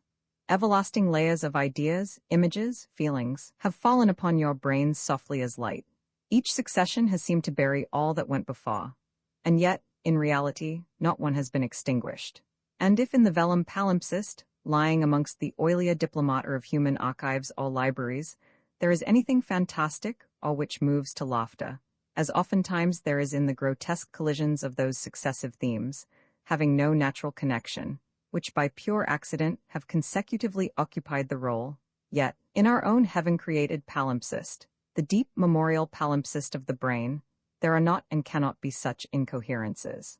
The fleeting accidents of a man's life, and its external shows, may indeed be irrelate and incongruous, but the organizing principles which fuse into harmony, and gather about fixed predetermined centers, whatever heterogeneous elements life may have accumulated from without, will not permit the grandeur of human unity greatly to be violated, or its ultimate repose to be troubled, in the retrospect from dying moments, or from other great convulsions. Such a convulsion is the struggle of gradual suffocation, as in drowning, and in the original Opium Confessions, I mentioned a case of that nature, communicated to me by a lady from her own childish experience. The lady was then still living, though of unusually great age, and I may mention that amongst her faults never was numbered any levity of principle, or carelessness of the most scrupulous veracity, but on the contrary, such faults as arise from austerity, too harsh, perhaps, and gloomy, indulgent neither to others nor herself. And at the time of relating this incident, when already very old, she had become religious to asceticism. According to my present belief, she had completed her 9th year when, playing by the side of a solitary brook, she fell into one of its deepest pools. Eventually, but after what lapse of time nobody ever knew, she was saved from death by a farmer, who, riding in some distant lane, had seen her rise to the surface. but not until she had descended within the abyss of death and looked into its secrets as far, perhaps, as ever human eye can have looked that had permission to return. At a certain stage of this descent, a blow seemed to strike her. Phosphoric radiance sprang forth from her eyeballs, and immediately a mighty theater expanded within her brain. In a moment, in the twinkling of an eye, every act, every design of her past life, lived again, arraying themselves not as a succession, but as parts of a coexistence. Such a light fell upon the whole path of her life backwards into the shades of infancy as the light, perhaps, which wrapped the destined apostle on his road to Damascus. Yet that light blinded for a season, but hers pawed celestial vision upon the brain, so that her consciousness became omnipresent at one moment to every feature in the infinite review. This anecdote was treated skeptically at the time by some critics. But besides that, it has since been confirmed by other experience essentially the same, reported by other parties in the same circumstances, who had never heard of each other. The true point for astonishment is not the simultaneity of arrangement under which the past events of life, though in fact successive, had formed their dread line of revelation. This was but a secondary phenomenon. The deeper lay in the resurrection itself, and the possibility of resurrection for what had so long slept in the dust. A pall, deep as oblivion, had been thrown by life over every trace of these experiences, and yet suddenly, at a silent command, at the signal of a blazing rocket sent up from the brain, the pall draws up, and the whole depths of the theater are exposed. Here was the greater mystery. Now, this mystery is liable to no doubt, for it is repeated, and 10,000 times repeated, by opium, for those who are its martyrs. Yes, Rita, countless are the mysterious handwritings of grief or joy which have inscribed themselves successively upon the palimpsest of your brain, and, like the annual leaves of aboriginal forests, or the undissolving snows on the Himalaya, or light falling upon light, the endless strata have covered up each other in forgetfulness. But by the hour of death, but by fever, but by the searchings of opium, all these can revive in strength. They are not dead, but sleeping. In the illustration imagined by myself from the case of some individual palimpsest, the Grecian tragedy had seemed to be displaced, but was not displaced, by the monkish legend, and the monkish legend had seemed to be displaced, but was not displaced, by the knightly romance. In some potent convulsion of the system, all wheels back into its earliest elementary stage. The bewildering romance, light tarnished with darkness, the semi-fabulous legend, truth celestial mixed with human falsehoods, these fade even of themselves as life advances. The romance has perished that the young man adored, the legend has gone that deluded the boy, but the deep, deep tragedies of infancy, as when the child's hands were unlinked forever from his mother's neck, or his lips forever from his sister's kisses, these remain lurking below all, and these lurk to the last. Alchemy, there is none of passion or disease that can scotch away these immortal impresses, and the dream which closed the preceding section, together with the succeeding dreams of this, which may be viewed as in the nature of choruses winding up the overture contained in Part I, are but illustrations of this truth, such as every man probably will meet experimentally, who passes through similar convulsions of dreaming or delirium from any similar or equal disturbance in his nature. Fa. The princess who overlooked one seed in a pomegranate. There is a story told in the Arabian Nights of a princess who, by overlooking one seed of a pomegranate, precipitated the event which she had labored to make impossible. She lies in wait for the event which she foresees. The pomegranate swells, opens, splits. The seeds, which she knows to be roots of evil, rapidly she swallows, but one, only one, before it could be arrested, rolls away into a river. It is lost. It is irrecoverable. She has triumphed, but she must perish. Already she feels the flames mounting up which are to consume her, and she calls for water hastily, not to deliver herself, for that is impossible, but nobly forgetting her own misery, that she may prevent that destruction of her brother mortal, which had been the original object for hazarding her own. Yet why go to Arabian fictions? Even in our daily life is exhibited, in proportions far more gigantic, that tendency to swell and amplify itself into mountains of darkness, which exists oftentimes in germs that are imperceptible. An error in human choice, an infirmity in the human will, though it were at first less than a mote, though it should swerve from the right line by an interval less than any thread that ever spider twisted from her womb, sometimes begins to swell, to grow, to widen its distance rapidly, travels off into boundless spaces remote from the true center, spaces incalculable and irretraceable, until hope seems extinguished and return impossible. Such was the cost of my own opium career. Such is the history of human eras every day.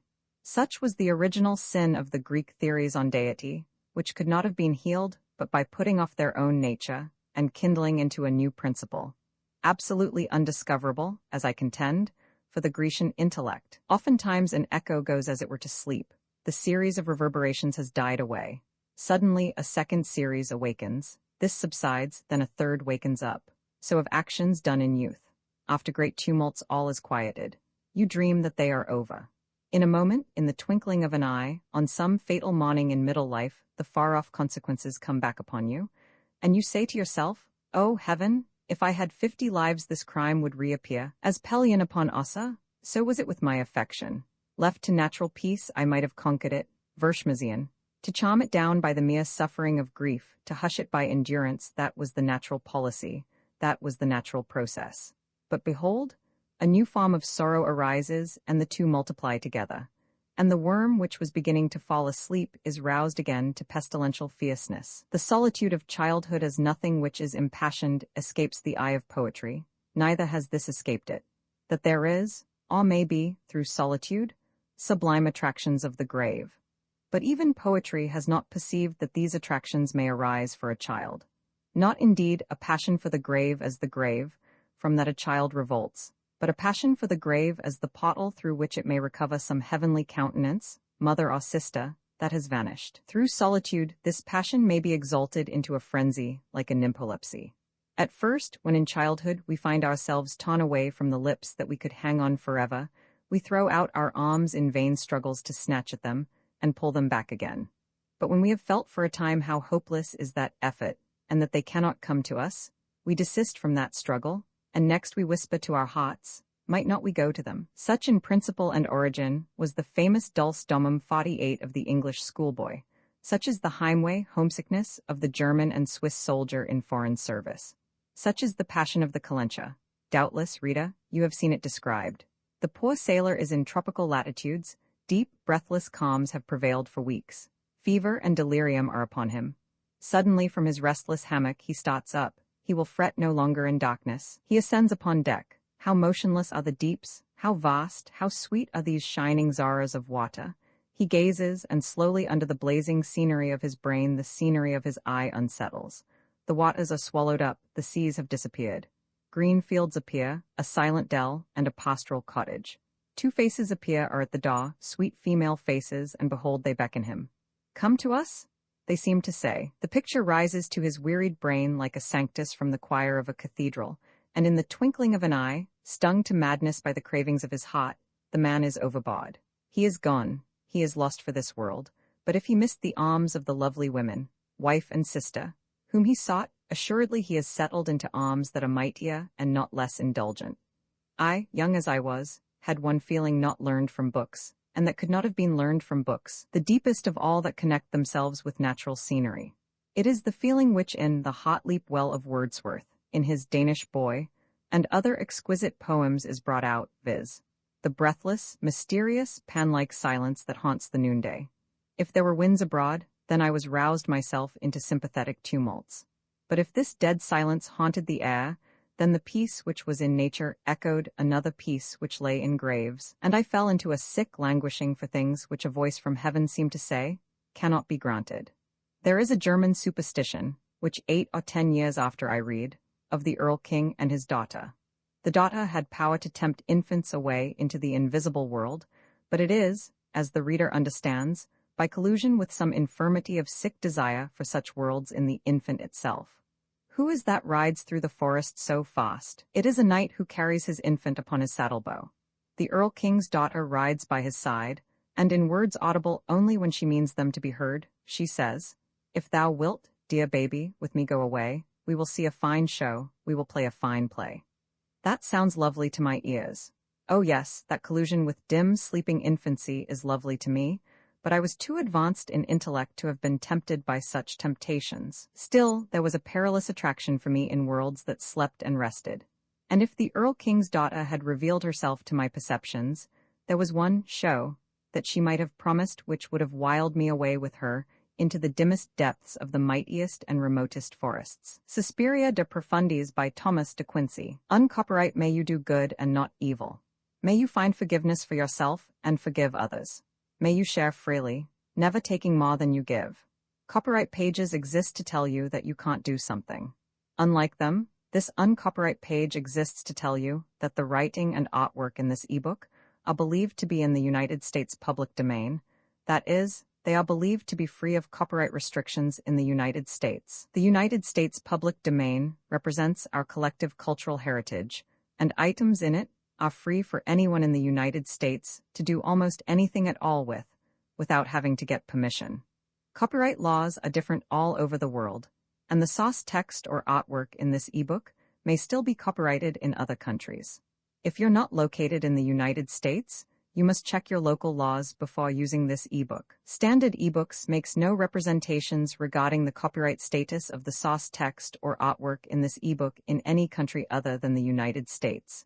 Non-authorship activities performed on items that are in the public domain, so-called sweat of the brow work, don't create a new copyright.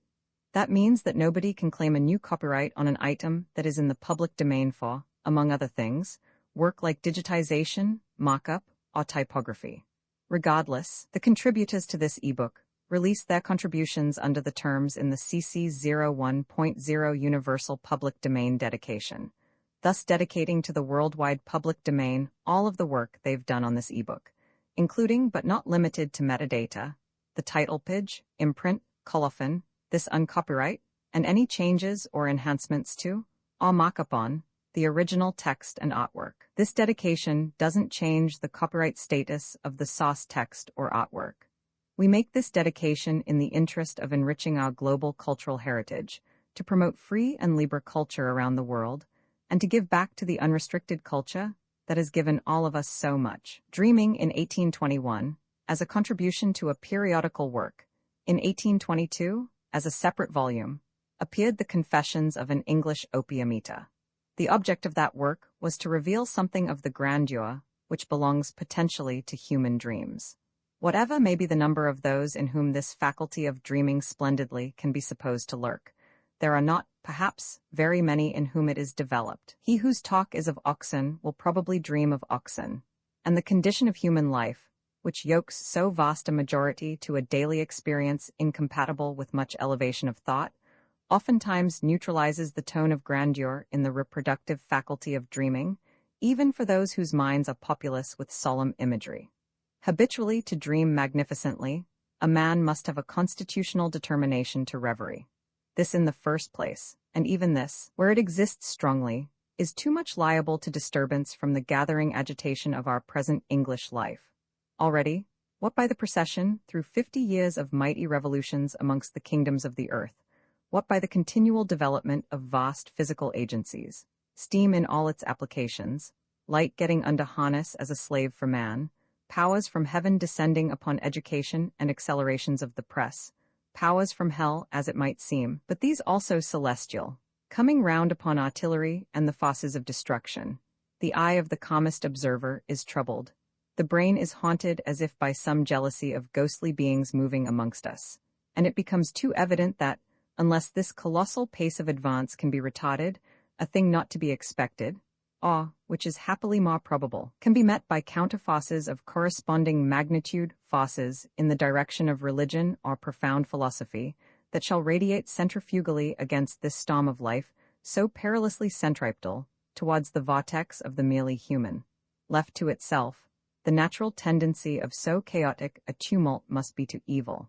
For some minds to lunacy, for others a reagency of fleshly torpor. How much this fierce condition of eternal hurry upon an arena too exclusively human in its interests is likely to defeat the grandeur which is latent in all men, may be seen in the ordinary effect from living too constantly in varied company. The word dissipation, in one of its uses, expresses that effect. The action of thought and feeling is consciously dissipated and squandered. To reconcentrate them into meditative habits, a necessity is felt by all observing persons for sometimes retiring from crowds. No man ever will unfold the capacities of his own intellect who does not at least check his life with solitude. How much solitude, so much power. Or, if not true in that rigor of expression, to this formula undoubtedly, it is that the wise rule of life must approximate. Among the powers in man which suffer by this too intense life of the social instincts, none suffers more than the power of dreaming. Let no man think this a trifle. The machinery for dreaming planted in the human brain was not planted for nothing. That faculty, in alliance with the mystery of darkness, is the one great tube through which man communicates with the shadowy. And the dreaming organ, in connection with the heart, the eye, and the ear, composes the magnificent apparatus which forces the infinite into the chambers of a human brain, and throws dark reflections from eternities below all life upon the mirrors of that mysterious camera obscura, the sleeping mind. But if this faculty suffers from the decay of solitude, which is becoming a visionary idea in England, on the other hand it is certain that some merely physical agencies can and do assist the faculty of dreaming almost preternaturally. Amongst these is intense exercise, to some extent at least, for some persons, but beyond all others is opium, which indeed seems to possess a specific power in that direction, not merely for exalting the colors of dream scenery, but for deepening its shadows, and, above all, for strengthening the sense of its fearful realities.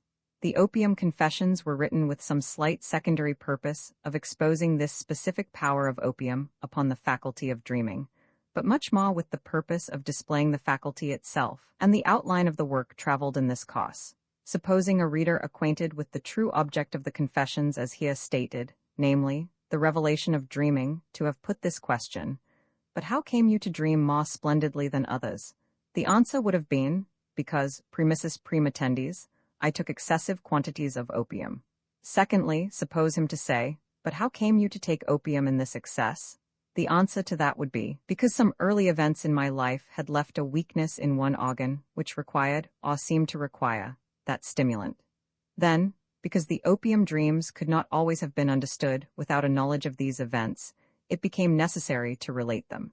Now, these two questions and answers exhibit the law of the work, that is, the principle which determined its form, but precisely in the inverse or regressive order. The work itself opened with the narration of my early adventures. These, in the natural order of succession, led to the opium as a resource for healing their consequences, and the opium as naturally led to the dreams. But, in the synthetic order of presenting the facts, what stood last in the succession of development stood first in the order of my purposes. At the close of this little work, the reader was instructed to believe, and truly instructed, that I had mastered the tyranny of opium. The fact is that twice I mastered it, and by efforts even more prodigious in the second of these cases than in the first. But one error I committed in both.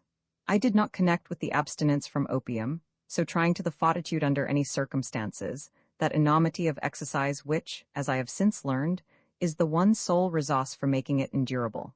I overlooked, in those days, the one sine qua non for making the triumph permanent. Twice I sank, twice I rose again. A third time I sank, partly from the cause mentioned, the oversight as to exercise, partly from other causes on which it avails not now to trouble the reader. I could moralize if I chose, and perhaps he will moralize whether I choose it or not. But in the meantime, neither of us is acquainted properly with the circumstances of the case. I, from natural bias of judgment, not altogether acquainted, and he, with his permission, not at all. During this third prostration before the dark idol, and after some years, new and monstrous phenomena began slowly to arise. For a time, these were neglected as accidents or palliated by such remedies as I knew of.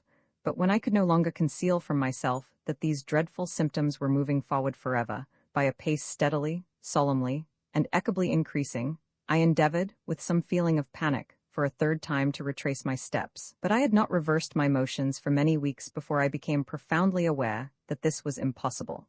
Or, in the imagery of my dreams, which translated everything into their own language, I saw, through vast avenues of gloom, those towering gates of ingress, which hitherto had always seemed to stand open now at last barred against my retreat, and hung with funeral crape. As applicable to this tremendous situation, the situation of one escaping by some refluent current from the maelstrom roaring for him in the distance, who finds suddenly that this current is but an eddy wheeling round upon the same maelstrom. I have since remembered a striking incident in a modern novel. A lady abbess of a convent, herself suspected of Protestant leanings, and in that way, already disarmed of all effectual power, finds one of her own nuns, whom she knows to be innocent, accused of an offense leading to the most terrific of punishments. The nun will be immured alive if she is found guilty, and there is no chance that she will not, for the evidence against her is strong, unless something were made known that cannot be made known, and the judges are hostile. All follows in the order of the reader's fears. The witnesses depose, the evidence is without effectual contradiction, the conviction is declared, the judgment is delivered, nothing remains but to see execution done. At this crisis, the abbess, alarmed too late for effectual interposition, considers with herself that, according to the regular forms, there will be one single night open, during which the prisoner cannot be withdrawn from her own separate jurisdiction. This one night, therefore, she will use, at any hazard to herself, for the salvation of her friend. At midnight, when all is hushed in the convent, the lady traverses the passages which lead to the cells of prisoners. She bears a master key under her professional habit. As this will open every door in every corridor, already, by anticipation, she feels the luxury of holding her emancipated friend within her arms. Suddenly she has reached the door. She descries a dusky object.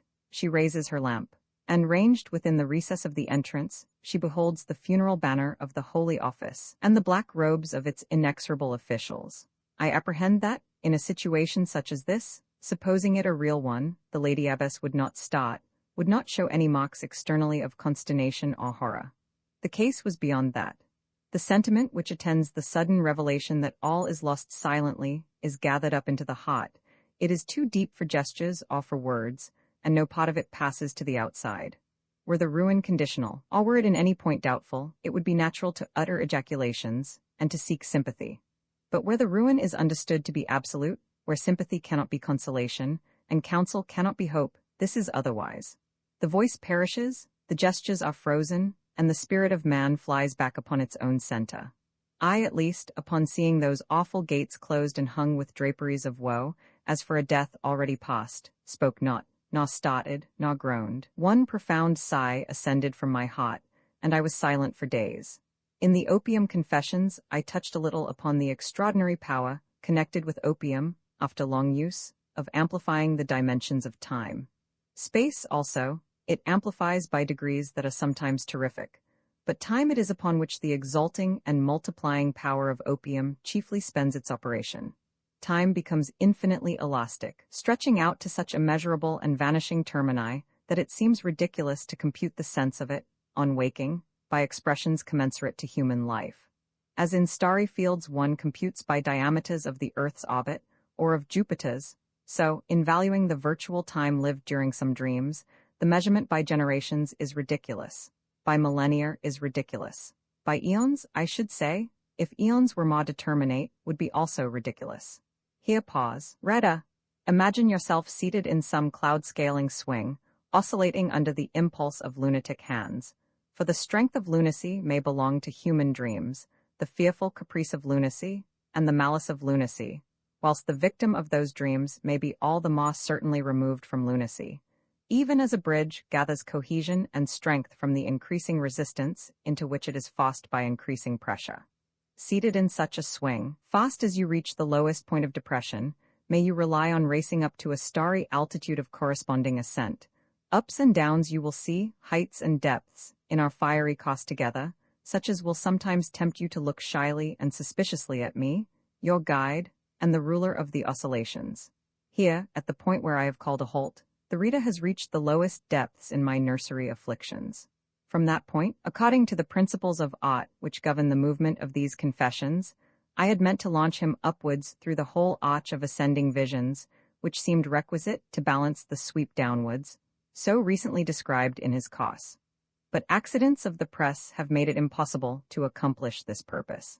There is reason to regret that the advantages of position, which were essential to the full effect of passages planned for the equipoise and mutual resistance, have thus been lost. Meantime, upon the principle of the mariner, who rigs a jury mast in default of his regular spars, I find my resource in a sort of jury peroration, not sufficient in the way of a balance by its proportions, but sufficient to indicate the quality of the balance which I had contemplated. He who has really read the preceding parts of these present confessions will be aware that a strictest scrutiny of the past, such as was natural after the whole economy of the dreaming faculty had been convulsed beyond all precedents on record, led me to the conviction that not one agency, but two agencies, had cooperated to the tremendous result. The nursery experience had been the ally and the natural coefficient of the opium. For that reason, it was that the nursery experience has been narrated. Logically, it bears the very same relation to the convulsions of the dreaming faculty as the opium. The idealizing tendency existed in the dream theater of my childhood, but the preternatural strength of its action and coloring was first developed after the confluence of the two causes. The reader must suppose me at Oxford. 12 years and a half are gone by. I am in the glory of youthful happiness, but I have now first tampered with opium, and now first the agitations of my childhood reopened in strength. Now first they swept in upon the brain with power, and the grandeur of recovered life, under the separate and the concurring inspirations of opium. Vision of life upon me, as upon others scattered thinly by tens and twenties over every 1,000 years, fell too powerfully and too early the vision of life. The horror of life mixed itself already in earliest youth with the heavenly sweetness of life. That grief which 1 in 100 has sensibility enough to gather from the sad retrospect of life, in its closing stage for me, shed its dews as a prelibation upon the fountains of life, whilst yet sparkling to the morning sun. I saw from afar and from before what I was to see from behind. Is this the description of an early youth passed in the shades of gloom? No, but of a youth passed in the divinest happiness. And if the reader has, which so few have, the passion without which there is no reading of the legend and superscription upon man's brow, if he is not, as most are, deafer than the grave to every deep note that sighs upwards from the Delphic caves of human life, he will know that the rapture of life, or anything which by approach can merit that name, does not arise, unless as perfect music arises, music of Mozart or Beethoven, by the confluence of the mighty and terrific discords with the subtle concords. Not by contrast, or as reciprocal foils, do these elements act, which is the feeble conception of many, but by union. They are the sexual forces in music. Male and female created he them, and these mighty antagonists do not put forth their hostilities by repulsion, but by deepest attraction. As in today already walks tomorrow, so in the past experience of a youthful life may be seen dimly the future. The collisions with alien interests or hostile views of a child, boy, or very young man, so insulated as each of these is sure to be, those aspects of opposition which such a person can occupy, are limited by the exceedingly few and trivial lines of connection along which he is able to radiate any essential influence, whatever upon the fortunes or happiness of others. Circumstances may magnify his importance for the moment, but after all, any cable which he carries out upon other vessels is easily slipped upon a feud arising. Far otherwise is the state of relations connecting an adult or responsible man with the circles around him as life advances. The network of these relations is 1,000 times more intricate, the jarring of these intricate relations 1,000 times more frequent, and the vibrations 1,000 times harsher which these jarrings diffuse. This truth is felt beforehand, misgivingly and in troubled vision, by a young man who stands upon the threshold of manhood. One earliest instinct of fear and horror would darken his spirit if it could be revealed to itself, and self-questioned at the moment of birth. A second instinct of the same nature would again pollute that tremulous mirror if the moment were as punctually mocked as physical birth is mocked, which dismisses him finally upon the tides of absolute self-control. A dark ocean would seem the total expanse of life from the first, but far darker and more appalling would seem that inferior and second chamber of the ocean which called him away forever from the direct accountability of others. Dreadful would be the morning which should say, "Be thou a human child incarnate," but more dreadful the morning which should say, "Bear thou henceforth the scepter of thy self-dominion through life, and the passion of life." Yes, dreadful would be both, but without a basis of the dreadful, there is no perfect rapture. It is in part through the sorrow of life, growing out of dark events, that this basis of awe and solemn darkness slowly accumulates, that I have illustrated. But as life expands, it is more through the strife which besets us, strife from conflicting opinions, positions, passions, interests, that the funereal ground settles and deposits itself, which sends upward the dark, lustrous brilliancy through the jewel of life, else revealing a pale and superficial glitter. Either the human being must suffer and struggle, as the price of a more searching vision, or his gaze must be shallow, and without intellectual revelation. Who is this woman that beckoneth and warneth me from the place where she is, and in whose eyes is woeful remembrance? I guess who she is in my dreams were often prefigurements of my future, as I could not but read the signs. What man has not sometime in dewy morn, or sequestered eve, or in the still night watches, when deep sleep falleth on other men, but visiteth not his weary eyelids? What man, I say, has not sometime hushed his spirit and questioned with himself, whether some things seen or obscurely felt were not anticipated as by mystic foretaste in some far halcyon time, postnatal or antenatal he knew not. Only assuredly he knew that for him past and present and future merged in one awful moment of lightning revelation. O spirit that dwelleth in man, how subtle are thy revelations! How deep, how delirious the raptures thou canst inspire! How poignant the stings with which thou canst pierce the heart! How sweet the honey with which thou assuagest the wound! How dark the despairs and accusings that lie behind thy curtains, and leap upon us like lightning from the cloud, with the sense as of some heavenly blazoning, and oftentimes carry us beyond ourselves. It is a sweet morning in June, and the fragrance of the roses is wafted towards me as I move, for I am walking in a lawny meadow, still wet with dew, and a wavering mist lies over the distance.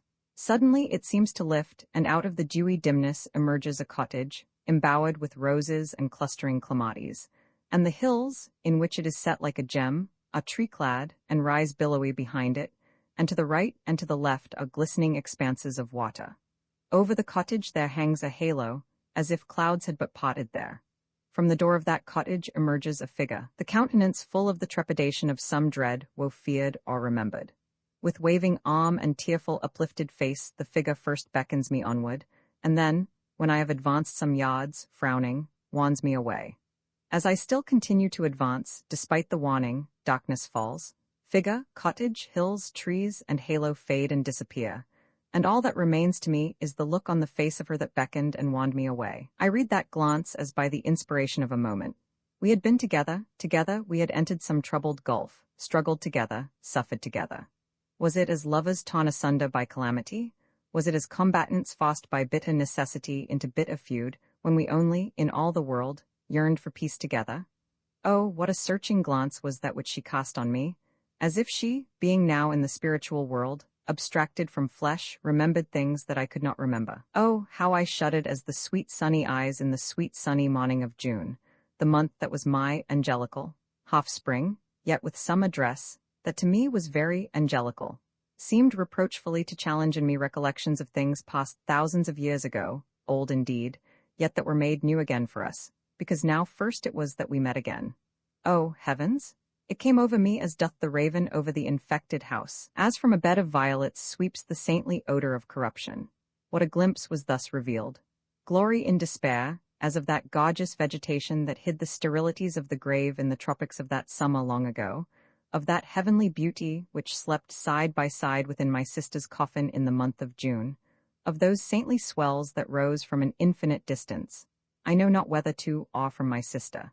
Could this be a memorial of that nature? Are the nearer and more distant stages of life thus dimly connected, and the connection hidden, but suddenly revealed for a moment? This lady for years appeared to me in dreams, in that, considering the electric character of my dreams, and that they were far less like a lake reflecting the heavens than like the pencil of some mighty artist, Da Vinci or Michelangelo, that cannot copy in simplicity, but comments in freedom, while reflecting in fidelity, there was nothing to surprise. But a change in this appearance was remarkable. Oftentimes, after 8 years had passed, she appeared in some dawn at a window. It was a window that opened on a balcony. This feature only gave a distinction, a refinement, to the aspect of the cottage, else all was simplicity.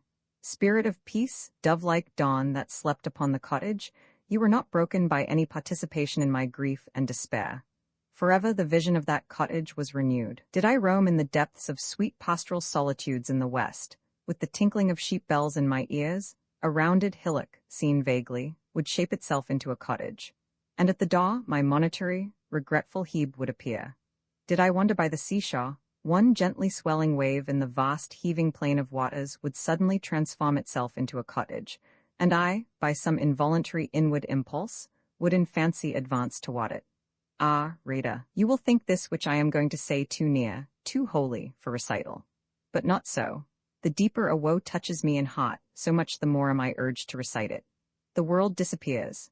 I see only the grand relics of a world, memorials of a love that has departed, has been, the record of a sorrow that is, and has its grayness converted into verdure, monuments of a wrath that has been reconciled, of a wrong that has been atoned for, convulsions of a storm that has gone by. What I am going to say is the most like a superstitious thing that I ever shall say.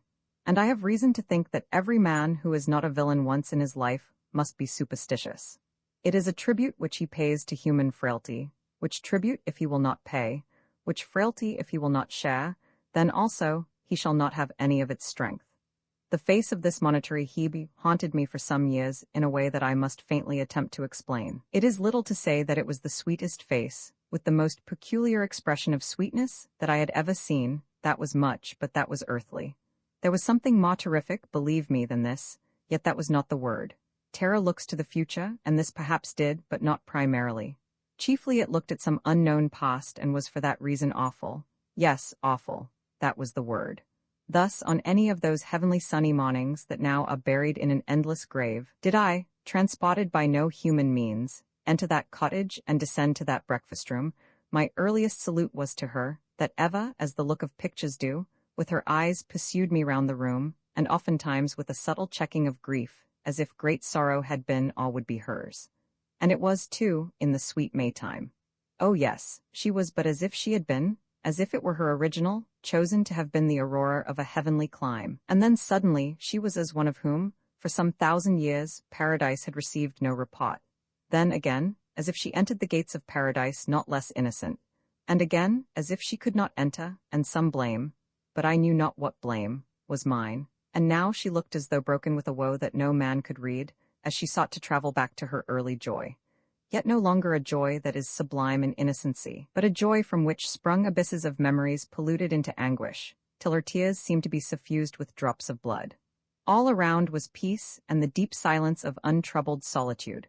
Only in the lovely lady was a sign of horror that had slept under deep ages of frost in her heart, and now rose, as with the rushing of wings, to her face. Could it be supposed that one life, so pitiful a thing, was what moved her care? Oh no, it was, or it seemed, as if this poor wreck of a life happened to be that one, which determined the fate of some 1,000 others. Nothing less. Nothing so abject as one poor 50 years, nothing less than a century of centuries, could have stirred the horror that rose to her lovely lips as once more she waved me away from the cottage. Oh, Rita, 5 years after I saw that sweet face in reality, saw it in the flesh, saw that pomp of womanhood, saw that cottage, saw 1,000 times that lovely domicile that heard the cooing of the solitary dove in the solitary morning, saw the grace of childhood and the shadows of graves that lay, like creatures asleep, in the sunshine, saw, also, the horror, somehow realized as a shadowy reflection from myself, which warned me off from that cottage, and which still rings through the dreams of 25 years. The general sentiment, or sense of pre-existence, of which this Suspiria may be regarded as one significant and affecting illustration, had this record in the outset of the reminiscences of Wordsworth. Oh, sense of mysterious pre-existence, by which, through years, in which as yet a stranger to those valleys of Westmoreland, I viewed myself as a phantom self, a second identity projected from my own consciousness, and already living amongst them. How was it, and by what prophetic instinct, that already I said to myself oftentimes, when chasing daydreams along the pictures of these wild mountainous labyrinths, which as yet I had not traversed, here, in some distant year, I shall be shaken with love, and there with stormiest grief and regret. Whence was it that sudden revelations came upon me, like the drawings up of a curtain, and closing again as rapidly, of scenes that made the future heaven of my life? And how was it that in thought I was, and yet in reality was not, a denizen, already, in 1803, 1804, 1805, of lakes and forest lawns, which I never saw till 1807? And that, by a prophetic instinct of heart, I rehearsed and lived over, as it were, envisioned those chapters of my life which have carried with them the weightiest burden of joy and sorrow, and by the margin of those very lakes and hills with which I prefigured this connection. And in short, that for me, by a transcendent privilege, during the novitiate of my life. Most truly I might say, in today already walked tomorrow. Table of Contents Landmarks, and notes Cicero, in a well-known passage of his Ethics, speaks of trade as irredeemably base, if petty, but as not so absolutely felonious, if wholesale. He gives a real merchant, one who is such in the English sense, leave to think himself a shade above small beer. Right, her medical attendants were Dr. Percival, a well-known literary physician, who had been a correspondent of Condorcet, D'Alembert, etc., and Mr. Charles White, a very distinguished surgeon. It was he who pronounced her head to be the finest in its structure and development of any that he had ever seen, an assertion which, to my own knowledge, he repeated in after years, and with enthusiasm. That he had some acquaintance with the subject may be presumed from this, that he wrote and published a work on the human skull, supported by many measurements which he had made of heads selected from all varieties of the human species. Meantime, as I would be loath that any trait of what might seem vanity should creep into this record, I will candidly admit that she died of hydrocephalus, and it has been often supposed that the premature expansion of the intellect in cases of that class is altogether morbid, forced on, in fact, by the mere stimulation of the disease. I would, however, suggest as a possibility the very inverse order of relation between the disease and the intellectual manifestations. Not the disease may always have caused the preternatural growth of the intellect, but on the contrary, this growth coming on spontaneously and outrunning the capacities of the physical structure may have caused the disease. Right amongst the oversights in the Paradise Lost, some of which have not yet been perceived, it is certainly one, that by placing in such overpowering light of pathos the sublime sacrifice of Adam to his love for his frail companion, he has too much lowered the guilt of his disobedience to God. All that Milton can say afterwards does not, and cannot, obscure the beauty of that action. Reviewing it calmly, we condemn, but taking the impassioned station of Adam at the moment of temptation, we approve in our hearts. This was certainly an oversight, but it was one very difficult to redress. I remember, amongst the many exquisite thoughts of John Paul Richton, one which strikes me as particularly touching. Upon this subject, he suggests, not as any grave theological comment, but as the wandering fancy of a poetic heart, that, had Adam conquered the anguish of separation, as a pure sacrifice of obedience to God, his reward would have been the pardon and reconciliation of Eve, together with her restoration to innocence. Right? I stood in unimaginable trance and agony, which cannot be remembered. Right, some readers will question the fact and seek no reason, but did they ever suffer grief at any season of the year? Right, phi upsilon gamma eta, mu omicron nu omicron upsilon, pi sigma omicron sigma, mu omicron nu. Plotinus, right, the thoughts referred to will be given in final notes, as at this point, they seemed too much to interrupt the course of the narrative. Right, der Juige Jude, which is the common German expression for the wandering Jew, and sublimer even than our own. Right, the reader must not forget, in reading this and other passages, that, though a child's feelings are spoken of, it is not the child who speaks. I decipher what the child only felt in cipher. And so far is this distinction, or this explanation, from pointing to anything metaphysical or doubtful, that a man must be grossly unobservant, who is not aware of what I am here noticing, not as a peculiarity of this child or that, but as a necessity of all children. Whatsoever in a man's mind blossoms and expands to his own consciousness in mature life, must have pre-existed in germ during his infancy. I, for instance, did not, as a child, consciously read in my own deep feelings these ideas. No, not at all, nor was it possible for a child to do so. I, the child, had the feelings, I, the man, decipher them. In the child lay the handwriting mysterious to him, in me, the interpretation and the comment. Right, I accept, however, one case, the case of a child dying of an organic disorder, so, therefore, as to die slowly and aware of its own condition. Because such a child is solemnized, and sometimes, in a partial sense, inspired by the depth of its sufferings and by the awfulness of its prospect. Such a child, having put off the earthly mind in many things, may naturally have put off the childish mind in all things. I thereby, speaking for myself only, acknowledge to have read with emotion a record of a little girl, who, knowing herself for months to be amongst the elect of death, became anxious, even to sickness of heart, for what she called the conversion of her father. Her filial duty and reverence had been swallowed up in filial love. Right, Death of Wallenstein, Act V, Scene 1, Coleridge's translation, relating to his remembrances of the younger Piccolomini. Right, see 2 Kings 13, 2021. 30 years ago, this impressive incident was made the subject of a large altarpiece by Mr. Alston, an interesting American artist, then resident in London. Right, 30 years ago, it would not have been necessary to say one word of the Obi or Oba magic, because at that time, several distinguished writers, Miss Edgeworth, for instance, in her Belinda, had made use of this superstition in fictions, and because the remarkable history of Three-Fingered Jack, a story brought upon the stage, had made the superstition notorious as a fact.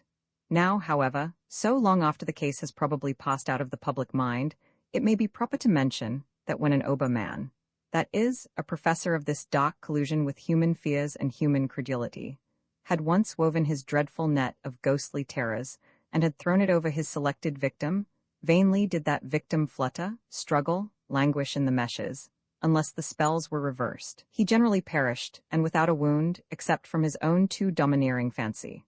Write what follows, I think, for book I have none of any kind where his paper is proceeding, namely, Et sera sub noct rudentum, is probably a mistake of Virgil's. The lions did not roar because night was approaching, but because night brought with it their principal meal, and consequently the impatience of hunger.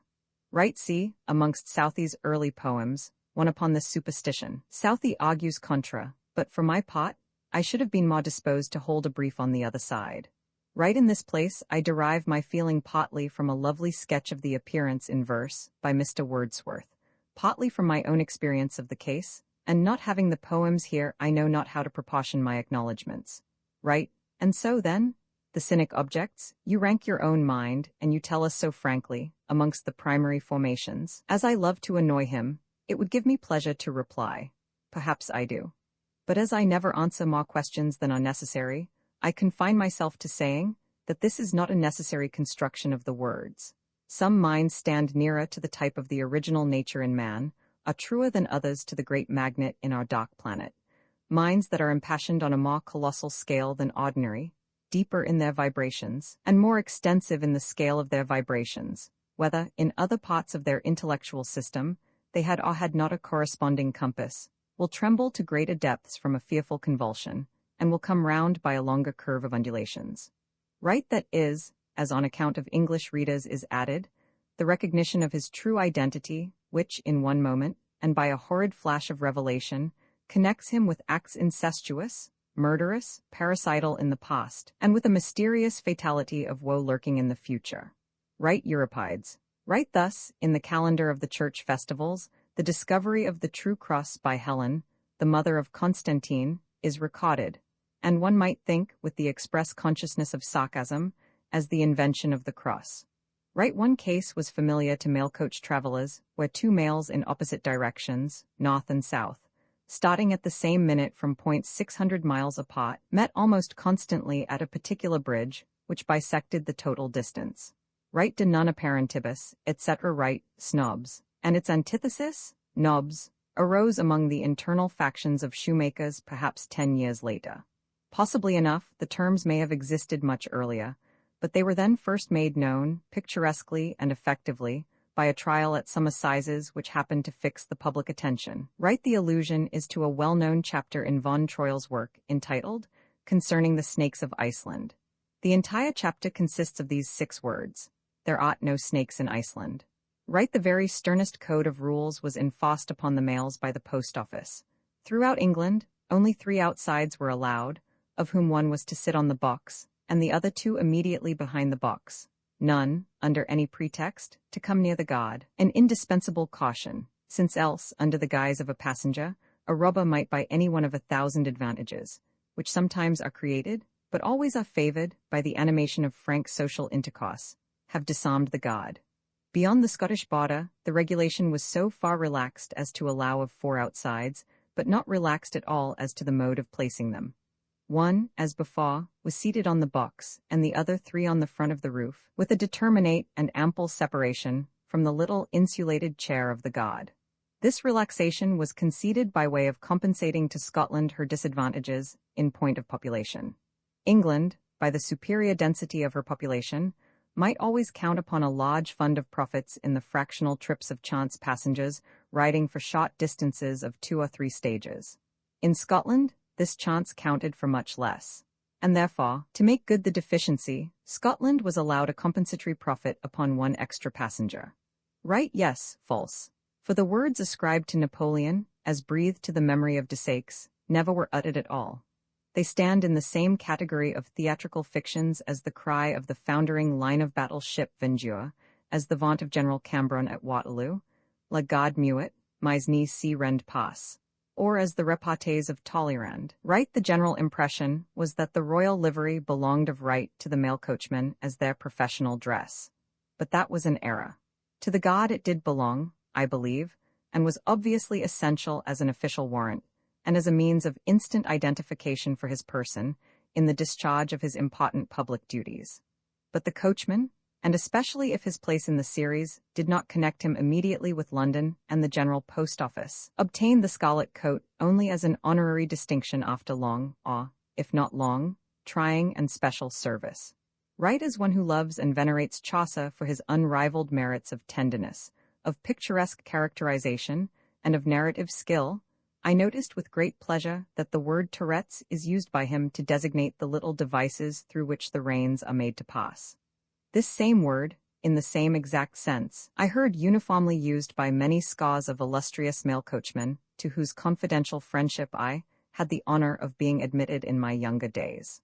Right, had the reader lived through the last generation, he would not need to be told that, some 30 or 35 years back, Mr. Waterton, a distinguished country gentleman of ancient family in Northumberland, publicly mounted and rode in top boots a savage old crocodile, that was restive and very impertinent, but all to no purpose. The crocodile jibbed and tried to kick, but vainly. He was no more able to throw the squire than Sinbad was to throw the old scoundrel who used his back without paying for it, until he discovered a mode, slightly immoral, perhaps, though some think not, of murdering the old fraudulent jockey, and so circuitously of unhorsing him.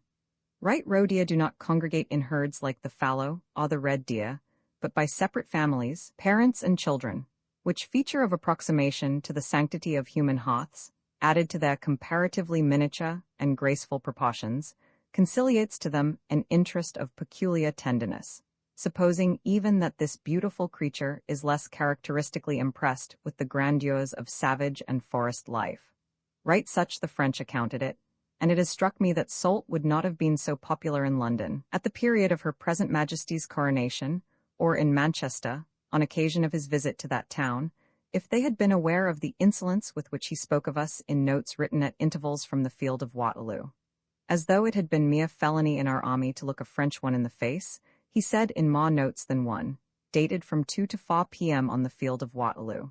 Here are the English, we have them. They are caught in flagrant daylight. Yet no man should have known us better.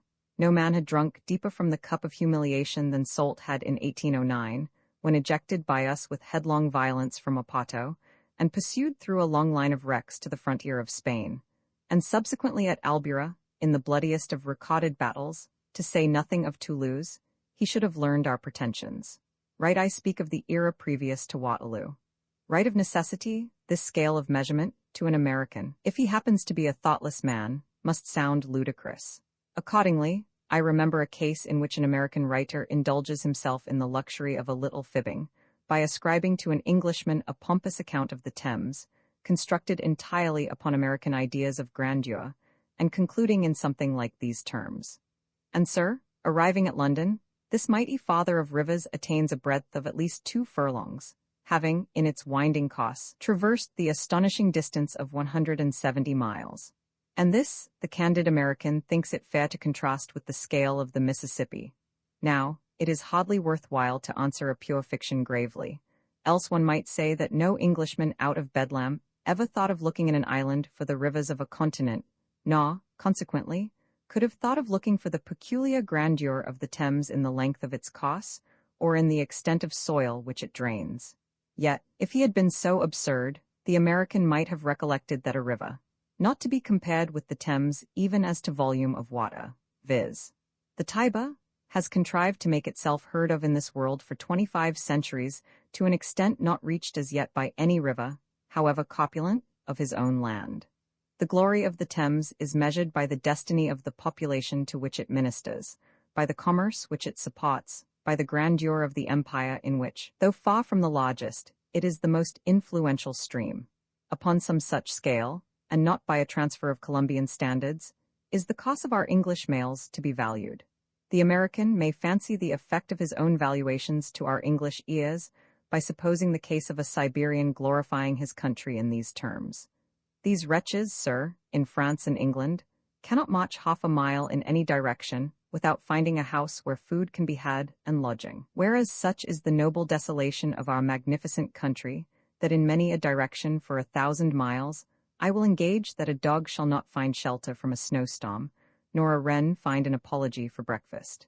Right, I must observe that the color of green suffers almost a spiritual change and exaltation under the effect of Bengal lights. Right, suppose a capital Y, the Pythagorean letter. Lancaster is at the foot of this letter, Liverpool at the top of the right branch, Manchester at the top of the left, proud Preston at the center, where the two branches unite. It is 33 miles along either of the two branches. It is 22 miles along the stem, viz., from Preston in the middle to Lancaster at the root. There's a lesson in geography for the reader. Right, there were at that time only two assizes even in the most populous counties, viz., the Lent assizes and the summer assizes. Right, I owe the suggestion of this word to an obscure remembrance of a beautiful phrase in Giraldus Cambrensis, viz., Suspiriae cogitations. Right, it is true that, according to the law of the case as established by legal precedents, all carriages were required to give way before royal equipages, and therefore before the mail as one of them. But this only increased the danger, as being a regulation very imperfectly made known, very unequally enforced, and therefore often embarrassing the movements on both sides. Right, this is the technical word, and, I presume, derived from the French cartea, to evade a rut or any obstacle. Right, I read the costs and changes of the lady's agony in the succession of her involuntary gestures, but it must be remembered that I read all this from the rear, never once catching the lady's full face, and even her profile imperfectly. Right, it is probable that most of my readers will be acquainted with the history of the Campo Santo, or cemetery. At Pisa, composed of earth brought from Jerusalem from a bed of sanctity, as the highest prize which the noble piety of crusaders could ask or imagine.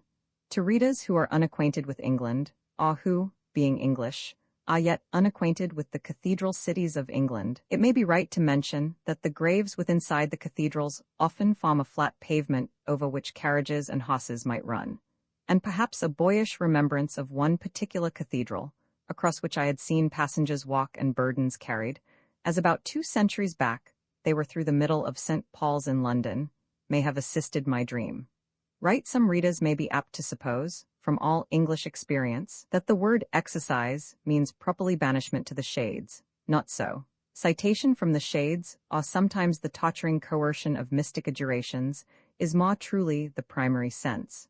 Right, many readers will recall, though at the moment of writing, my own thoughts did not recall, the well-known passage in the Prometheus, Pi omicron upsilon tau iota omega upsilon, tau epsilon, kappa upsilon mu alpha tau omega upsilon, alpha upsilon hetero iota theta mu omicron upsilon, gamma epsilon lambda alpha sigma mu alpha. O multitudinous laughter of the ocean billows! It is not clear whether Aeschylus contemplated the laughter as addressing the ear or the eye. Right, this, it may be said, requires a corresponding duration of experience, but as an argument for this mysterious power lurking in our nature, I may remind the reader of one phenomenon open to the notice of everybody, namely, the tendency of very aged persons to throw back and concentrate the light of their memory upon scenes of early childhood, as to which they recall many traces that had faded even to themselves in middle life, whilst they often forget altogether the whole intermediate stages of their experience. This shows that naturally, and without violent agencies, the human brain is by tendency a palimpsest. Right, as I have never allowed myself to covet any man's ox nor his ass, nor anything that is his, still less would it become a philosopher to covet other people's images or metaphors. Here, therefore, I restore to Mr. Wordsworth this fine image of the revolving wheel and the glimmering spokes, as applied by him to the flying successions of day and night. I borrowed it for one moment in order to point my own sentence, which being done, the reader is witness that I now pay it back instantly by a note made for that sole purpose. On the same principle, I often borrow their seals from young ladies, when closing my letters, because there is sure to be some tender sentiment upon them about memory, or hope, or roses, or reunion, and my correspondent must be a sad brute who is not touched by the eloquence of the seal, even if his taste is so had that he remains deaf to mine.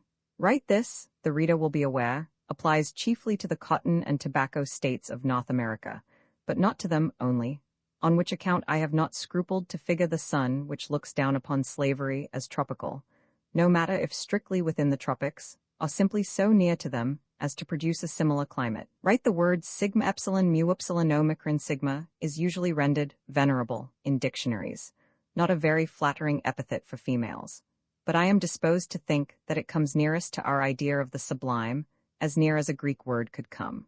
Write the story and the verses are, or used to be, well known. A schoolboy, forbidden to return home at the holidays, is suspected to have written the lyrical Latin verses upon the rapture of returning home, and to have breathed out his life in the anguish of thus reviving the images which for him were never to be realized. The reader must not fancy any flaw in the Latin title. It is elliptic, revissa being understood, or some similar word. Write see the story of the young soldier who told his officer, on having been struck by him, that he would make him repent it. Close of autobiographic sketch. Infant literature. Write 3,000 children are annually burnt to death in the nations of England and Scotland, chiefly through the carelessness of parents. I shudder to add another and darker cause, which is a deep disgrace to the present age. Write Count Massigli, an Austrian officer in the imperial service, about 60 years ago, fathomed and attempted to fathom many parts of the Mediterranean and the Atlantic. If I remember rightly, he found the bottom within less than an English mile. Right, this very striking phenomenon had been continually described by writers, both German and English, for the last 50 years. Many readers, however, will not have met with these descriptions, and on their account, I add a few words in explanation, referring them for the best scientific comment on the case to Sir David Brewster's Natural Magic.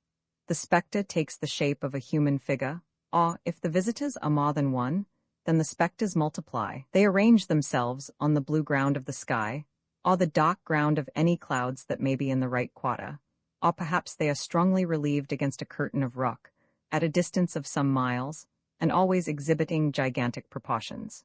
At first, from the distance and the colossal size, every spectator supposes the appearance to be quite independent of himself. But very soon, he is surprised to observe his own motions and gestures mimicked, and wakens to the conviction that the phantom is but a dilated reflection of himself. This Titan amongst the apparitions of earth is exceedingly capricious, vanishing abruptly for reasons best known to himself, and more coy in coming forward than the Lady Echo of Ovid. One reason why he is seen so seldom must be ascribed to the concurrence of conditions under which only the phenomenon can be manifested. The sun must be near to the horizon, which of itself implies a time of day inconvenient to a person starting from a station as distant as Elbingerode. The spectator must have his back to the sun, and the air must contain some vapor, but partially distributed. Coleridge ascended the Brocken on the Whitsunday of 1799 with a party of English students from Göttingen, but failed to see the phantom. Afterwards in England, and under the three same conditions, he saw a much rarer phenomenon, which he described in the following 8 lines. I give them from a correct copy. The apostrophe in the beginning must be understood as addressed to an ideal conception. And art thou nothing? Such thou art as when the woodman winding westward up the glen at wintry dawn, when o'er the sheep-tracks maze the viewless snow mist weaves a glistening haze, sees full before him, gliding without tread, an image with a glory round its head. This shade he worships for its golden hues, and makes, not knowing, that which he pursues. Right, it is singular, and perhaps owing to the temperature and weather likely to prevail in that early part of summer, that more appearances of the spectre have been witnessed on Whitsunday than on any other day. Right, the sorcerer's flower, and the sorcerer's altar, these are names still clinging to the anemone of the Brocken, and to an altar-shaped fragment of granite near one of the summits. And it is not doubted that they both connect themselves, through links of ancient tradition, with the gloomy realities of paganism, when the whole Harz and the Brocken formed for a very long time the last asylum to a ferocious but perishing idolatry. Right, I need not tell any lover of Handel that his oratorio of Israel in Egypt contains a chorus familiarly known by this name. The words are, and he gave them hailstones for rain, fire, mingled with hail, ran along upon the ground. Right Mother of the World is the Arabic title of Damascus, that it was before Abraham, i.e. already an old establishment much more than 1,000 years before the siege of Troy, and then 2,000 years before our Christian era, may be inferred from Genesis 15:2, and by the general consent of all Eastern races, Damascus is accredited as taking precedency in age of all cities to the west of the Indus. Right Palmyra had not yet reached its meridian splendor of Grecian development, as afterwards near the age of Aurelian, but it was already a noble city. Right though a prophet was not therefore, and in virtue of that character an evangelist, yet every evangelist was necessarily, in the scriptural sense, a prophet. For let it be remembered that a prophet did not mean a predictor, or foreshower of events, except derivatively and inferentially. What was a prophet in the uniform scriptural sense? He was a man who drew aside the curtain from the secret counsels of heaven. He declared, or made public, the previously hidden truths of God, and because future events might chance to involve divine truth, therefore a revealer of future events might happen so far to be a prophet. Yet still small was that part of a prophet's functions which concerned the foreshowing of events, and not necessarily any part. Right. Suspiria de Profundis. Imprint this ebook is the product of many hours of hard work by volunteers for standard ebooks, and builds on the hard work of other literature lovers made possible by the public domain. This particular ebook is based on transcriptions from standard ebooks and Project Gutenberg, and on digital scans from various sources. The source text and artwork in this ebook are believed to be in the United States public domain. That is, they are believed to be free of copyright restrictions in the United States. They may still be copyrighted in other countries, so users located outside of the United States must check their local laws before using this ebook. The creators of, and contributors to, this ebook dedicate their contributions to the worldwide public domain via the terms in the CC 01.0 Universal Public Domain Dedication. For full license information, see the uncopyright at the end of this ebook. Standard eBooks is a volunteer-driven project that produces ebook editions of public domain literature using modern typography, technology, and editorial standards, and distributes them free of cost. You can download this and other ebooks carefully produced for true book lovers at Standard Booksorg. Lavana and Our Ladies of Sorrow. Oftentimes at Oxford I saw Lavana in my dreams. I knew her by her Roman symbols. Who is Lavana? Reader, that do not pretend to have leisure for very much scholarship, you will not be angry with me for telling you. Lavana was the Roman goddess that performed for the newborn infant the earliest office of ennobling kindness, typical, by its mode, of that grandeur which belongs to man everywhere, and of that benignity in powers invisible, which even in pagan worlds sometimes descends to sustain it. At the very moment of birth, just as the infant tasted for the first time the atmosphere of our troubled planet, it was laid on the ground. That might bear different interpretations. But immediately, lest so grand a creature should grovel there for more than one instant, either the paternal hand, as proxy for the goddess Lavana, or some near kinsman, as proxy for the father, raised it upright, bade it look erect as the king of all this world, and presented its forehead to the stars, saying, perhaps in his heart, "Behold what is greater than yourselves." This symbolic act represented the function of Lavana. And that mysterious lady, who never revealed her face, except to me in dreams, but always acted by delegation, had her name from the Latin verb, as still it is the Italian verb, levare, to raise aloft. This is the explanation of Lavana, and hence it has arisen that some people have understood by Lavana the tutelary power that controls the education of the nursery. She, that would not suffer at his birth even a prefigurative or mimic degradation for her awful ward, far less could be supposed to suffer the real degradation attaching to the non-development of his powers. She therefore watches over human education. Now, the word educo, with the penultimate shot, was derived by a process often exemplified in the crystallization of languages, from the word educo, with the penultimate long. Whatsoever educes, or develops, educates.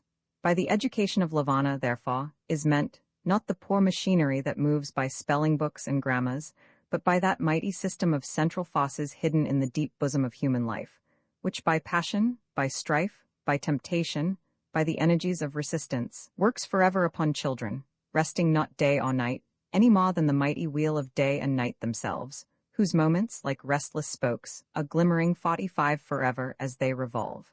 If then, these are the ministries by which Lavana works, how profoundly must she reverence the agencies of grief. But you, Rita, think that children generally are not liable to grief such as mine. There are two senses in the word generally. The sense of Euclid, where it means universally, or in the whole extent of the genus, and a foolish sense of this world, where it means usually. Now, I am far from saying that children universally are capable of grief like mine, but there are more than you ever heard of who die of grief in this island of ours. I will tell you a common case. The rules of Eton require that a boy on the foundation should be there 12 years. He is superannuated at 18. Consequently, he must come at 6. Children torn away from mothers and sisters at that age not unfrequently die. I speak of what I know. The complaint is not entered by the registrar as grief, but that it is. Grief of that sort, and at that age, has killed more than ever have been counted amongst its martyrs. Therefore it is that Lavana often communes with the powers that shake man's heart. Therefore it is that she dotes upon grief. These ladies, said I softly to myself, on seeing the ministers with whom Lavana was conversing, these are the sorrows, and they are 3 in number. As the graces are 3, who dress man's life with beauty, the Paki are 3, who weave the dark araz of man's life in their mysterious loom always with colors sad and pot, sometimes angry with tragic crimson and black. The Furies are 3, who visit with retributions called from the other side of the grave offenses that walk upon this. And once even the Muses were but 3, who fit the harp, the trumpet, or the lute, to the great burdens of man's impassioned creations. These are the sorrows, all 3 of whom I know.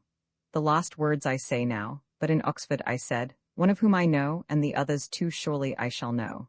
For already, in my fervent youth, I saw, dimly relieved upon the dark background of my dreams, the imperfect lineaments of the awful sisters. These sisters, by what name shall we call them? If I say simply, the sorrows, there will be a chance of mistaking the term. It might be understood of individual sorrow, separate cases of sorrow, whereas I want a term expressing the mighty abstractions that incarnate themselves in all individual sufferings of man's heart, and I wish to have these abstractions presented as impersonations, that is, as clothed with human attributes of life, and with functions pointing to flesh. Let us call them, therefore, Our Ladies of Sorrow. I know them thoroughly, and have walked in all their kingdoms. 3 sisters they are, of one mysterious household, and their paths are wide apart, but of their dominion there is no end. Them I saw often conversing with Lavana, and sometimes about myself. Do they talk then? Oh no. Mighty phantoms like these disdain the infirmities of language. They may utter voices through the organs of man when they dwell in human hearts, but amongst themselves is no voice nor sound. Eternal silence reigns in their kingdoms. They spoke not as they talked with Lavana, they whispered not, they sang not, though oftentimes methought they might have sung. For I upon earth had heard their mysteries oftentimes deciphered by harp and timbrel, by dulcimer and organ. Like God, whose servants they are, they utter their pleasure not by sounds that perish, or by words that go astray, but by signs in heaven, by changes on earth, by pulses in secret rivers, heraldries painted on darkness, and hieroglyphics written on the tablets of the brain. They wheeled in mazes, I spelled the steps. They telegraphed from afar, I read the signals. They conspired together, and on the mirrors of darkness my eye traced the plots. Theirs were the symbols, mine are the words. What is it the sisters are? What is it that they do? Let me describe their form and their presence, if form it were that still fluctuated in its outline, or presence it were that forever advanced to the front, or forever receded amongst shades. The eldest of the 3 is named Meta Lacrimarum, Our Lady of Tears. She it is that night and day raves and moans, calling for vanished faces. She stood in Ramah, where a voice was heard of lamentation, Rachel weeping for her children, and refusing to be comforted. She it was that stood in Bethlehem on the night when Herod's sod swept its nurseries of innocence, and the little feet were stiffened forever which, heard at times as they trotted along flaws overhead, woke pulses of love in household hearts that were not unmocked in heaven. Her eyes are sweet and subtle, wild and sleepy, by turns, oftentimes rising to the clouds, oftentimes challenging the heavens. She wears a diadem round her head, and I knew by childish memories that she could go abroad upon the winds, when she heard the sobbing of litanies, or the thundering of organs, and when she beheld the mustering of summer clouds. This sister, the elder, it is that carries keys more than papal at her girdle, which open every cottage and every palace.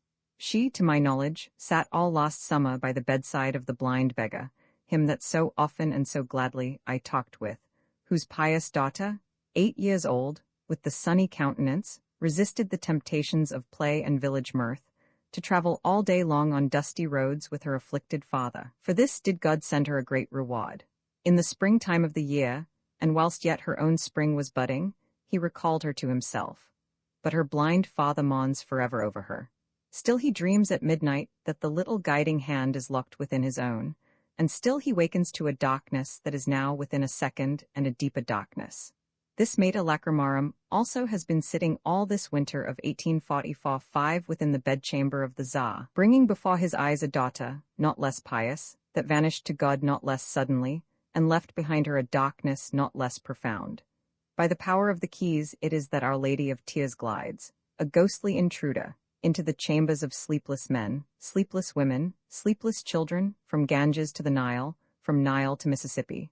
And her, because she is the firstborn of her house, and has the widest empire, let us honor with the title of Madonna. The second sister is called Mater Suspiriorum, Our Lady of Sighs. She never scales the clouds, nor walks abroad upon the winds. She wears no diadem, and her eyes, if they were ever seen, would be neither sweet nor subtle. No man could read their story.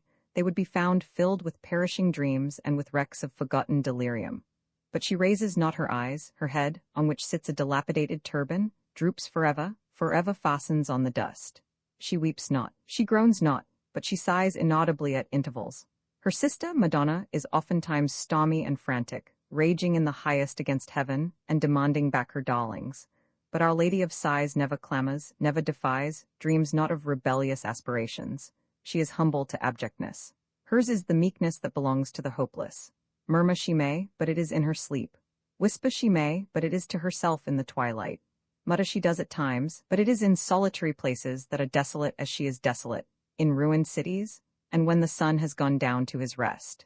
This sister is the visitor of the pariah, of the Jew, of the bondsman to the oar in the Mediterranean galleys, of the English criminal in Norfolk Island, blotted out from the books of remembrance in sweet far-off England, of the baffled penitent reverting his eyes forever upon a solitary grave, which to him seems the altar overthrown of some past and bloody sacrifice, on which altar no oblations can now be availing, whether towards pardon that he might implore, or towards reparation that he might attempt.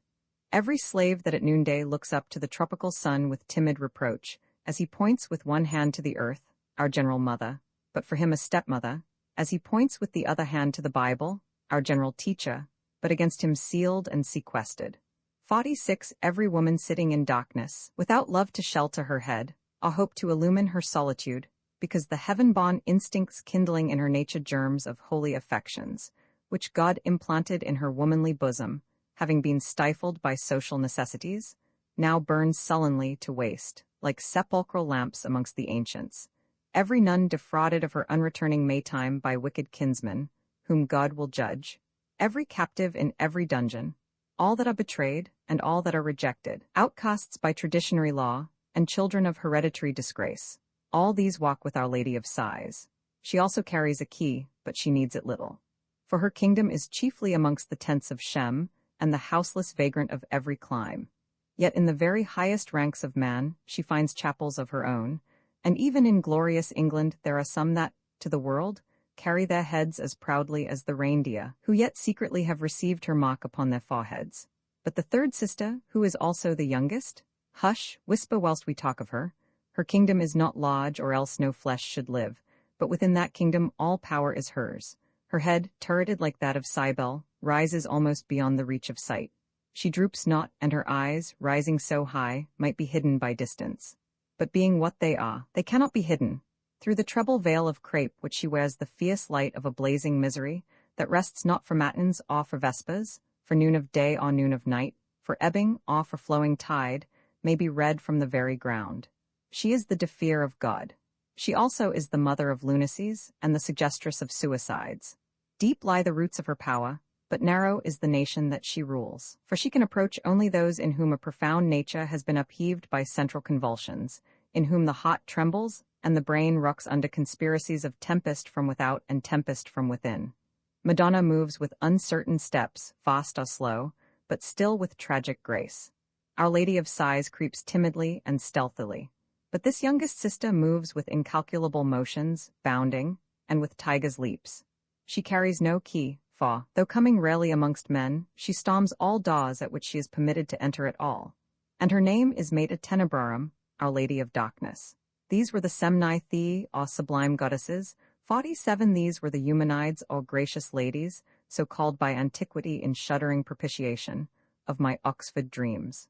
Madonna spoke. She spoke by her mysterious hand. Touching my head, she beckoned to Our Lady of Sighs, and what she spoke, translated out of the signs which, except in dreams, no man reads, was this: Lo, here is he whom in childhood I dedicated to my altars. This is he that once I made my darling. Him I led astray, him I beguiled, and from heaven I stole away his young heart to mine. Through me did he become idolatrous, and through me it was, by languishing desires, that he worshipped the worm, and prayed to the wormy grave. Holy was the grave to him. Lovely was its darkness, saintly its corruption. Him, this young idolater, I have seasoned for thee, dear gentle sister of sighs. Do thou take him now to thy heart, and season him for our dreadful sister. And thou, turning to the Mater Tenebrarum, she said, Wicked sister, that temptest and hatest, do thou take him from her. See that thy sceptre lie heavy on his head. Suffer not woman and her tenderness to sit near him in his darkness. Banish the frailties of hope, wither the relenting of love, scotch the fountains of tears, curse him as only thou canst curse. So shall he be accomplished in the furnace, so shall he see the things that ought not to be seen, sights that are abominable, and secrets that are unutterable. So shall he read elder truths, sad truths, grand truths, fearful truths. So shall he rise again before he dies. And so shall our commission be accomplished which from God we had to plague his heart until we had unfolded the capacities of his spirit. Memorial Suspiria Heavens. When I look back to the sufferings which I have witnessed or heard of, I say, if life could throw open its long suites of chambers to our eyes from some station beforehand, if from some secret stand we could look by anticipation along its vast corridors, and aside into the recesses opening upon them from either hand halls of tragedy or chambers of retribution, simply in that small wing, and no more of the great caravanserai which we ourselves shall haunt, simply in that narrow tract of time, and no more, where we ourselves shall range, and confining our gaze to those and no others for whom personally we shall be interested. What a recoil we should suffer of horror in our estimate of life. What if those sudden catastrophes, or those inexpiable afflictions, which have already descended upon the people within my own knowledge, and almost below my own eyes, all of them now gone past, and some long past, had been thrown open before me as a secret exhibition when first I and they stood within the vestibule of morning hopes, when the calamities themselves had hardly begun to gather in their elements of possibility, and when some of the parties to them were as yet no more than infants, the past viewed not as the past, but by a spectator who steps back 10 years deeper into the rear in order that he may regard it as a future. The calamity of 1840, contemplated from the station of 1830. The doom that rang the knell of happiness, viewed from a point of time, when as yet it was neither feared nor, would even have been intelligible. The name that killed in 1843, which in 1835 would have struck no vibration upon the heart. The portrait that on the day of Her Majesty's coronation would have been admired by you with a pure disinterested admiration, but which, if seen today, would draw forth an involuntary groan. Cases such as these are strangely moving for all who add deep though thoughtfulness to deep sensibility. As the hastiest of improvisations, except, fair reader, for such reader it is that will chiefly feel such an invocation of the past, 3 or 4 illustrations from my own experience. Who is this distinguished-looking young woman, with her eyes drooping, and the shadow of a dreadful shock yet fresh upon every feature? Who is the elderly lady, with her eyes flashing fire? Who is the downcast child of 16? What is that torn paper lying at their feet? Who is the writer? Whom does the paper concern? Ah, if the central figure in the group, 22 at the moment when she is revealed to us, could, on her happy birthday at sweet 17, have seen the image of herself 5 years onwards just as we see it now, would she have prayed for life as for an absolute blessing? Or would she not have prayed to be taken from the evil to come, to be taken away one evening, at least, before this day's sun arose? It is true, she still wears a look of gentle pride, and a relic of that noble smile which belongs to her that suffers an injury which many times over she would have died sooner than inflict. Womanly pride refuses itself before witnesses to the total prostration of the blow, but for all that, you may see that she longs to be left alone, and that her tears will flow without restraint when she is so.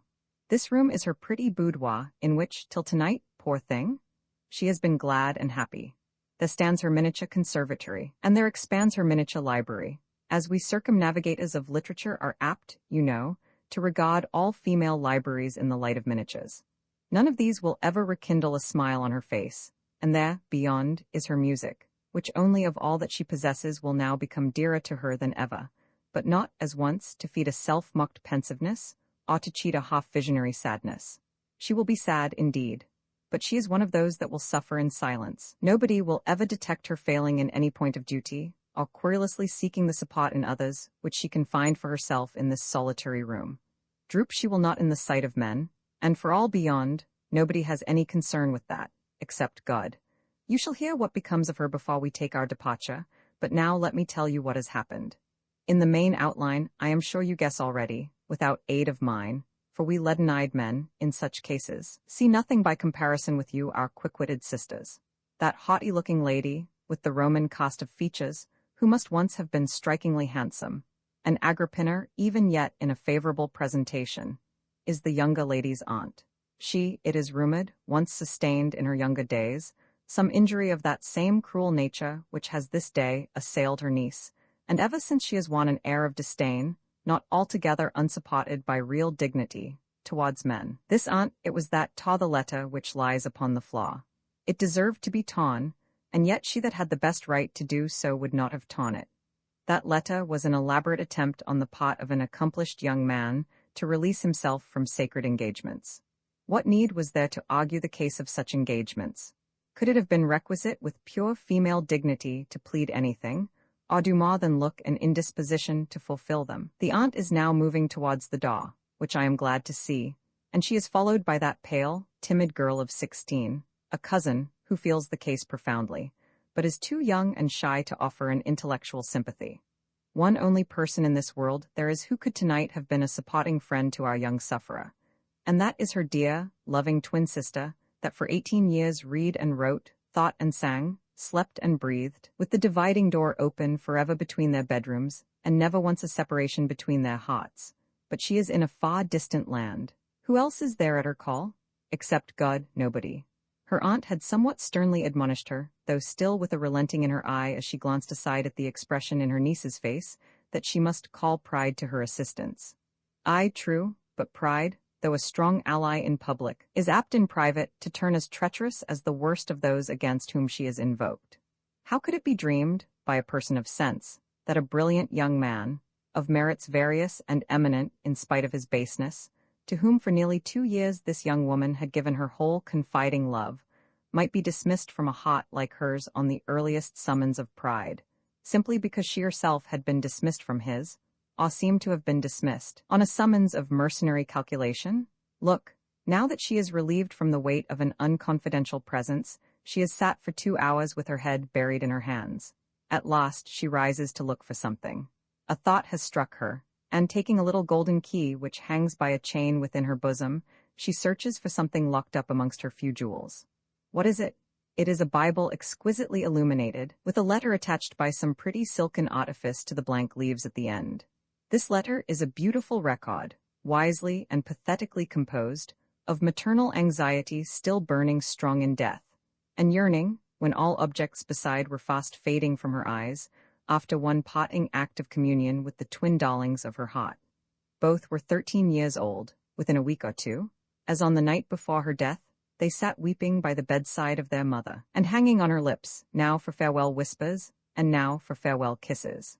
They both knew that, as her strength had permitted during the latter month of her life, she had thrown the last anguish of love in her beseeching heart into a letter of counsel to themselves.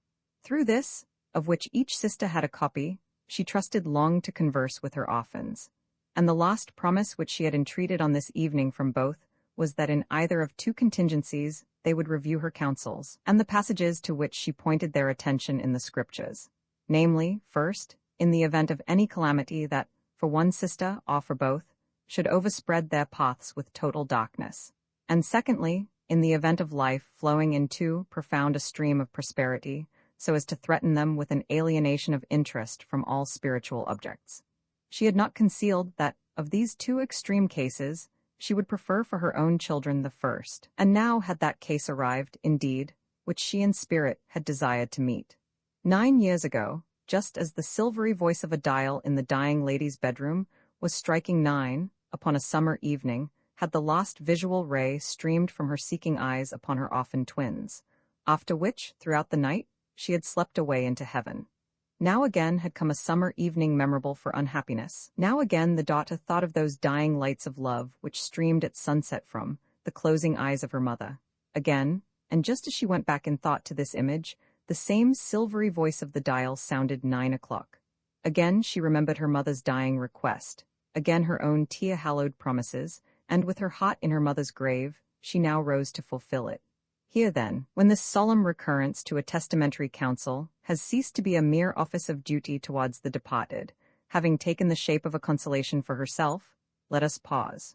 Now, fair companion in this exploring voyage of inquest into hidden scenes or forgotten scenes of human life, perhaps it might be instructive to direct our glasses upon the false, perfidious lover. It might, but do not let us do so. We might like him better, or pity him more, than either of us would desire. His name and memory have long since dropped out of everybody's thoughts. Of prosperity, and, what is more important, of internal peace, he is reputed to have had no gleam from the moment when he betrayed his faith, and in one day threw away the jewel of good conscience and a pearl richer than all his tribe. But however that may be, it is certain that, finally, he became a wreck, and of any hopeless wreck it is painful to talk, much more so when through him others also became wrecks. Shall we then, after an interval of nearly 2 years has passed over the young lady in the boudoir, look in again upon her? You hesitate, fair friend, and I myself hesitate. For in fact she also has become a wreck, and it would grieve us both to see her altered. At the end of 21 months, she retains hardly a vestige of resemblance to the fine young woman we saw on that unhappy evening with her aunt and cousin. On consideration, therefore, let us do this. We will direct our glasses to her room at a point of time about 6 weeks further on. Suppose this time gone, suppose her now dressed for her grave, and placed in her coffin. The advantage of that is that, though no change can restore the ravages of the past, yet, as often is found to happen with young persons, the expression has revived from her girlish years. The childlike aspect has revolved and settled back upon her features. The wasting away of the flesh is less apparent in the face, and one might imagine that in this sweet marble countenance was seen the very same upon which, 11 years ago, her mother's darkening eyes had lingered to the last, until clouds had swallowed up the vision of our beloved twins. Yet, if that were in part a fancy, this, at least, is no fancy. That not only much of a childlike truth and simplicity has reinstated itself in the temple of her now reposing features, but also tranquility and perfect peace, such as are appropriate to eternity, but which from the living countenance had taken their flight forever on that memorable evening when we looked in upon the impassioned group, upon the towering and denouncing aunt, the sympathizing but silent cousin, the poor, blighted niece, and the wicked Letta lying in fragments at their feet. Cloud, that haste revealed to us this young creature and her blighted hopes, close up again. And now, a few years later, not more than 4 or 5, give back to us the latest arrears of the changes which thou concealest within thy draperies. Once more, open sesame, and show us a third generation. Behold a lawn islanded with thickets, how perfect is the verdure, how rich the blossoming shrubberies that screen with verdurous walls from the possibility of intrusion, whilst by their own wandering line of distribution they shape, and umbrageously embay, what one might call lawny saloons and vestibules, sylvan galleries and closets? Some of these recesses, which unlink themselves as fluently as snakes, and unexpectedly as the shyest nooks, watery cells, and crypts, amongst the shaws of a forest lake, being formed by the mere caprices and ramblings of the luxuriant shrubs, are so small and so quiet that one might fancy them meant for boudoirs. Here is one that in a less fickle climate would make the loveliest of studies for a writer of breathings from some solitary heart, or of Suspiria from some impassioned memory. And, opening from one angle of this embowered study, issues a little narrow corridor, after almost wheeling back upon itself in its playful mazes, finally widens into a little circular chamber, out of which there is no exit, except back again by the entrance, small or great, so that, adjacent to his study, the writer would command how sweet a bedroom, permitting him to lie the summer through, gazing all night long at the burning host of heaven. How silent that would be at the noon of summer nights, how grave-like in its quiet, and yet need there be asked a stillness or a silence more profound than is felt at this present noon of day. One reason for such peculiar repose, over and above the tranquil character of the day, and the distance of the place from the high roads, is the outer zone of woods which almost on every quarter invests the shrubberies, swathing them, as one may express it, belting them and overlooking them, from a varying distance of 2 and 3 furlongs, so as oftentimes to keep the winds at a distance. But however caused and supported, the silence of these fanciful lawns and lawny chambers is oftentimes oppressive in the depths of summer to people unfamiliar with solitudes either mountainous or sylvan, and many would be apt to suppose that the villa to which these pretty shrubberies form the chief dependencies must be untenanted. But that is not the case. The house is inhabited, and by its own legal mistress, the proprietress of the whole domain, and not at all a silent mistress, but as noisy as most little ladies of 5 years old, for that is her age. Now, and just as we are speaking, you may hear her little joyous clamor as she issues from the house. This way she comes, bounding like a fawn, and soon she rushes into the little recess which I pointed out as a proper study for any man who should be weaving the deep harmonies of memorial Suspiria. But I fancy that she will soon dispossess it of that character, for her Suspiria are not many at this stage of her life. Now she comes dancing into sight, and you see that, if she keeps the promise of her infancy, she will be an interesting creature to the eye in afterlife. In other respects, also, she is an engaging child, loving, natural, and wild as any one of her neighbors for some miles round, namely, leverets, squirrels, and ringdoves. But what will surprise you most is that, although a child of pure English blood, she speaks very little English, but more Bengali than perhaps you will find it convenient to construe. That is her ayah, who comes up from behind at a pace so different from her youthful mistresses. But if their paces are different, in other things they agree most cordially, and dearly they love each other. In reality, the child has passed her whole life in the arms of this ayah. She remembers nothing elder than her. Eldest of things is the ire in her eyes, and, if the ayah should insist on her worshipping herself as the goddess railroadina or steamboatina that made England, and the sea and Bengal, it is certain that the little thing would do so, asking no question but this, whether kissing would do for worshipping. Every evening at 9 o'clock, as the ayah sits by the little creature lying awake in bed, the silvery tongue of a dial tolls the hour. Rada, you know who she is. She is the granddaughter of her that faded away about sunset in gazing at her twin orphans. Her name is Grace, and she is the niece of that elder and once happy Grace who spent so much of her happiness in this very room, but whom, in her utter desolation, we saw in the boudoir, with the torn letter at her feet. She is the daughter of that other sister, wife to a military officer who died abroad. Little Grace never saw her grandmamma, nor her lovely aunt that was her namesake, nor consciously her mamma.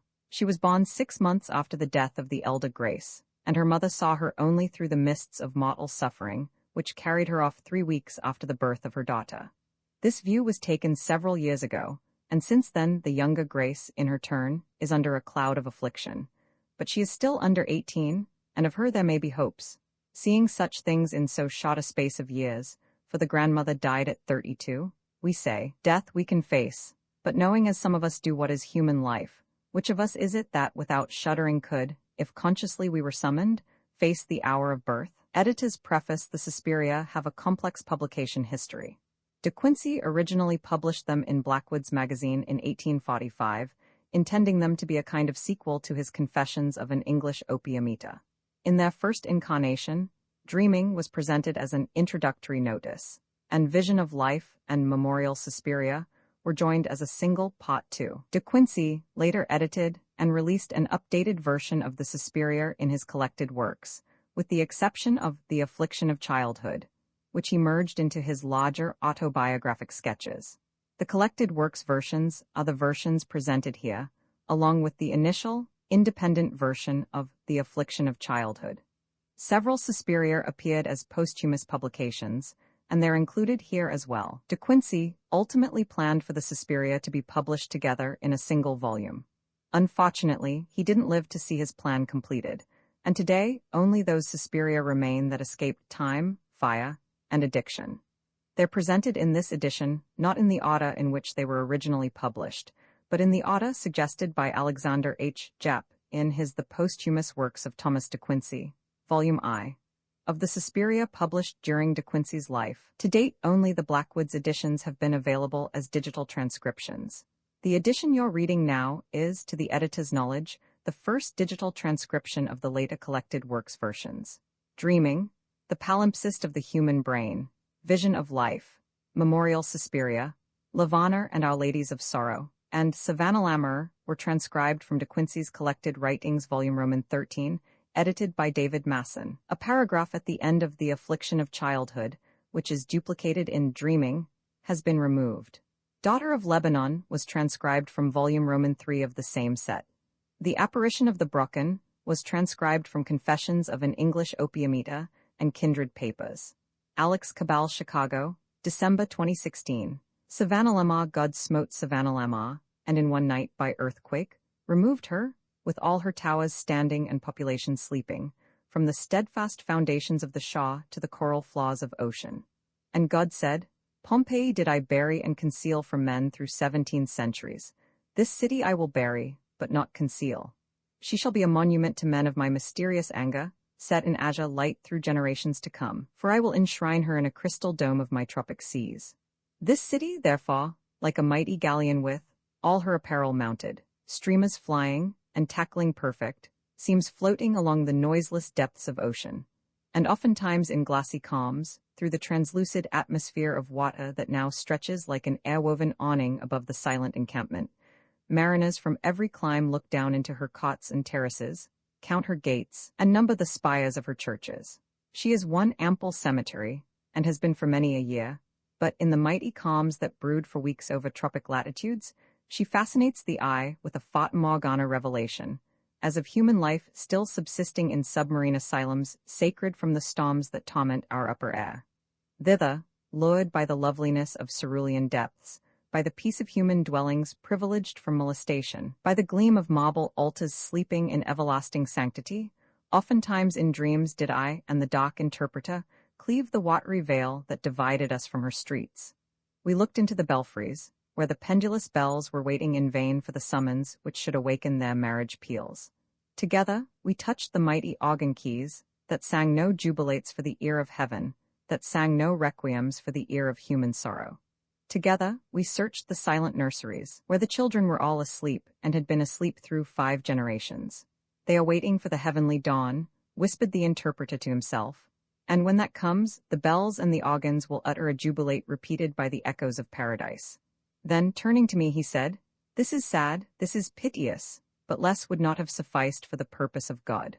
Look here. Put into a Roman clepsydra 100 drops of water. Let these run out as the sands in an hourglass, every drop measuring the 100th part of a second, so that each shall represent but the 360,000th part of an hour. Now, count the drops as they race along, and when the 50th of the 100 is passing, behold, 49 are not, because already they have perished, and 50 are not, because they are yet to come. You see, therefore, how narrow, how incalculably narrow, is the true and actual present. Of that time which we call the present, hardly 100th part but belongs either to a past which has fled, or to a future which is still on the wing.